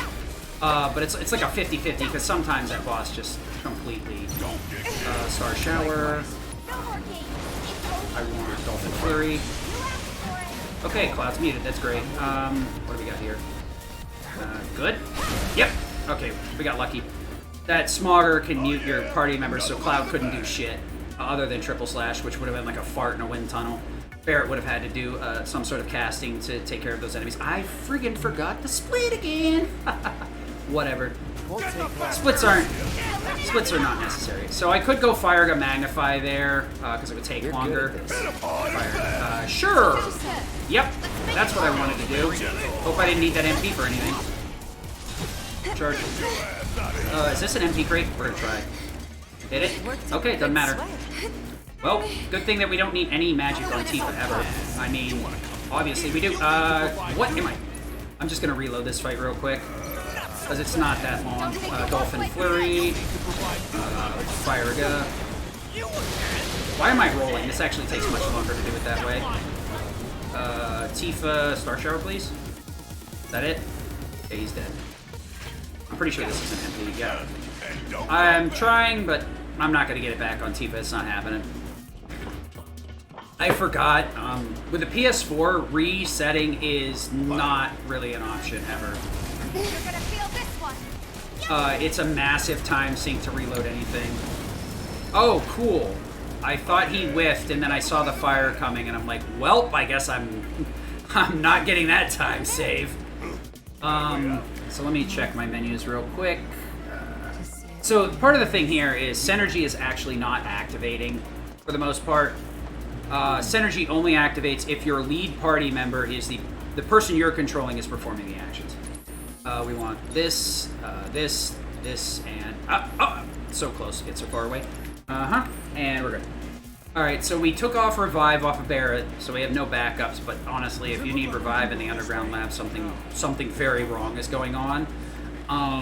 We swapped out his Synergy for Magnify. We'll activate Synergy far more times in the sewer, because we're locked into a lot of zero progression points where we have to kill the enemies, and there's a very short distance between what we want to kill and progression. So for the most part, we can just trigger it with Cloud over and over again. We're going to trigger it a shit ton on the boss. Hopefully Barrett won't get knocked out of a fire spell in the 4 seconds, the 4 billionths of a second it takes to fart out. I have noticed that Synergy has some quirks to it, but for the most part, what it does versus what it used to do, it used to take 1 ATB and it used to take 1 MP per use. Or not MP, but the cost of the spell it's casting. Needed to be junctioned with a magic spell of poison, fire, wind, ice, or lightning. And it would cast that tier 1 spell in response to your main character performing an action, offensive action, while an enemy was targeted. I think it will cast anyway if there's nothing targeted, but it will just miss for the most part. So you'd think bio would be a lot better, but a lot of stuff that is immune to bio, and we end up just like slapping it so damn hard. I mean, it could be done in... We could do it with Aerith in like Hell House. We could put Synergy bio on, and just have Cloud cast like Blizzaga on the beginning of the phase, and she'll trigger the poison that we need for Hell House to like kind of automatically stagger through his shield and collapse phase 2 and 3 together to instantly kill him. God, why am I talking about this like 2 hours late? Anyway, so we swapped his Synergy out for Magnify because he's going to be the lead for this segment. And if we do it once he gets into the lab, we lose a ton of time because you can't easily go into the menu with him. 2, 3. His menu is fairly hard to access because he spawns in front of a stack of rocks that you have to shoot. So you have to like actively turn around and walk away to be able to open the menu instead of the game being like, you want to pause? You want to pause? You want to pause? You want to pause? You want to pause? Like, no, I want to look at my menu because I need to take off my melee weapon for freaking range stuff. Stupid. And then we toggled out his binding and not binding and revive, but his HP up and binding for HP, or not HP, but magic ups. My brain is on the fritz today. So we're stacking his magic up. Unfortunately, like, he's kind of pathetic in terms of damage, no matter which way you slice it. He's just slightly reasonable with magic ups on. This, the lab is quite troublesome now because a lot of, like I said earlier, monster-type enemies have been buffed. So a lot of the things I could get away with killing before kind of laugh it off now. Even if I put Ice Elemental on him, it doesn't fix these fights. Okay, come on. Get out of here. Well, at least I only got bit twice, but I had to roll twice, too. Alright, so we're going to use Focus Shot here because when you have 2 ATB, it has a wider area of effect. So it does that kind of explosion instead. All we need to do is kill the flying bugs to be able to progress here. And oh god, why is it so bright? Urgh! Like, I'm literally looking at my monitor and it's just as bad. I'm like blocking the TV screen and looking at the other monitor. Ah, my eyes hurt. So dogs suck. So here's the thing. Okay, I guess we're gonna hit that one instead. We're gonna come up here and we're gonna Blizzard this one because he's not gonna dodge, which will lead the other one to not being able to dodge. It's gonna kind of slow things down, but it's definitely more consistent. Barrett has the unique skill on EKG Bloodsucker, so whenever he kills stuff, he's going to recover. So using Catastrophe with him makes him functionally functionally unkillable. Let's see here. I think I want to go with the Max Fury here. I used to use Max Fury before, but I ended up going back to Focus Shot. But Focus Shot's kind of a dice roll on that fight, since it is an area of explosion. I'd have to like target one of the bugs, or they'd all have to be right next to the corpse. Well, it's not a corpse yet, but I turned it into a corpse pretty quick. Actually, I need to look at this. Blizzard Magnify. This fight right here, they pretty much survive any like non-magic I use, so I'm gonna have to just immediately do this. You really want to throw down with me? Yeah, I do have Stagger equipped, so that would have given me 2 ATB, but I don't know why I did that, but whatever. I guess I don't want MP. MP? What's that? I don't need that. There might be MP crates down here, but I have no friggin' idea, and they take forever to break, so it's not worth it. Have you gotten a chance to play Remake yet, Ganja? Because I honestly would say at this point you shouldn't, unless you get a PS5 or wait for the PC version to drop. The PS4 version runs like absolute doo-doo butter. So a lot of these segments, we gotta be in control of Barret regardless. As soon as we get Tifa in the party, we're friggin' not controlling Barret unless we have to. There's like one segment where controlling Barret doesn't really matter because it takes so long to kill the damn... Actually... I got you. I'm gonna try something here. Since the mech has been debuffed, I'm gonna see if it'll eat the Dolphin Flurry and go down or not. This is probably gonna bite me in the ass. Wouldn't surprise me, because I do dumb shit like this all the time, so why not? Okay, switch over to Tifa. Could you... Focus Shot? Okay. The problem is, when you get him all the way up here through parrying, he's kind of a jackhole sometimes and doesn't want to aim. I'm afraid to ask, but... Yeah, it's... The PS4 version is unfortunately pretty horrendous now. Yeah. Thanks. I appreciate you dropping by and watching me while you're working. That's very appreciated. I'm very appreciative. If I gotta climb So we're gonna no balls, no glory here, and throw a frickin' Dolphin Flurry right into the center of this dumb thing. Could you let me actually use Dolphin Flurry? Okay. We're gonna. Okay, we can just Focus Shot at least. There we go. That's fine. Star Shower. Really? That stagger went away really quick. So I used to have to Star Shower Dolphin Flurry into that, and it appears I still need to. I did know they were debuffed, so I was trying to see if a pure Dolphin Flurry would do enough. Turns out 70% damage buff is nothing to scoff at, and 90% of the time makes damage ranges impossible to find. So we don't need to heal Barret here at all, because he's gonna be 99% of the damage output in this boss fight. And between that and spamming Blizzard Magnifies, he's just gonna nuke the crap out of everything, so... Hey, Bink, let's see here. Sure! That is not what I wanted. I swapped my shortcut, so... You know what? I'm just not gonna cast Fire Go with her. What the hell am I doing here? Feeling a bit chilly? Give me your best shot. We're just gonna keep moving here. We'll keep her ATB. There's no reason to cast Fire Go with her. She's gonna hit, like, one of them anyway. Luckily, you don't get punished too hard as long as your misinputs are at the very start of the fight, because the game loads so much faster. Nope, I guess we're not going to target that dude because he's way out of the way. What do we got going on here? This guy over here? Alright, so we need to bring Tifa up to the next level. We really are kind of like locked into progression at this point. I could run into the wall to get her ATB. I was initially casting Firaga there, but I just found it's just, like, not worth. Okay, cover me. Normally you'd have them... Would you just stop it, game? Oh my lord! And the game's like, you were the one that had the lock-on up. I thought you wanted to look at it. No! No, I don't! Damn it! Hope you're having a good day, Bink. I hope you're having a good day. This run's pretty motivating. I can't wait to get demotivated when I mess something big up. So this fight, I often, my targeting gets screwed up, so I'm gonna, there we go. Make sure I'm focused on the boss. Run is going pretty good. I can't complain. it could be absolute dog water, but my splits are keeping a low profile where they belong. Oh, you're in Dragon Quest XI postgame. That's great. I saw... Okay, I guess we're gonna freaking... this is gonna suck. Blizzara... I guess we're gonna have to Star Shower twice here.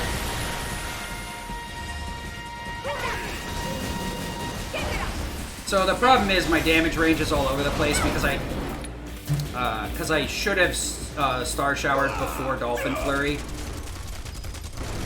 Luckily I had enough ATB to fix it.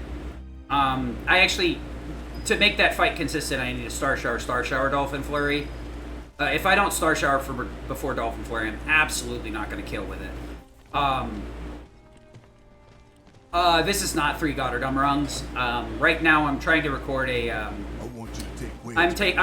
This is basically the second day of trying to record marathon submissions, because it occurred to me that my previous submission was on the PS4. It's a 544, and this version saves 30 to 40 minutes in loads. Plus, it is much less punishing when you need to reset.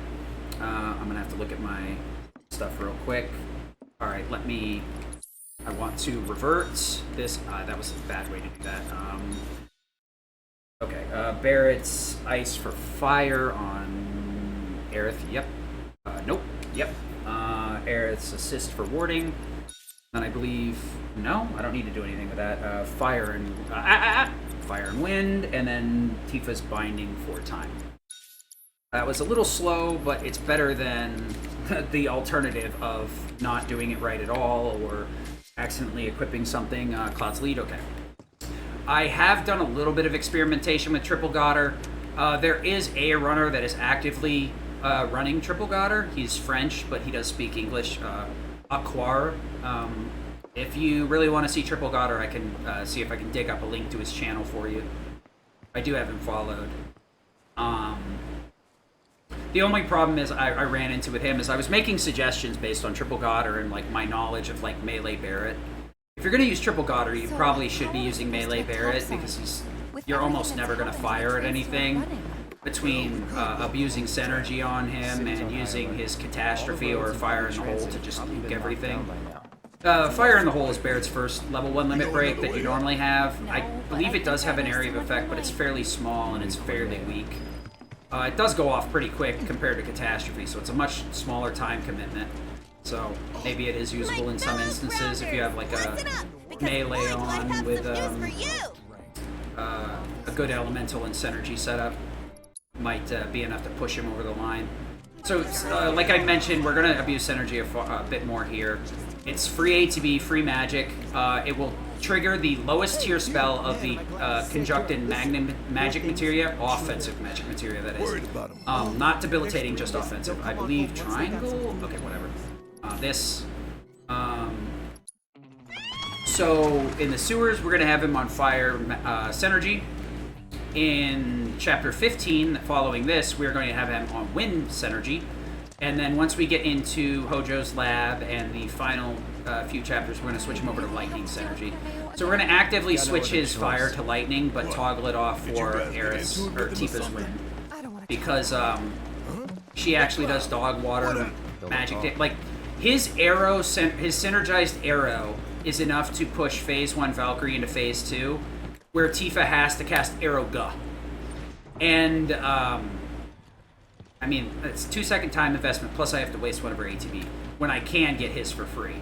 So, I have done some experimenting with Triple Goddard, but right now I just kind of want to focus on this route. My goal currently is to push my time sub 5.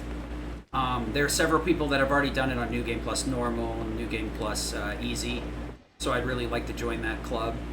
Considering hard gives you a shit ton of pushback. A lot of these enemies are not a pushover, and you really have to you do things right or you pay the price. Skip this, and that's in the sewer. I think I just have to skip this. Yep. Goddard Dummerung is definitely on the list. There's also a skip in chapter 15 I need to learn. I'm not using that right now because that would be enough to push me below sub 5 without any real effort. I want to get sub 5 based on gameplay and then save the time from save loads may be added in earlier because it's just like a minute time save and it's either you do or you don't type thing. Alright, so this is going to be the first case of me triggering Synergy. Dolphin Flurry is not on there, but Fire Ga.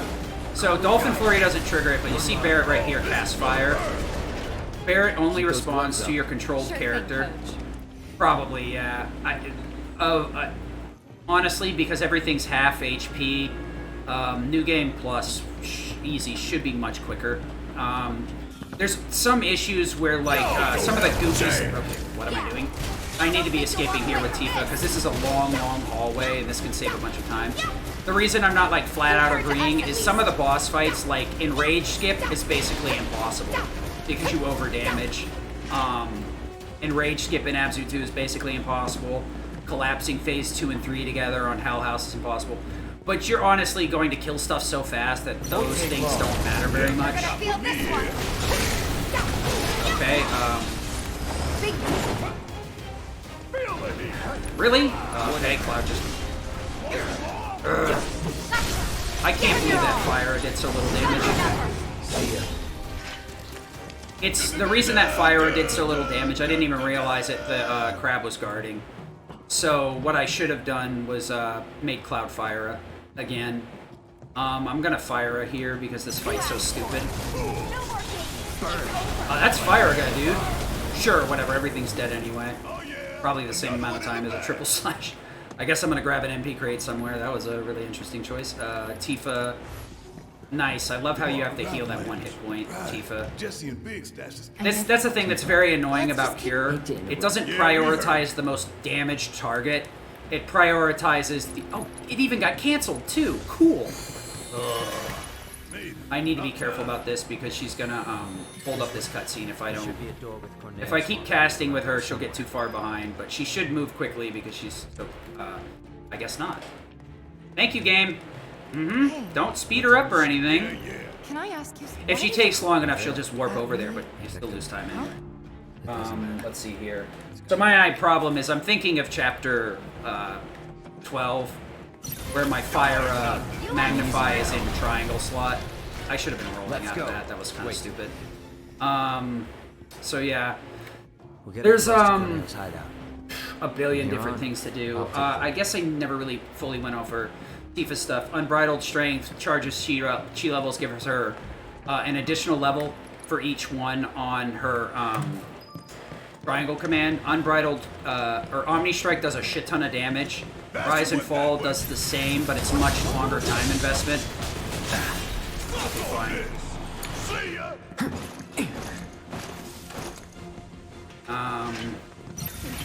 Let's see, her next command is Dive Kick. Dive Kick is good when comboed with a Whirlwind Strike.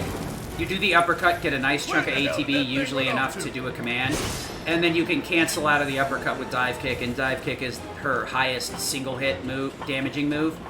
It's not very good though, because it revolves around using Whirlwind Strike, which pretty much keeps her from triggering ATB assist in any meaningful way. And then the two chi levels also boost your damage output.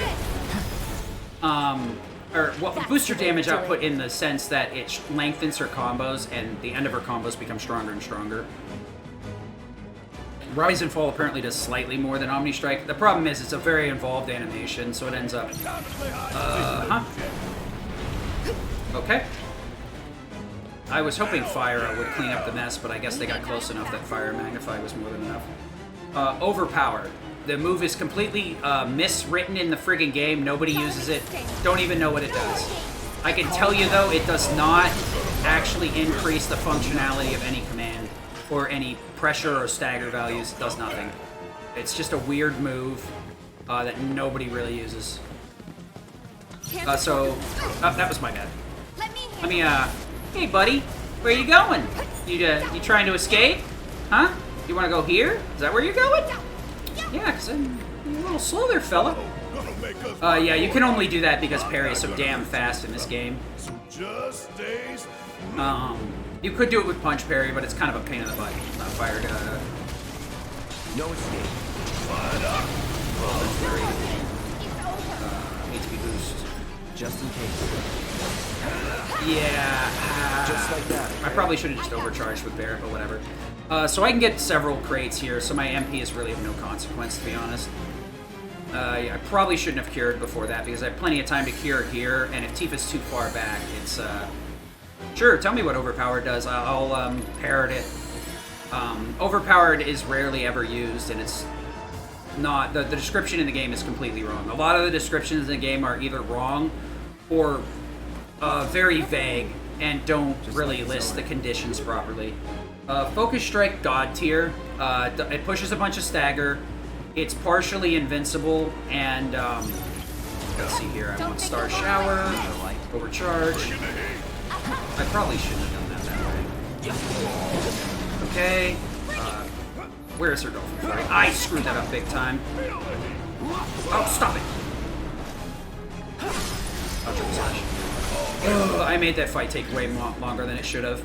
I forgot to loop her Dolphin Flurry into loop her Dolphin Flurry out of Star Shower, so it got the 70% buff. Star Shower's buff will buff the next move, whether it be Whirlwind Strike, Omni Strike, Rise and Fall, or an ATB-based command by 70%, as long as she does it, as long as it's input before she comes out of the landing animation. You can buffer the inputs while you're not in control of a character. And another thing of note is if you do buffer a second command, you can only buffer one, and if you don't want to do that, you can switch to them and it will cancel that input. And then switch back out and then buffer another command or do whatever you want at that point. Overpowered does buff your basic attack to be able to interrupt more enemy attacks on it. Really? I thought it actually, that's what it was said it was supposed to do, and it doesn't actually do that. I think, I should have split like a long time ago. I have no idea where. You know what? I'll just split at the door because that's where I normally do. It says I'm behind. I think the split ends when I, get that first cutscene. We'll just say that that's the split point. I've gone over Star Shower ad nauseum, but I'll kind of show it off in this fight. Chi Trap and True Strike. I will cover those right after I get done with this fight, because I need to kind of focus. Abzu can really get funky really quick. What is her? Fire goes on what, though? Triangle? Is it supposed to be there? It's listed wrong on this. Got it. Thanks. Oh, that's awful. I think that's an immediate... Yeah, that's an immediate reset. Ground Pound cancels out Tifa's move, which I'm using her Fire to interrupt the boss.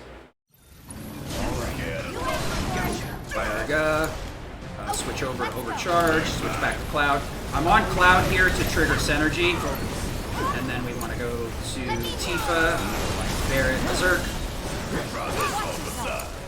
Sure. Come on. I got this. So I built his bar not because I needed it, because I had the time. It will be nice to have it in there. It should sure some shit up. I'll keep the Fire Gun for Phase 3 though. I may not. I'm not sure. Okay, Star Shower. Strike. Alright. The Fire Synergy is more than enough to push him over. 2 Fire Synergies anyway. I probably shouldn't have switched to him. It was a little bit of a time loss toggling between characters, about 20 frames. It's probably less now because we're in a... Okay, Star Shower. Dolphin Flurry. Fire Gun. Wrong? Fire Gun? Really, can we just buffer the right spell for the right... Okay, so limits have a mechanic where the final hit is what kills. So if I was trying to skip Enrage with the Fire Synergy, but it's completely out of my control because it depends on whether he rolls or not and all this other nonsense. This is slightly quicker doing that head up rather than anything else. I'm going to actually do the menu on the other side of the wall this time. I usually do it down here, but I always get distracted and screw up this, yes, do you want to climb up the wall? Because I'm kind of like thinking of something else. Yes. Sure you want to go? Yep. We're finishing the game. I don't give a crap. Can we... Alright, I tried to skip a little bit too soon. Alright. Skip this. Alright, so this is going to be the point where we kind of stick God or Dumb Rung on Barret and kind of live with it for the rest of our lives. Lightning for Wind, I believe. Yep. And HP up for MP. And then we want to downgrade some of our spells and upgrade certain things. We are going to run into a ton of mechanical and air-based enemies. Oh, that's right. That's actually fine. Stop and wait, Erica? Oh, Fire Guy. Yeah, keep her on Fire Guy. Actually, downgrade her limit to Somersault because we'll need it in the lab.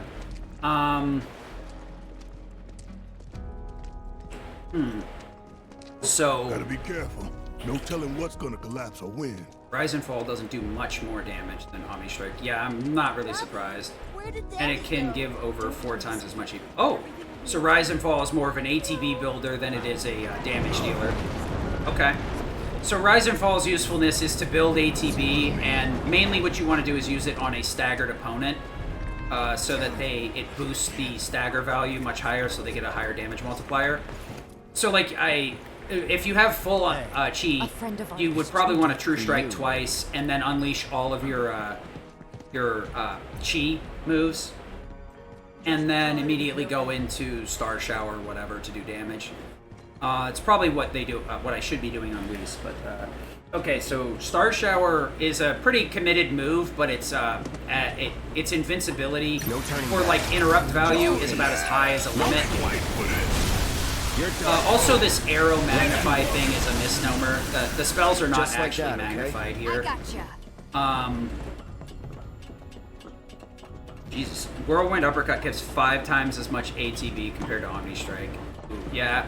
A Whirlwind gives you a fat stack of ATB, so it's often a good way to start a fight to supplement your starting ATB. I should have ATB boosted, whatever. Yeah, ATB boost, great kill. Can you just overcharge that dude? Oh no, I made my own grave. Bring it. Oh! Or not. He double arrowed. Or got double arrowed. So this would be where the skip is. This next fight, I would set things up where Barrett lags behind because he's the one that triggers this cutscene, and I can move through most of this chapter without interacting with anything and skip to the final 2 fights. I have learned to skip in the PS4 version, but I believe you have to do some healing stuff, and right now Barrett does not have heal on, so it's not going to work. I can't set it up. Before, you used to be able to just lag him out with Catastrophe. Now it most often cancels early. True Strike we'll go over first. I believe True Strike, let me see here. What's the best way to put this? Okay. Okay, I can get a Lucky Fire. I'll take that any day of the week. They very rarely group together. Rise and Fall is less vulnerable to being interrupted. Yeah. Star Shower also has the interrupt value of a limit, so it's very uncommon that Tifa will get knocked out of it.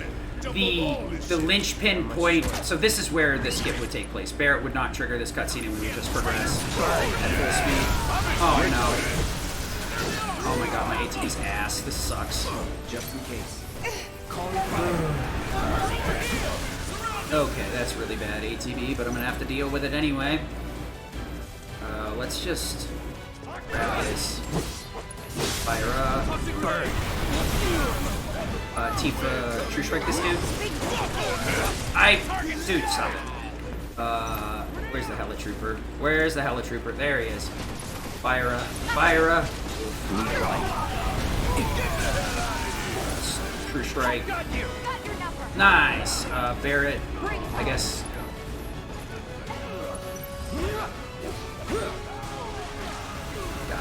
So what I did there was, what the fuck happened to his HP? I guess we're gonna have to Kiriga him. That's, woo! That's all the HP you're getting, motherfucker. You better fucking not get hit again, cause I ain't healing your ass. He's pretty much set up to die on Valve, so it really doesnn't matter to me. Fire up. What do we got left over here?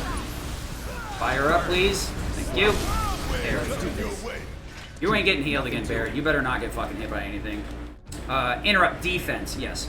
Interrupt defense and interrupt strength are the 2 halves of a whole. It's more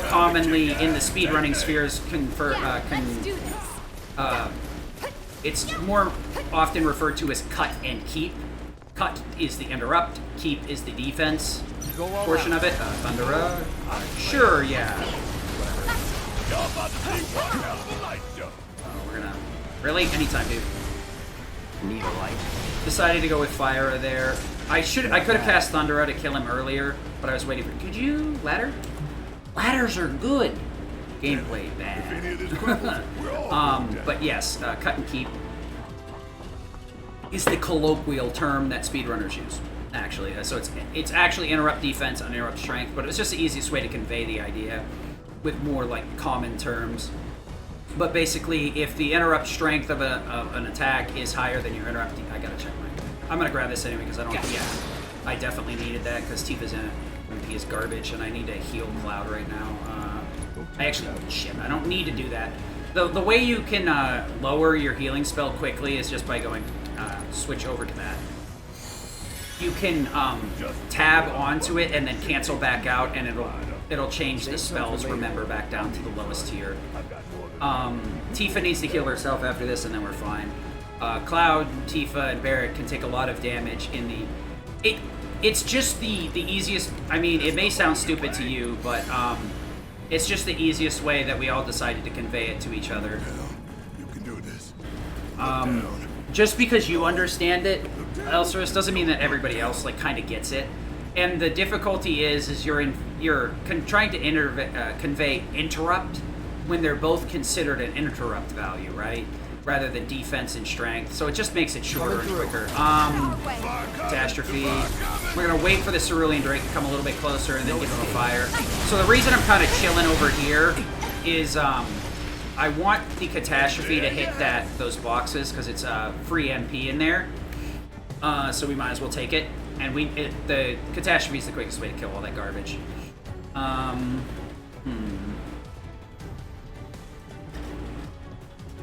Oh, probably just go back to use this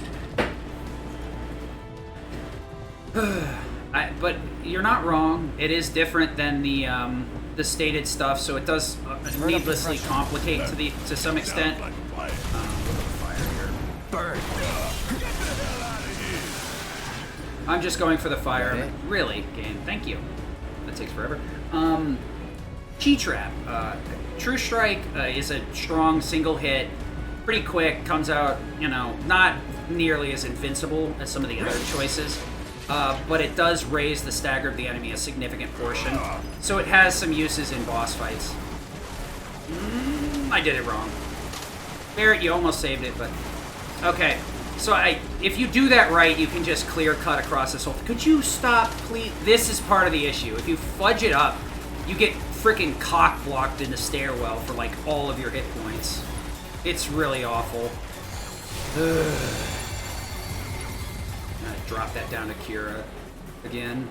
Thundera, overcharge. Bam. Barret's Catastrophe. Actually, I need to have him cast Kira. Whatever. Star Shower. Thundera. Thundera. HP boost. Focus. Yeah, arrow. Whatever. Keep it up. 100's enough. Yeah, 100's enough. Very close, but it's enough. I probably should have grabbed that extra crate now that I'm thinking about it, because I'm going to be a little bit under 100. That's 2244. Oh no, and I forgot the Mithril Blade is nice. It reduces your magic cost by 20%, so you can get away with spamming a shit ton more spells than you probably should. And the other nice thing is now that I have this, I don't need to cast Ergo with her. It really buffs her amount of MP that I can leave this chat. I can go into this boss fight with. Also, Valkyrie has been buffed because he's like, go fudge a stick. He likes to stay on the outside of the arena, which is very difficult. Makes it very hard to deal with.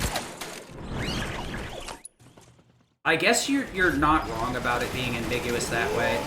I don't know, to me it kind of seems intuitive, but then again, I think the internal names should have been fucking different. Instead of Interrupt X and Interrupt Y. Overcharge. Then we're gonna let Barret do that. We're gonna try and get over here with Cloud and get him up to switch over to Barret. Over change. Really, dude, what the hell? Okay, I guess it's a little bit narrower over margin than I thought.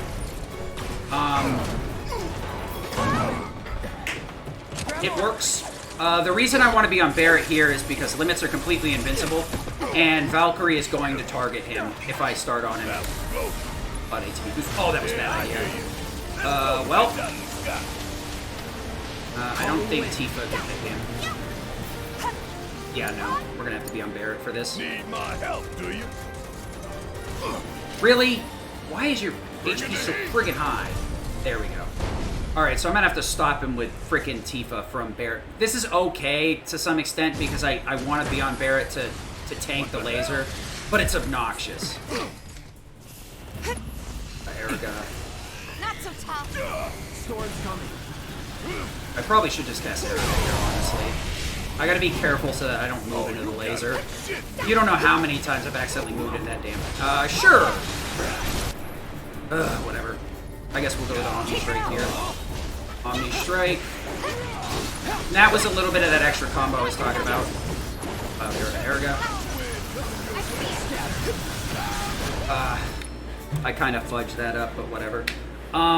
So the thing is when he kind of flies around, if you follow him with your active character, which I can switch to Cloud like that, and then pull towards the center of the platform, he will follow you. His AI is naturally programmed to float around the outside, which is an issue because Cloud and Tifa can't hit him. Which is part of the reason people were bitching about air combat. That only put the war on. That's part of the reason, and that's also another part of the reason why Wind sticks on its target now, because it makes air combat a lot easier. But programming him to do that shit, or make him do that without you knowing to pull him We're here to in. rescue Aerith, remember? Not We happy. need more attention than what we're Do not agree. We need to be smart. Not at all. Yeah, I but my soul's screaming for So payback. Chi Trap, good. Chi Trap's very good. And sooner or later, Problem is it's magic based, so it does no damage with Tifa. you going down one way or another. No escape. Security trooper, wrong character. Bring it on. Stealth ain't my style. Don't remember, maybe not. Okay. Yep. Cloud, could you triple slash that? It's probably better to have Barret do something.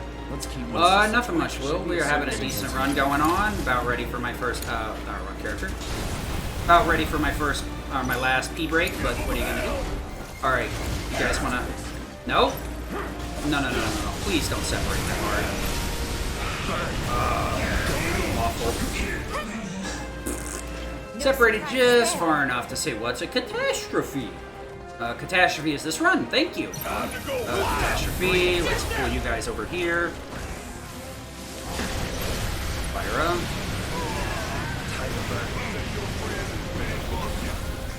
Everything should be dead. Good. Just like that, okay? So here the trick is really using Catastrophe to nuke the 70 billion enemies there are in here, but also not being so aggressive that you put yourself in a situation where you kill the Catastrophe target. You're done. Because that's very much something you can do. Luckily, Cloud's MP is of no consequence. Well, it is, but it isn't. We're only going to need a couple more fires out of him to get rid of some elite troopers as we're taking the elevator up. Overall, this run is pretty good. I don't know if I've ever been... 350? Really? I feel like I haven't never been here, like, at this time? I don't... This is a good run, because I really haven't had to reset anything yet, I don't think. I mean, I'm sure Specimen's going to fix that problem for me, because he's a piece of shite. Let's just keep heading. What was it? I guess I had to reset twice on Abzu? No, I had to reset at least once because he frickin' charged or pounded or whatever, which interrupts everybody's actions. Stairwell.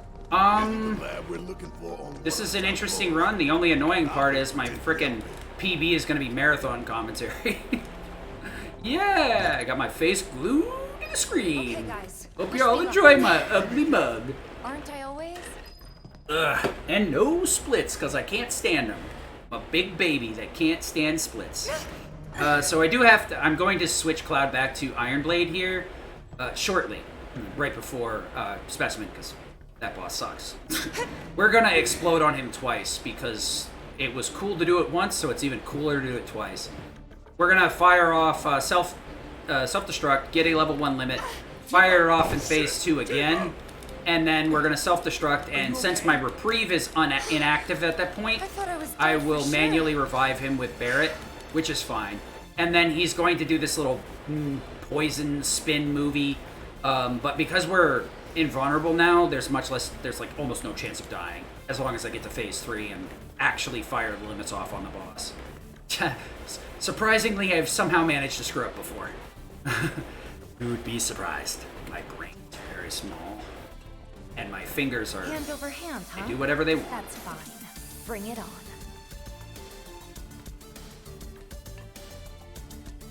Yeah, this kind of segment is... I have done that every single run for like the past every run. Yeah, this Tifa falling here is kind of nonsense.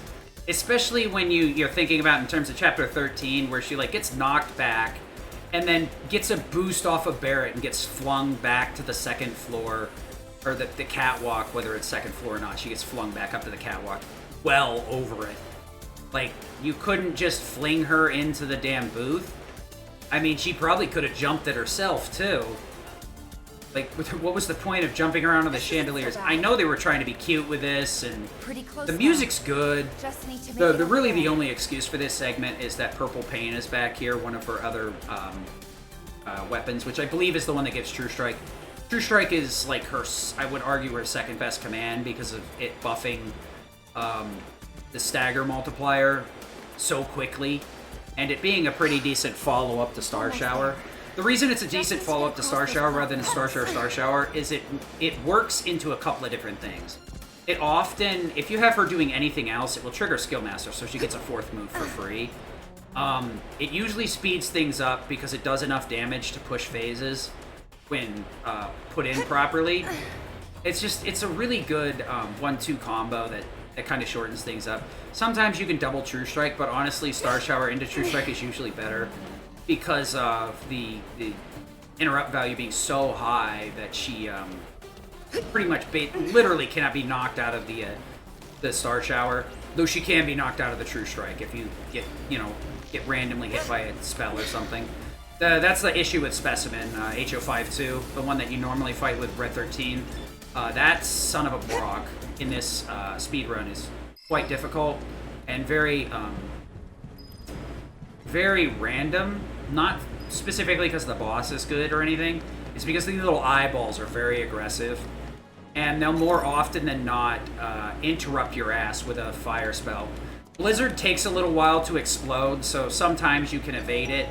You know, you're like, oh, I see that there. I'm not going to do that thing. Or I'm going to roll out of it and then do it over here.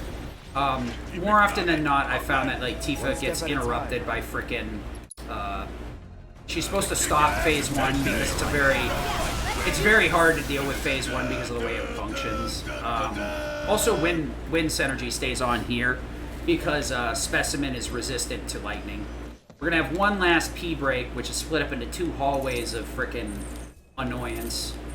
Yeah. I feel like I've only been here like 4 hours in before. I don't know about... You think everything... Yeah, If it is, then whatever. bring it on.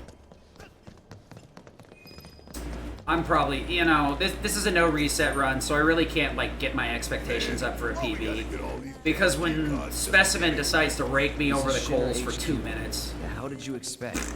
It's just how it is. Guess you know about all the rules, regulations, and red tape. It's like coming home, huh? Yeah, the only gunshots that were dangerous were in Chapter 2 when you were alone. Surprisingly, Cloud taking a clip to the back kind of hurts. Yeah, the stuff being interrupted in hard is like excessively easy until you get a party, so that the targeting is kind of split out. I'm gonna go take a little pee break, a little water break. I will be right back. Hey everybody, how's the grand tour? I hope you're all enjoying yourselves. Wasn't it fun to learn about Shinra and our esteemed president? And to get a peek at the president's mementos? That was super cool.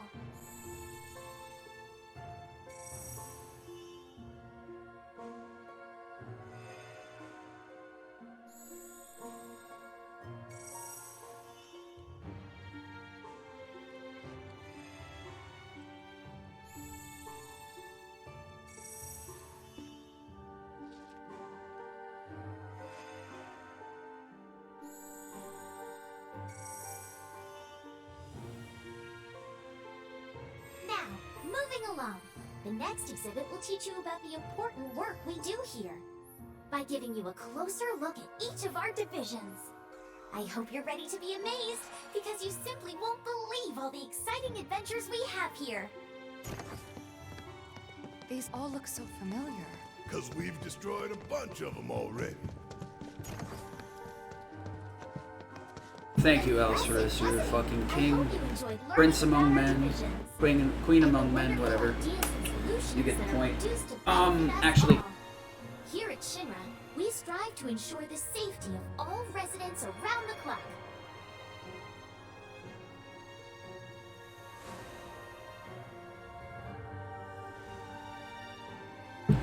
I muted it one more time because I had to interact with somebody, and I also wanted to grab my bag of chips, so I could open it without sprinkle. Okay. So how do I want to do this here? Move this over here. Move this over here. G-Trap. Magic based, unfortunately. It does do a significant amount of pressure and stagger.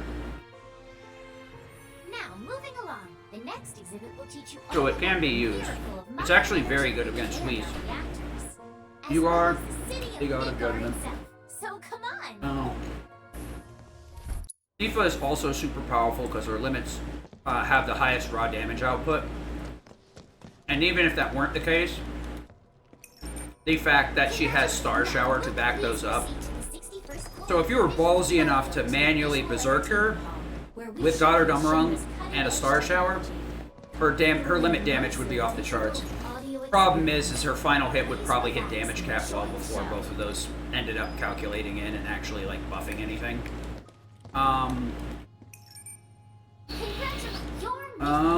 Yeah, we already went over Rise and Fall and all that stuff. The final hit of her second limit, I believe, was 1500 base or whatever, and Somersault is like 1200. So if that gives you any idea of how much damage she can output quickly. The thing with Somersault is it's 2 hits, bip up, done, and she's back into combat. And the boss, in most cases, the boss kind of has to reel back from it. So, Somersault 17, you said. I thought it was 12. Well, either way, Somersault hits like a truck, and it's quick. So it puts her right back into combat very quickly. So that's about it for her. We already went off Aerith stuff. Her Soul Drain and Heavens, or Healing Wind. I should be moving right here. Barrett's are fire. We'll talk about Barrett's limit and his stuff real quick. I guess we'll talk about Cloud real quick actually. Frost Slash, Fire in the Hole, and Somersault all 1700 base damage. Ascension or Reverse Avalanche is Cloud's level 2 limit. It's far more involved. It's pretty much like Dolphin Flurry in terms of like its animations and stuff. It does roughly the same amount of hits. The final hit is the main damage push. And it has the same cost to get it fired up. That's right. Operator v Punisher. Operator, we're talking about Cloud here real quick. Operator does have kind of a low damage output, it's more balanced. Basically, it allows you to be defensive, and Punisher is like 100% offensive. You basically don't guard stuff, you just get exploded by it in most cases. Nope. Since this doesn't have a difficulty setting, hard difficulty setting, there's literally no reason to do it any other way. Where are we going? Where are we going? Where are we landing, boys?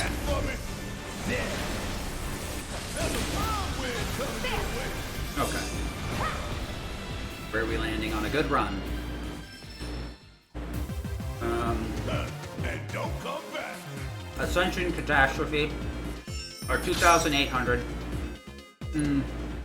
The main reason Catastrophe is good is its massive damage area. And, okay. Sometimes the characters can run in from the door and we give you a little bit of time. Or Barrett or Tifa, rather, not Cloud. It's being held. But the level 2 limits also apply pressure and stagger. They usually, because of the amount of damage and the way that they work, they usually apply some pressure value. And they also have an innate stack. What the fudge is my thing doing? I am eating some Cool Ranch protein chips. Nothing too exciting. Just a little something to fuel me through the end game. So we are gonna. That's right. We only get one chance. I'm gonna do one last Once menu we get that board next, before we get that'll buy us into some time. SB We need to Simon. plan this just right. I probably could do this in the lab, but whatever. I want no, see, this is the issue here. If you're holding a button, it will buffer the input usually. I want to get my chain bangle back, and then I can put you on steel pincers. We're gonna try and abuse steel pincers damage buff. I want lightning here. This needs to be healing because he's not going to be doling out damage anymore. Magic up. I believe enemy skill. That.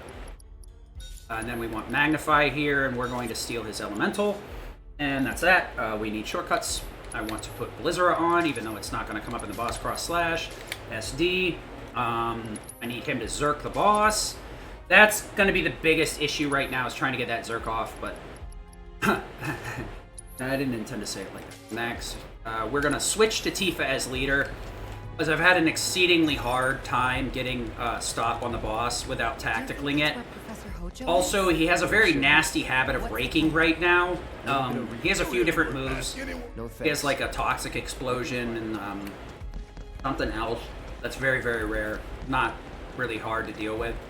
But the rake will lurch forward and he'll hit my entire party, so being on Tifa, at least I can just let everybody tank the hit, pull her off to the side, and stop his ass. No one's in here.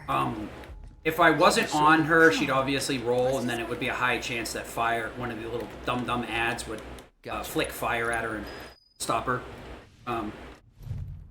So level 2 limits do all, except obviously Eris, because it's not offensive, have a pressure value and a stagger value. Ascension and Dolphin Flurry do 50. Catastrophe does 15 per hit for 4 hits. So it does a relatively large amount of stagger.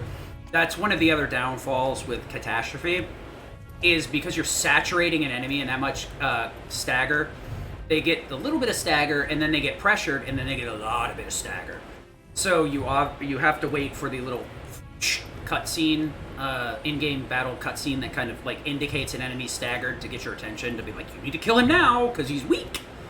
But we only use Ascension's chunk of stagger for Sephiroth, actually. We fling it into Sephiroth in one of his phases when he's completely invincible because we have a limit ready. So Ascension, Catastrophe, 280. The Catastrophe is like over time, obviously. And Dolphin Flurry is 2,960. Good lord, numbers are hard. Brain is stupid. This is actually a good run, so my brain is like shutting off hard. So we'll go over to Barrett's moves real quick. Really, Pressured State doesn't boost the limit break? Okay. Pressured State does change some techniques, spells, commands, whatever.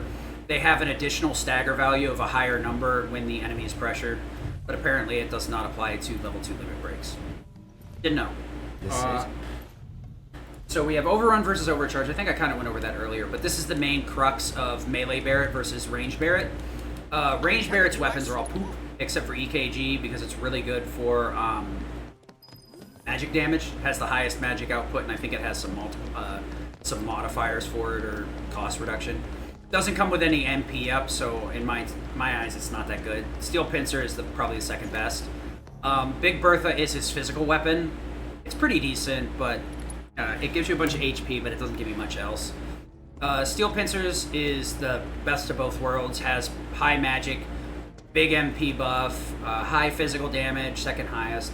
Wrecking Ball has way higher, but its magic is poop, and it basically does nothing but physical damage. So Steel Pincers also gives a 20% buff when his MP is full. So I'm trying to abuse that as much as possible with Synergy. This boss sucks, and hopefully I won't get completely fudge-ruckered by it, but I'm not holding my breath. Specimen has been a uniquely big pain in the butt recently. Let's see here. I want to stop you. No, actually, I want to... Okay, I need to do that so that he gets a little bit of ATB. Self-destruct. Oh, he's going to get interrupted, isn't he? Nope, he didn't. Oh, thank God. That was so lucky. Star Shower. Berserk. I need to wait for his Berserk. Okay, that was perfect. That was actually as good as it gets. Something stupid's going to happen here, though, so I am not surprised. I need to go for ATB boost because Cloud's ATB is garbage. Tifa didn't activate assist for whatever reason. All right.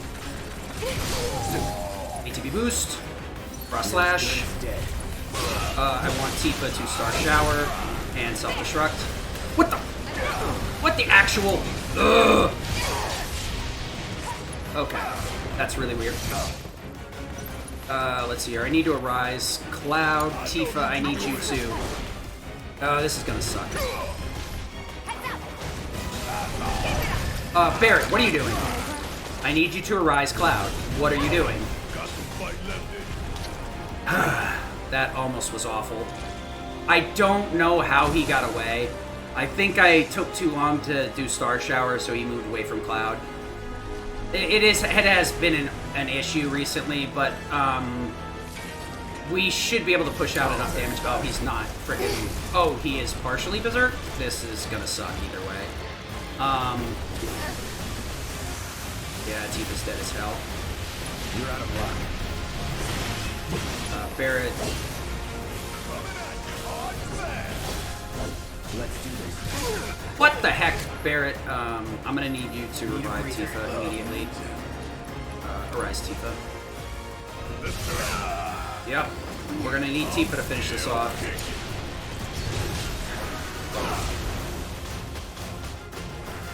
Pop the claw, pop the claw. I guess not. Gotta be careful. Ah! Oh, that's actually not a split there. Irga, please. These fights are actually quite dangerous now, so I definitely need to heal up before it. This fight is quite an issue because they like to separate. God dang it. I forgot I wasn't on Barret. I'm waiting.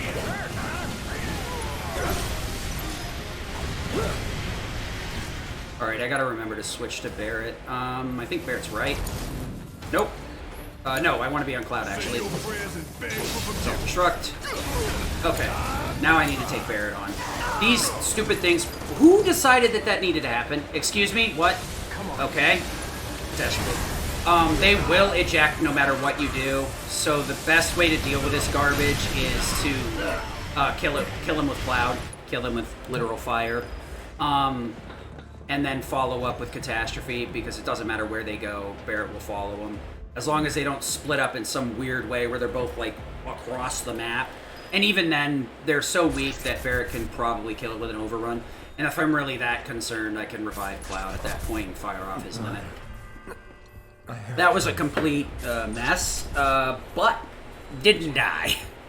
I think the main crux of what went wrong there was I normally, in between cross slash and self-destruct, I follow up with... You know what it was? It may have been wind, actually.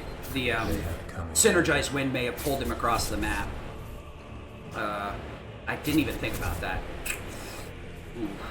I gotta check that to make sure that's... Because last time he did that last run, too. I didn't really think about that. It's usually only tier 2 and tier 3 spells that pushes a target back towards its caster. Wind has a very unique and almost usually counterproductive tech?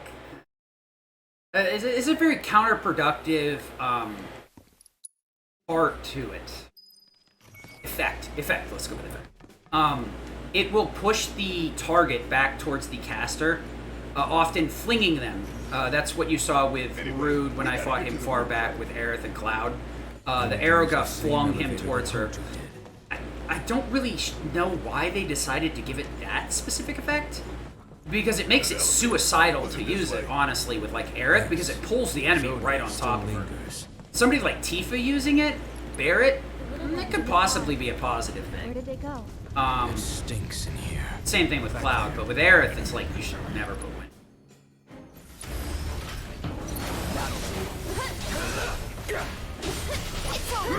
Stay back.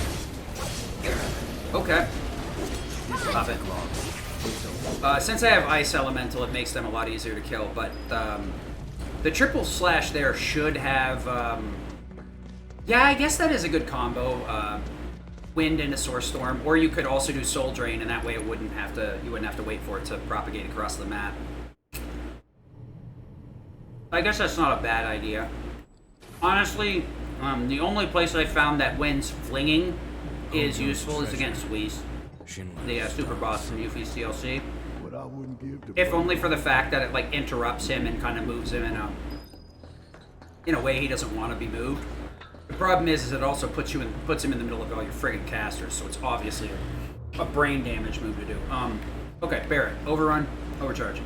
Cool. Overcharge takes forever. It builds more ATB, but is by fact weaker because it's on the long range weapon rather than short range. Overrun recharges very quickly, but you can often slip off your target.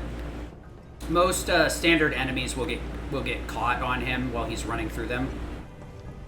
But if you're trying to do it on a boss, you better have him lined up properly. Steel Skin, I believe, is his base ability. So we kind of refer to their first ability as a second or a fifth command because we just mash X to access it, or their shortcut and then mash X. Steel Skin, I believe, is a damage reduction maneuver. It's not super duper useful, at least not for us in hard. It can be useful. I'd have to like look into it, but most of the time in hard, you want to kill before you are even hit. It, you know, hit back twice as hard and twice as fast type thing. Focus shot is fairly good. It consumes each ATB, which this becomes actually important later. If we flip in the final fight, you have to remove a car out of the way. Sure. And in standard, they're generous enough to use overrun or overcharge. I think he uses overcharge even if he has a melee. But it's free to remove that blockage for the next phase of the fight. In hard, they decided he needed to use focus shot, so he'll use up every ATB he has. Even if you refocus him, if he has all three full, he will use focus shot and need all the ATB before the next phase, so it's quite an issue. Which one of these have the... I think that's the one. Catastrophe. I hope that's the right one. Are you serious? No, get over here. Get over here. Get over here. Get over here. I wanted to pull him into Catastrophe. That freaking thing is impossibly hard to kill without it.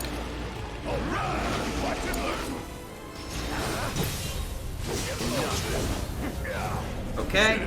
Switch over here. ATB boost. Self-destruct. Time to get serious.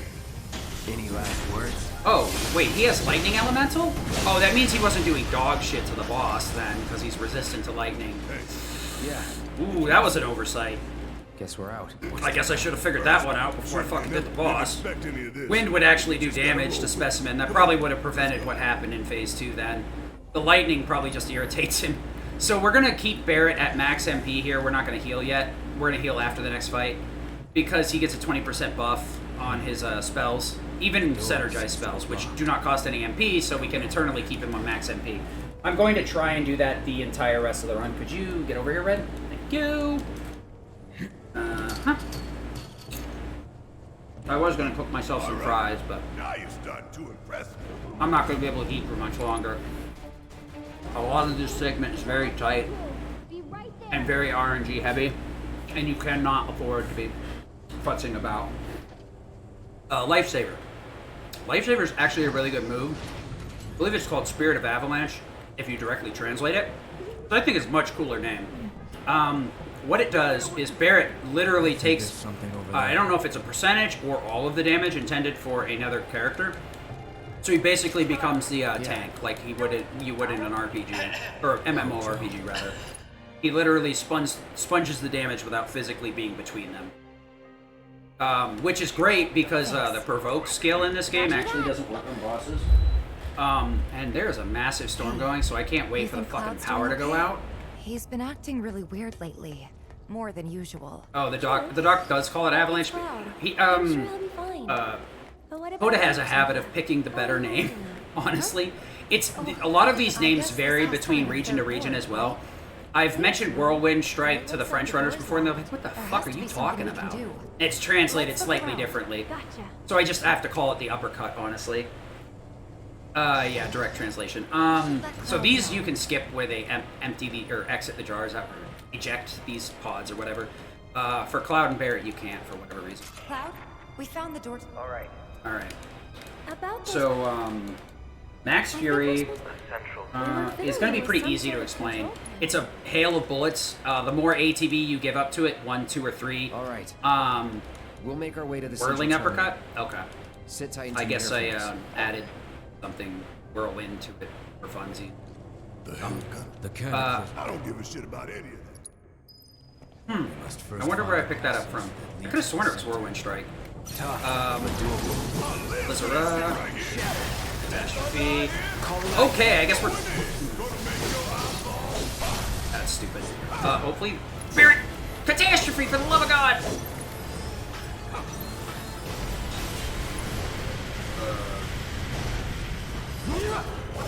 Ugh, that was silly. I wasn't supposed to cast Blizzard twice. I have no idea how I managed to fat finger that in. I wanted to Blizzard ATB boost, and then follow it up with, wow, that's not the tier spell I want that to be on. And then ATB boost, Catastrophe, Self-Destruct, fight over. I wanted to delay Catastrophe slightly so that I could get the Thunder off. But apparently I'm dumb. If you notice, like, he only triggered Thunder once. I think there's kind of a weird thing with Synergy where it doesn't want to trigger after the same spell, command, or whatever is used twice in a row. So Max Fury does a significant amount of damage with 2 or 3 bars. It also locks Barret in place, so it can be kind of a counterproductive. Alright, let me see here. I want to put Goddard on you. We want you to be on Fire for Ice. And we want warding for First Strike. We move that down here. Tifa's Barret's Fire for Magic Up, which is this one. Then we want that. Then we go for Subversion to Time on Barret. Oh no, Subversion 2 Time. I keep forgetting about this. Time for that. Barret's Binding for Skillmaster. This one. We actually don't need this anymore. I could have converted it earlier, but it's just... No, actually, I couldn't have. Fire and Lightning. Fire 2 Lightning, rather. Lightning for Ice, and we're good. Alright, so Aerith is going to steal both the magic ups back, and we're going to toggle them back and forth, as much as I hate doing it. Excuse me? Oh, yeah, I should have split. Oops. That's fine. I'm going to Summer Assault here. We want Thunder Magnify, and we'll go with Pure Thundera. Now that's just Let's finish this. We're just gonna bonk the crap out of these. Thundera? Thundera, please? Still here. Or not. I mean, I like taking damage too, that's fine. At least it's Tifa. That's a win. No, that's actually, it's worse that it's Tifa. What is this place for? I don't know where I picked that up. Sadness. Very weird. Whatever. For uppercut move. So Max Fury is pretty useful. We're actually going to use that in the, final fight before Sephi, to try and cheese out 2 quick kills on the Whispers. Charging Uppercut, Smackdown, and Point Blank are unfortunately not going to see much use.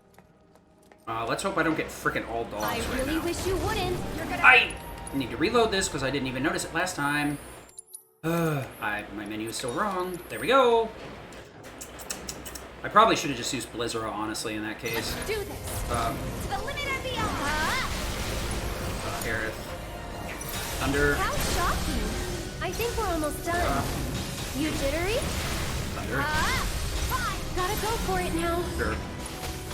Lend me your strength. Sure. Full MP? That sounds good to me. I'm gonna heal her anyway. She does have Blood Siphon. Hard Edge? No, we're not talking... We're talking about, No, Hard Edge doesn't come in until Genova. I still need Cloud to be using Self-Destruct to quick kill some of the nonsense in here. Charging Uppercut, Smackdown, and Point Blank are all kind of Point Blank moves. I believe Point Blank puts an explosive on the target, depending on how much ATB you have. For a shower. Takes a while to explode, and then explodes for a decent chunk of damage. It's I've seen it used in some of the top secret boss rushes with solo Barret. It's a decently powerful move, and it helps kind of loop some enemies. We're not going to bother with that since she has... No. Look. Charging Uppercut and Smackdown, I don't think I've ever used them. Not even casually. Well, I mean, I used them casually to learn. Oh, like, he ain't fun. So we're still going to be abusing self-destruct to farm limits here. When necessary. When necessary. We're going to try to avoid that as much as possible. Wait, buddy, come here. Get hit. Oh, come on. What? Piece of shit. How shocking. That wasn't so bad. I fucking went the wrong direction anyway. Explosive fist. Is this really the exit? Mm-hmm.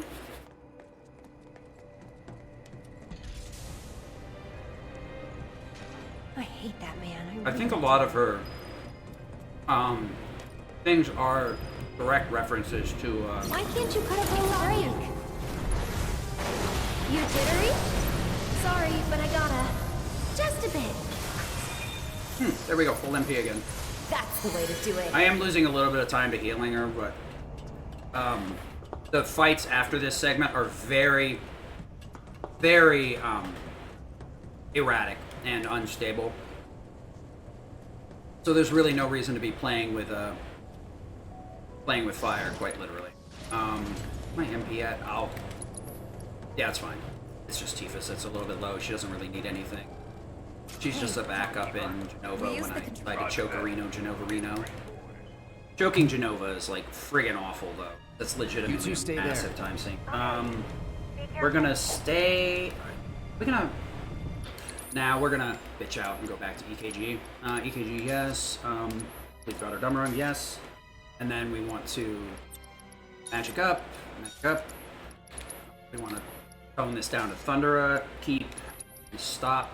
Even though I highly doubt it'll ever friggin' come up. This one. Oof.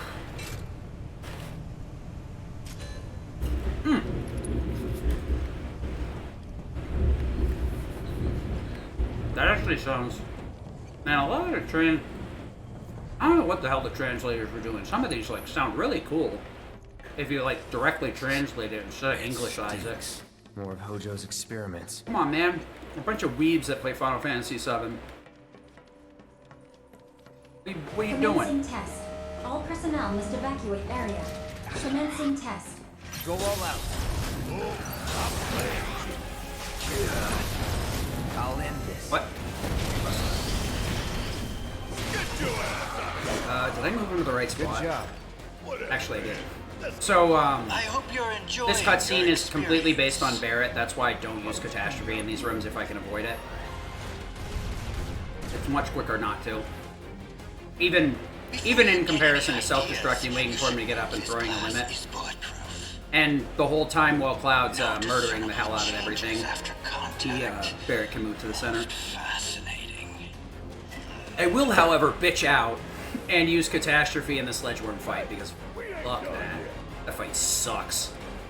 The Sledgeworms are weakened enough to Catastrophe to reliably kill them even if they're not in the right position. Commencing test. All I think that's the only one I don't like. I think Chi-Trap is better. Okay, one. Wasn't planning on it. Okay, let's Did you not do that, dude? How about this? Alright, you suck, buddy. Really? Cross slash. Overcharge. Check out this shit right here. Could you just... What? Oh, wait, I thought that... No. Get the fuck out of here. Excuse me, what? Oh, Kidoki? I didn't even know there was 3 of these. We make a decent team. How'd you like watching your precious toys? Nothing better than your self-destruct I completely never grow whiffing. tired of watching my toys be broken, no matter how many times I've seen it I happen. think you'll get enough out of this. Such is the case when you truly enjoy your work. Probably should be on steel pincers, honestly.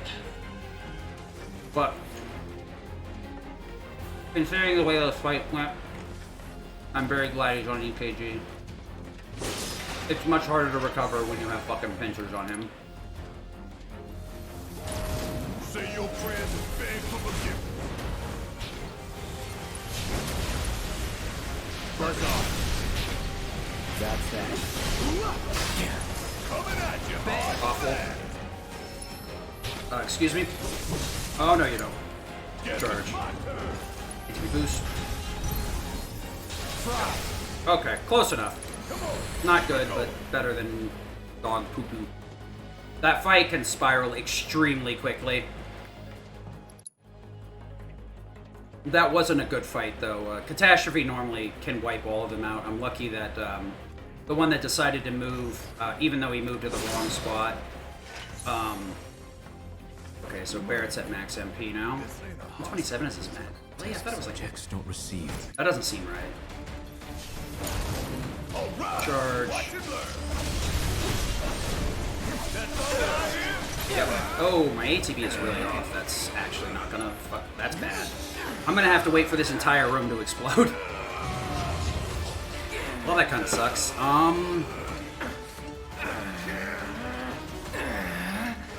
I could have sworn Barrett had 100... No, I'm thinking of Cloud. Cloud has 130 MP on Mithril Blade with a single MP. I think Barrett's like 120x.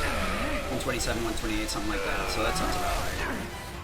I guess I could ATB boost. Okay, cool.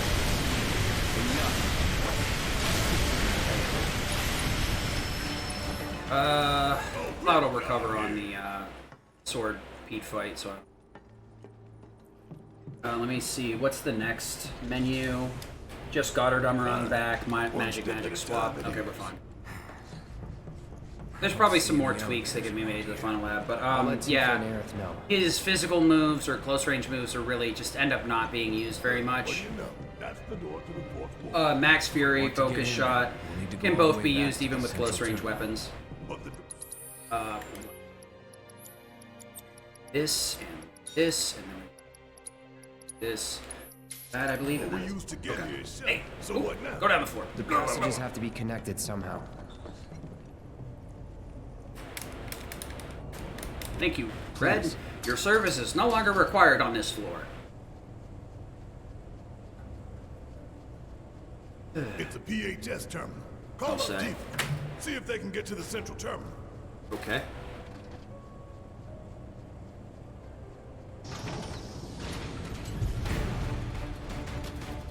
Hey, you okay down there?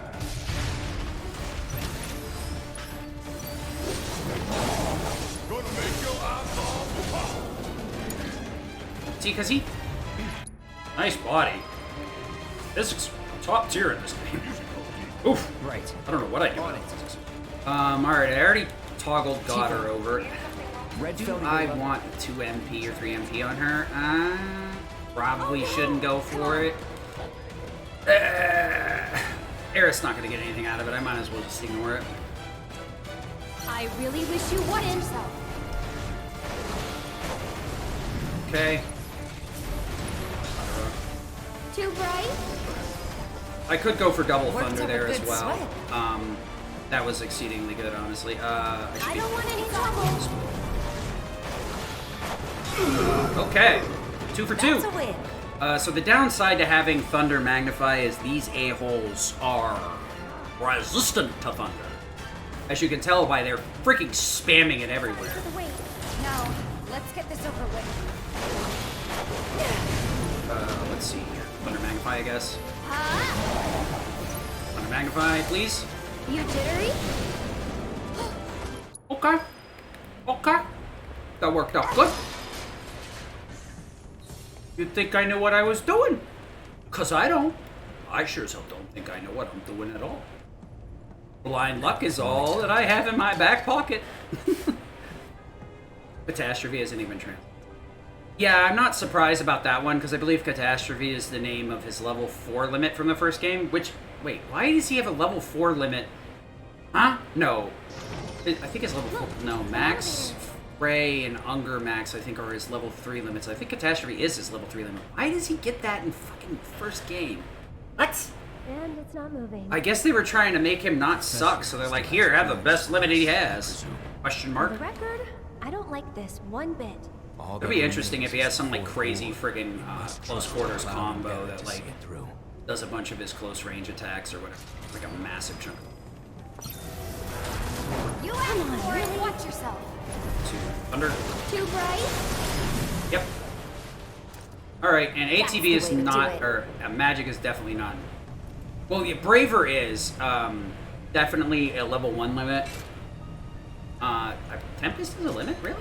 I thought all of her limits were like non-offensive. I actually need to do one little thing here. I need the Dolphin Flurry damage to make this quicker. It's just better to do it that way than go with Somersault. I have to do a bunch of weird shit with Somersault. Oh, yeah. Okay, you're talking about they're from the original. I mean, I was like, I do recognize those names. My tiny little brain cannot comprehend. So yeah, this would be an excessively good split from those fights. I don't think those fights could have gone any better, honestly. They're literally tippity top of the tiers. Hopefully Barrett won't decide to hug Sword Pete this time. He has a really nasty habit of doing that.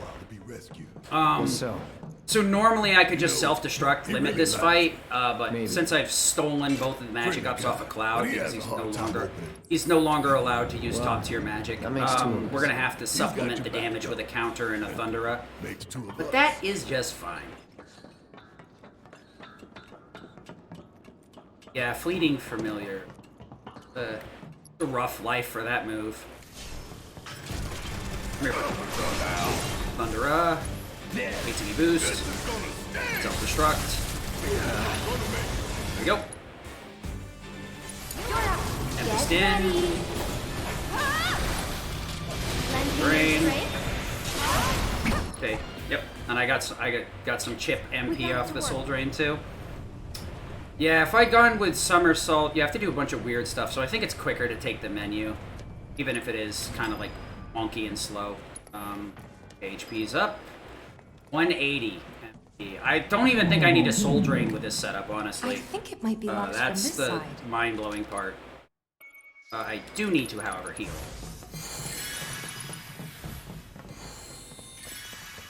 Oh my. Actually, right? Okay, we want to go into, no, Hard Edge, yes. We want Lightning to go Time. Time for Ice. Ice goes to, no. Yes. This goes to HP up. These will get switched anyway. Subversion to Time. Clouds. Binding for Magnify, I believe. Here. Barrett's Skillmaster for Absorb. Yeah. Then that can be switched over to, yeah, whatever, come on. Brain, get in there. Wind, wait, Tifa's Wind for first strike?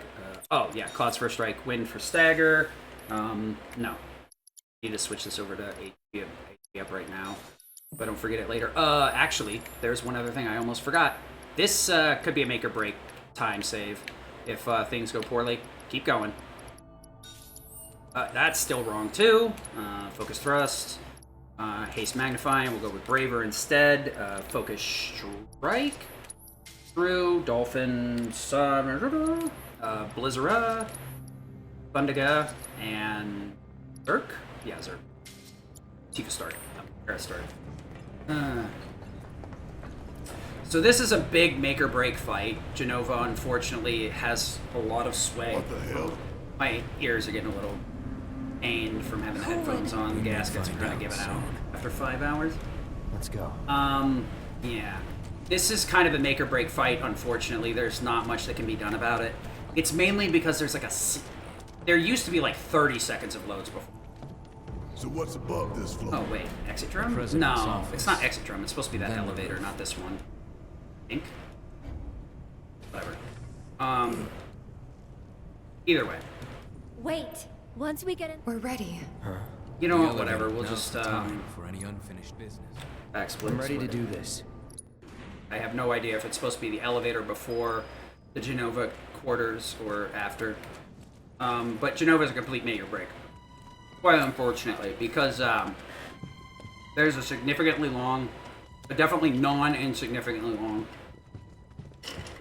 cutscene where we stare at President Shinra hanging out on the deck. And I also need to be very careful to not start with Blizzard. It's happened to me a few times that my toggle shortcut has been eaten, So I gotta be careful with that. I can start with Blizzard, but it kind of sucks because Tifa will, or Aerith will always get stopped, which eats her haste status. It's not super important because she's not casting much until the end of the fight. I just start off with Berserk in Phase 2 and then finish Phase 4 with Berserk. Help finish. This is the big one. Like, this and Whispers are the big sways of where a run goes. It's very, very tight at this point. What's happening? There we go. Did Star Shower properly. Went to Dolphin Flurry. Okay, we're good. Started the fight off properly. Haste Magnifying. I need to guard here. Okay. This one's for you. Soul Drain. Thunder. I do not want Soul Drain. Okay. Tempest into. Oh shit, that's bad. Take it. Take it. Oh god damn it. Oh, this is bad. Okay, I'm actually lucky that that worked out the way it did. Come on.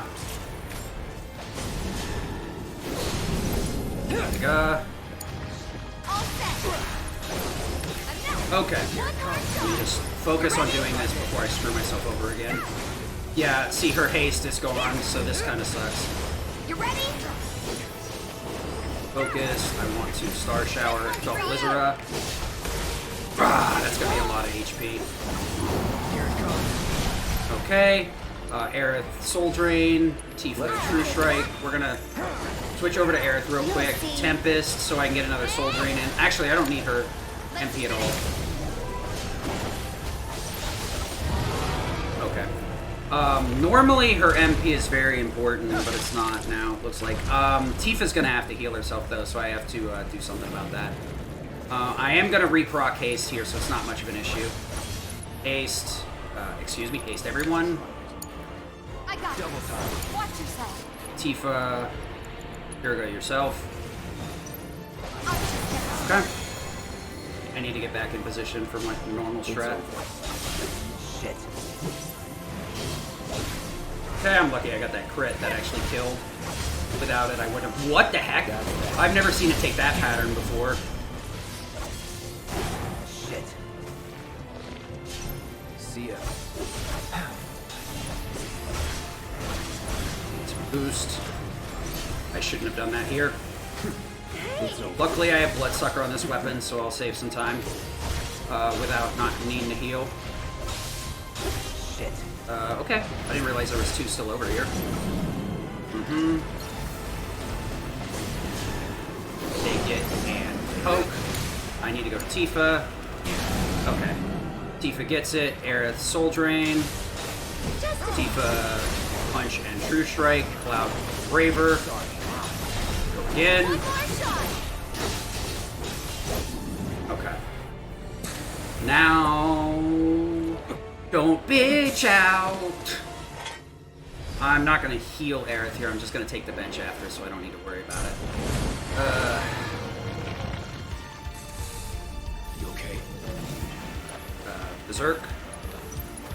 Shower. I want to start the second Star Shower before switch back to Cloud. Go for Flurry. Yeah, I figured that was going to happen. Pretty good. We're going to take the bench just to give myself a little bit of relief. I am going to lose 10 seconds to this, but I'm just dealing with curing with Tifa. I found is just very not worth it. It kind of works out, but not often enough. Why do I keep doing this to myself? I keep buffering my inputs. No, we want Steel Pincers back. We want Fury Ring for God or Dumarung. We want HP up for healing here. HP up for Magnify. Now we want time to Steadfast. We want time to refocus, I believe. Yes, refocus all the way to the bottom. Warding to luck up, which should be here. And then we want to... Okay, that's the dumbest way to do it. Okay, now we're back on Tifa. Aerith's binding for... Ooh, that's actually in the right line. I like that. So we want Sleep, I believe. Yes. Stop and Haste Magnify. Just in case Dingus decides to step on the ward and lose his 8 MP buff. And then we want Arcane. Alright. Yeah, the Soul Drain wasn't needed. in terms of the MP, but I did it for consistency's sake. Because one, it could affect the skill master loop, depending on what I had her cast previously or before. Number two, it does add a little bit of damage. And I am not willing to cast Thundaga in the final phase, because if I even delay it slightly, she might end up hitting the reflect spell and kill herself. Not bad. Stop it. Nice camera angle, by the way, game. Did we fix that? No? Got it. God damn it, I'm gonna pay for that. I overhit him, so we're gonna get the fun of doing this in the slow way. We're gonna kill him before we stagger him, pretty much. I'll probably just use a Braver and take the time loss, and then I'll block until I have full ATB. Like, of course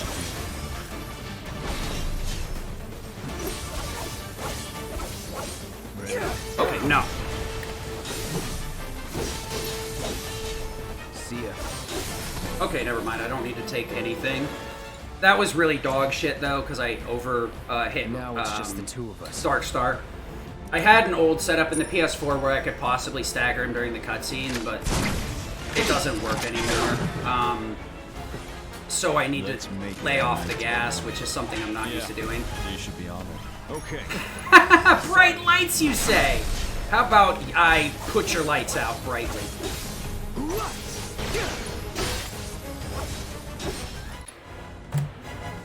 Up. This fight sucks, by the way. Limits, catastrophe, arsenal drone A. Okay, voltage shock, alright. Dude, why was that drone like held in position like that? That was weird. drone's damaged. Overriding main cannon safety protocols. I guess, Thundaga? Please get off the ward. No, of course not. Why would you get off the ward? Thunder up. Another. Soul Drain would have been quicker, but that's consistent. I don't need to worry about Soul Drains at all in this fight, so I'll just hammer the shit out of him. So there is a glitch with Synergy where it, for some reason, takes 1 MP when Dum Dum is standing on the ward, so it's actually going to screw stuff up a significant amount. You jittery? You'll see. Arch Tempest up, get the ATB out of it, spell Thunder. How shocking. Red level, critical. Stock. And we're going to cast Stock for consistency here. Oh, he does. He has his MP back? Okay, never mind then. We're not gonna cast Stock. Okay. Very real. Blizzara. Feeling chilly? Thundera. How shocking. Yeah, get out of here, buddy. Tempest in, and we'll just Thundera your ass. Too bright? Suck it. Now I can just double Thundera, and he'll follow up with the Synergy Thunder and Elm Good thing. If you hadn't mentioned that his MP was back up, I would have hasted with him probably, and I would have lost time to it because his damage output would have been nerfed. You gotta wait till his hand touches the ground there for the skip.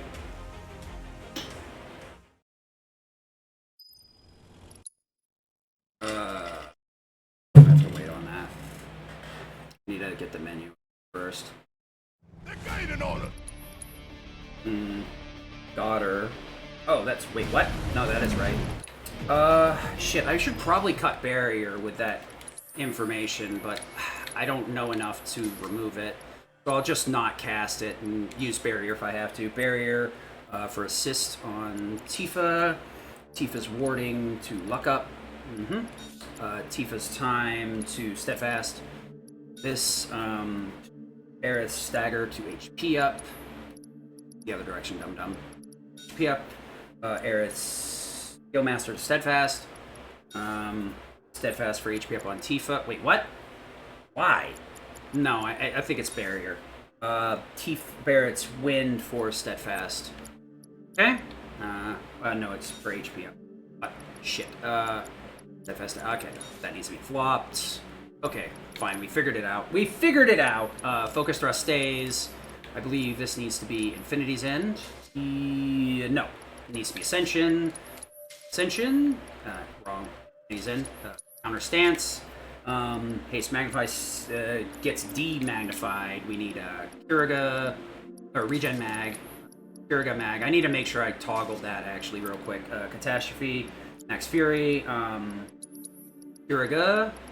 You know what? I should probably just shortcut this to that and then cast Kiriga through the frickin' menu because if it comes up, it's going to be an issue. I need Blizzaga here, I believe. No, Eriga. Blizzaga. Now I need to go back in here and make sure I toggled that Magnify, which I don't believe I did. Yep. No, I didn't do it.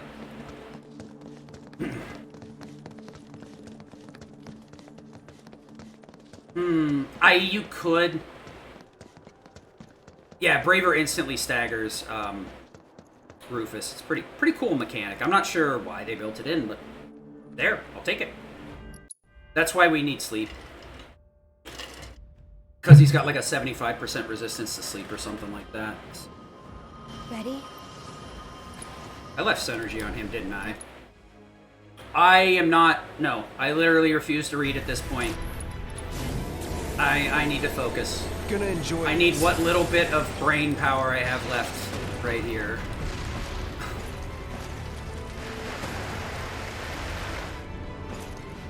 This is actually a pretty decent run for once. I don't know if it's PB pace, but it's definitely a good run.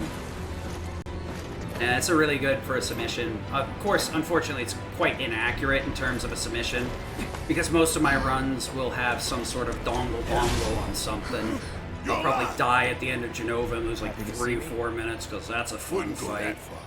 Freaking the run yesterday murdered itself at... Well, I murdered at Genova. Genova literally was dead, and so was I.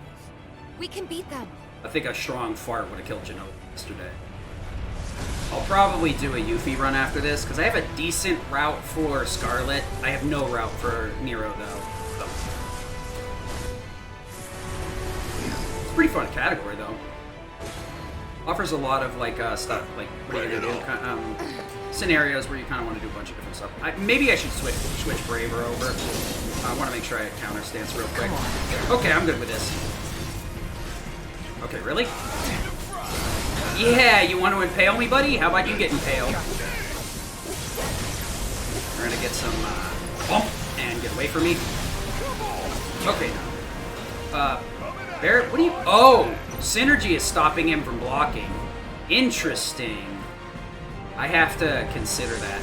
I don't really like Reformation at all. I should have been guarding. Actually, I should have just run. I'm stupid. Regen everyone. Okay. Synergy actually makes that dude go down a lot quicker.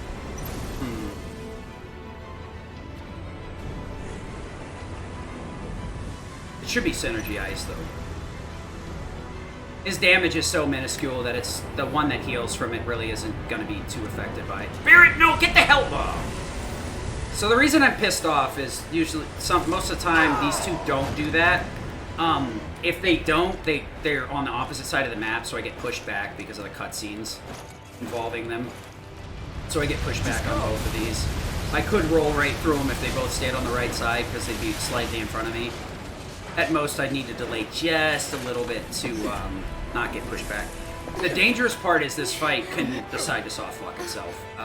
When you shift to any one phase, if the Whispers get killed in a weird way, they won't spawn into the next phase properly. The one time I did have it happen, this red dickhead decided he wasn't going to go to phase 2. Yeah. Go into counter. Come on, counter stance, and teach him what's what. Now.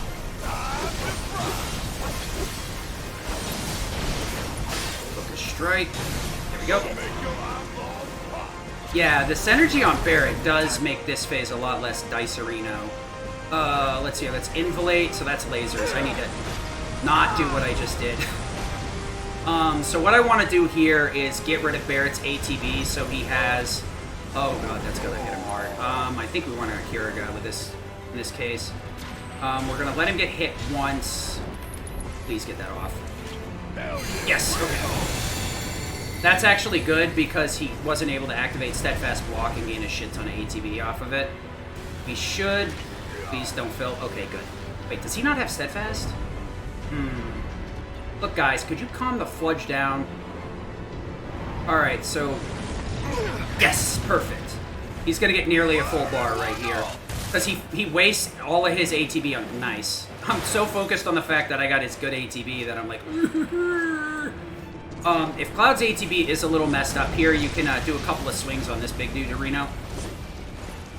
And this would gain ATB even though it doesn't do damage. I'm hoping they fix the soft locks, but, you know, that's how I feel with this game. I'm gonna die if I depend on the devs to actually solve the fucking problem. Okay, this phase sucks because it's really, like, tight inputs. Ah, damn it. So this is one of those issues I was talking about with counter stance. Oh, dude, Barrett, you're a fucking champion, buddy. Infinity's End. Holy shit. Dude, Barrett with Synergy speeds these phase up, like... Just imagine what would happen if I synergized Tifa or Aerith instead. You're right, I really need to look into that. Let me build some more ATB. Did we do it? This might actually make it, easier to... Actually, I think, like, Thunder Synergy would probably be enough to frickin' stagger before the final cleave of Ascension for the frickin' yellow dude, or blue dude, whichever. Oh, no, actually, probably won't, because he's fucking resistant to lightning, or absorbs lightning, so I better fucking change to Barrett real quick, or he's gonna be fucking evil this asshole. Synergy! A glimpse of tomorrow. You served well, buddy. We're gonna be seeing ya in the next run after this one.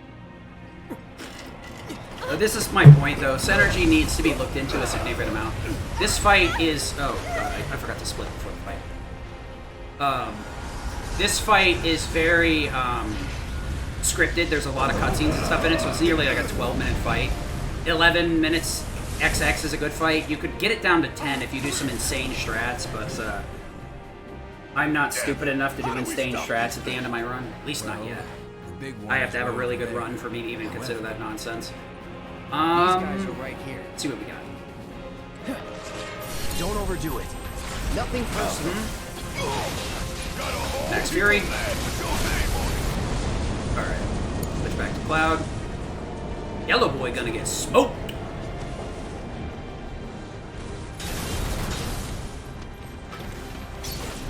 Come on. I don't think so, buddy. It's on now. Oh, good, it was delayed too. See ya. Infinity's End. Barrett, Haste, Cloud. It's over. He's got the extra ATB, why not? It'll shore up this final phase a little bit. It's not necessary, it's probably a tiny time loss to do it. So if we see Barrett again, he may, we gotta find out if Synergy probably counts towards the affection value. I probably should have gone over this, like, earlier on in the time phases. Each of the non-Cloud characters, Tifa, Barrett, and Aerith, all get affection values based on actions they take, times they stagger Whispers, times they kill Whispers, and whether they kill Bahamut or kill the Big Whisper. Aerith will always kill the Big Whisper because we need her range. And Tifa should always kill the frickin' Bahamut. That's probably the biggest issue I'm worried about if I give Synergy to Aerith, is that she might snipe the kill from Bahamut, which means we get Barrett instead of Tifa, unless I go with a far less Barrett intense route and lose time in phases 2 and 3. Mainly it's phase, not phase 3, phase 4 that I have to lose time in, because it really speeds up the yellow-blue fight using Max Fury there. And also, it would have put me in a position where I can't regen or haste or Kyurga everyone. So I kind of don't like it. Come on, buddy. Okay, Aerith's got perfect ATB too. Or near perfect ATB. So Bahamut is weak to Thunder. So is whatever this fucking monstrosity is. Normally we have to ATB boost before this, but we also have to make sure that the targeting reticle's on him before we start firing spells on him.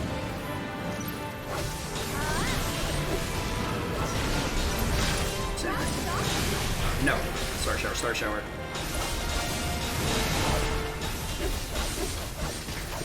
Tifa, could you... stupid. I guess one of Tifa's buffered star showers got ate by the stars. Come here, buddy. I'm waiting. What? Oh, I got fucking lightning bolted right before. Goddamn game. Fucking hateful piece of shit. You gonna... Come here, buddy. Ugh. That's that. That's so stupid. This is why haste is really good.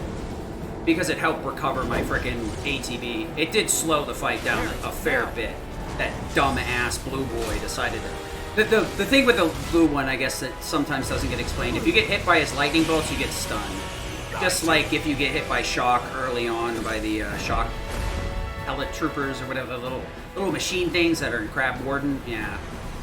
So what I got hit with earlier, and the thing is when he shocks you, he will attack you. He targets whatever is shocked. Kind of jank. True Strike. This needs to be Undergut. Too bright?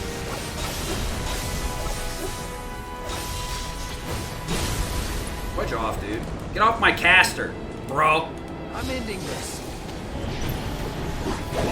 So we really need Infinity's End here because it has a massive boost of damage on a staggered foe. And it's about the only way to deal max damage to the Whisper Harbinger. Because he takes damage based on what you hit with them, but his damage cap is higher than 99,999. So Infinity's End is the only way, outside of a limit, to reliably deal enough damage to him. Yeah, this is a big bag banger. We're gonna take another True Strike here. Okay, Infinity's End. We're gonna switch over to Aerith. So we're gonna need Aerith to... Oh, I was like worried for a second. I was like, why is that so alive? That's bullshit! Ugh. Whoa. This is a good run, but it doesn't look like it's a PB run. I need to be a couple more minutes ahead than I am right now.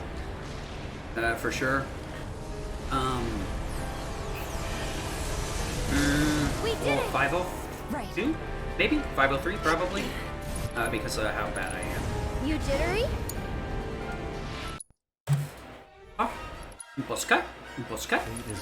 Limit, refocus. Shut up! Now to execute easy mode hard.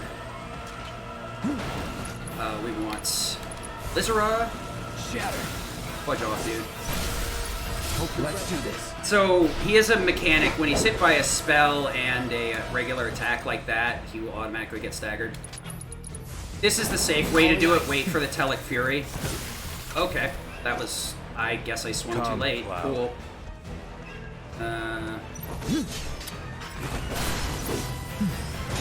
It's the way I guess it is. No, I don't think so, buddy. Oh, fuck. If you stay too close, he transports you to another fucking thing. I forgot about that. Oh, what are you doing? What are you doing, buddy? Get off of here. You're done. Yeah, that's a little bit of time loss. I would have probably had to float him to the next platform anyway. Main time loss was having to wait for Scintilla to go up. You can do something about Scintilla as long as you have a single ATB minimum. You can Blizzera. I wouldn't suggest focus thrusting because he'll usually counter it. You can Blizzera into focus thrust if you have to for whatever reason. So we got Aerith here because she killed the big boy. I'm probably gonna put barrier on anyway. No, I don't think I should. I gotta figure out what's up with that. We're just gonna spam Ascension here so that we can hit him with a stagger here. We'll save the ATB and this. Okay, what did I do that for? That's a very interesting choice. Woohoo! All right, stop that, buddy. Come on. Okay. We're gonna actually Cloud now that I fucked up his HP. Maybe this will do the trick. Okay. Get out of here, dude. Why did I do that here? Whatever. Here it comes. One more Finish shot. it. Okay. Watch this. You are stuck in Chapter 3? Chapter 3 and hard? I can give you some help after this. I just need a bonk, bonk, bonk. Or are you stuck in Chapter 3 in normal? I give you some help with normal. It's a little bit harder with normal because I gotta figure out what you have equipped. I'm doing pretty good. This run's going pretty decent, but if you're willing to wait a couple of seconds, I'm gonna try not to botch this.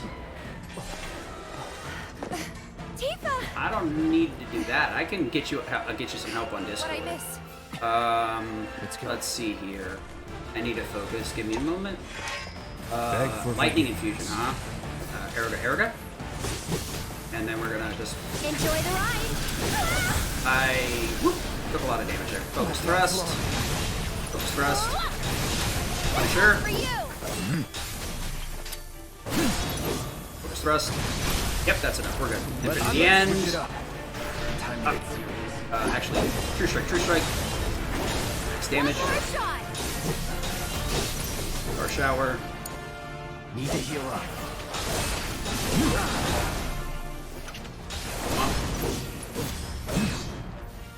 I'm gonna... Shit. Oh, the that's my fault. Oh! Kidoki, that's a weird way to end the run. This is a 503. Classic, huh? Sure. We can get you some help. Just give me a minute here. I need to arrive Cloud, because I'm not supposed to let him die. It does look like putting barrier on definitely nerfed the limit gain. Come on. You have Arise for Cloud. Era Thunderga. Kept you waiting? Thunderga again. Could we switch to Cloud? Ascension, please. Gotta give it my all. What a dumb way to watch the end of a run. Okay. It's a 30-second PB. I guess I'm hitting a wall for sure with this.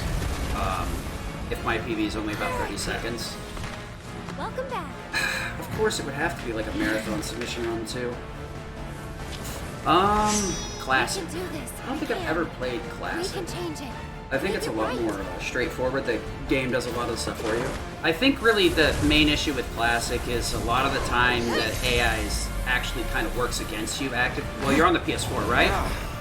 The PS5 version, the AI really kind of screws you over more often than not. Let's see here. Chapter 3 is side quests. And then you have a couple of bugs to deal with. A lot of those are easily dealt with. So you should have Iron Blade, so you have access to Triple Slash. That's a good way to take out a lot of enemies all at once.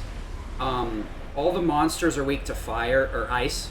All the humanoids are weak to fire. Here, let me actually stop my local recording in a minute.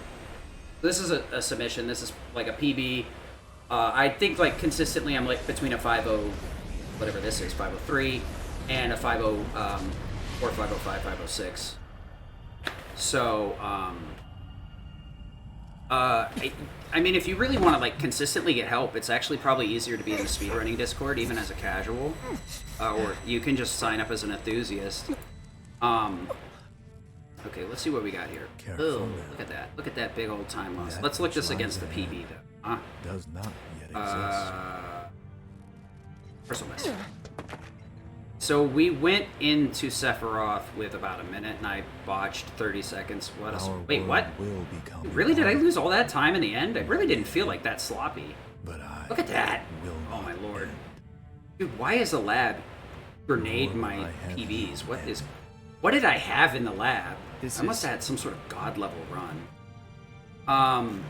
Yeah, it is. The edge of creation. I mean, really. Snow. Cloud, lend me your strength. I don't really respond much to the messages there. That's why I'm trying to say that Discord's probably better. Or if you want to be in my chat, I can also help you because I do runs Friday, Saturday, Sunday, and I'm more than welcome. I'm more than happy to help you with getting through the game. I want people to enjoy this game as much as possible. But yeah. I think we can save time with Synergy, you're probably right. We just need to... What we could do is force Tifa to stagger a few Whispers. Honestly, all we have to do is have her stagger 2 over Barret. So, instead of doing True Strike, I should do Star Shower in both phases for the blue one. That'll give her the limit. Actually, PB sufficient. I'm very sorry for kind of getting distracted here. This is PB, so it's my brain's kind of like all over the place. So this is what a good run looks like for me. These are pretty consistent, I'd say, within 2 or 3 minutes. I mean, look at it.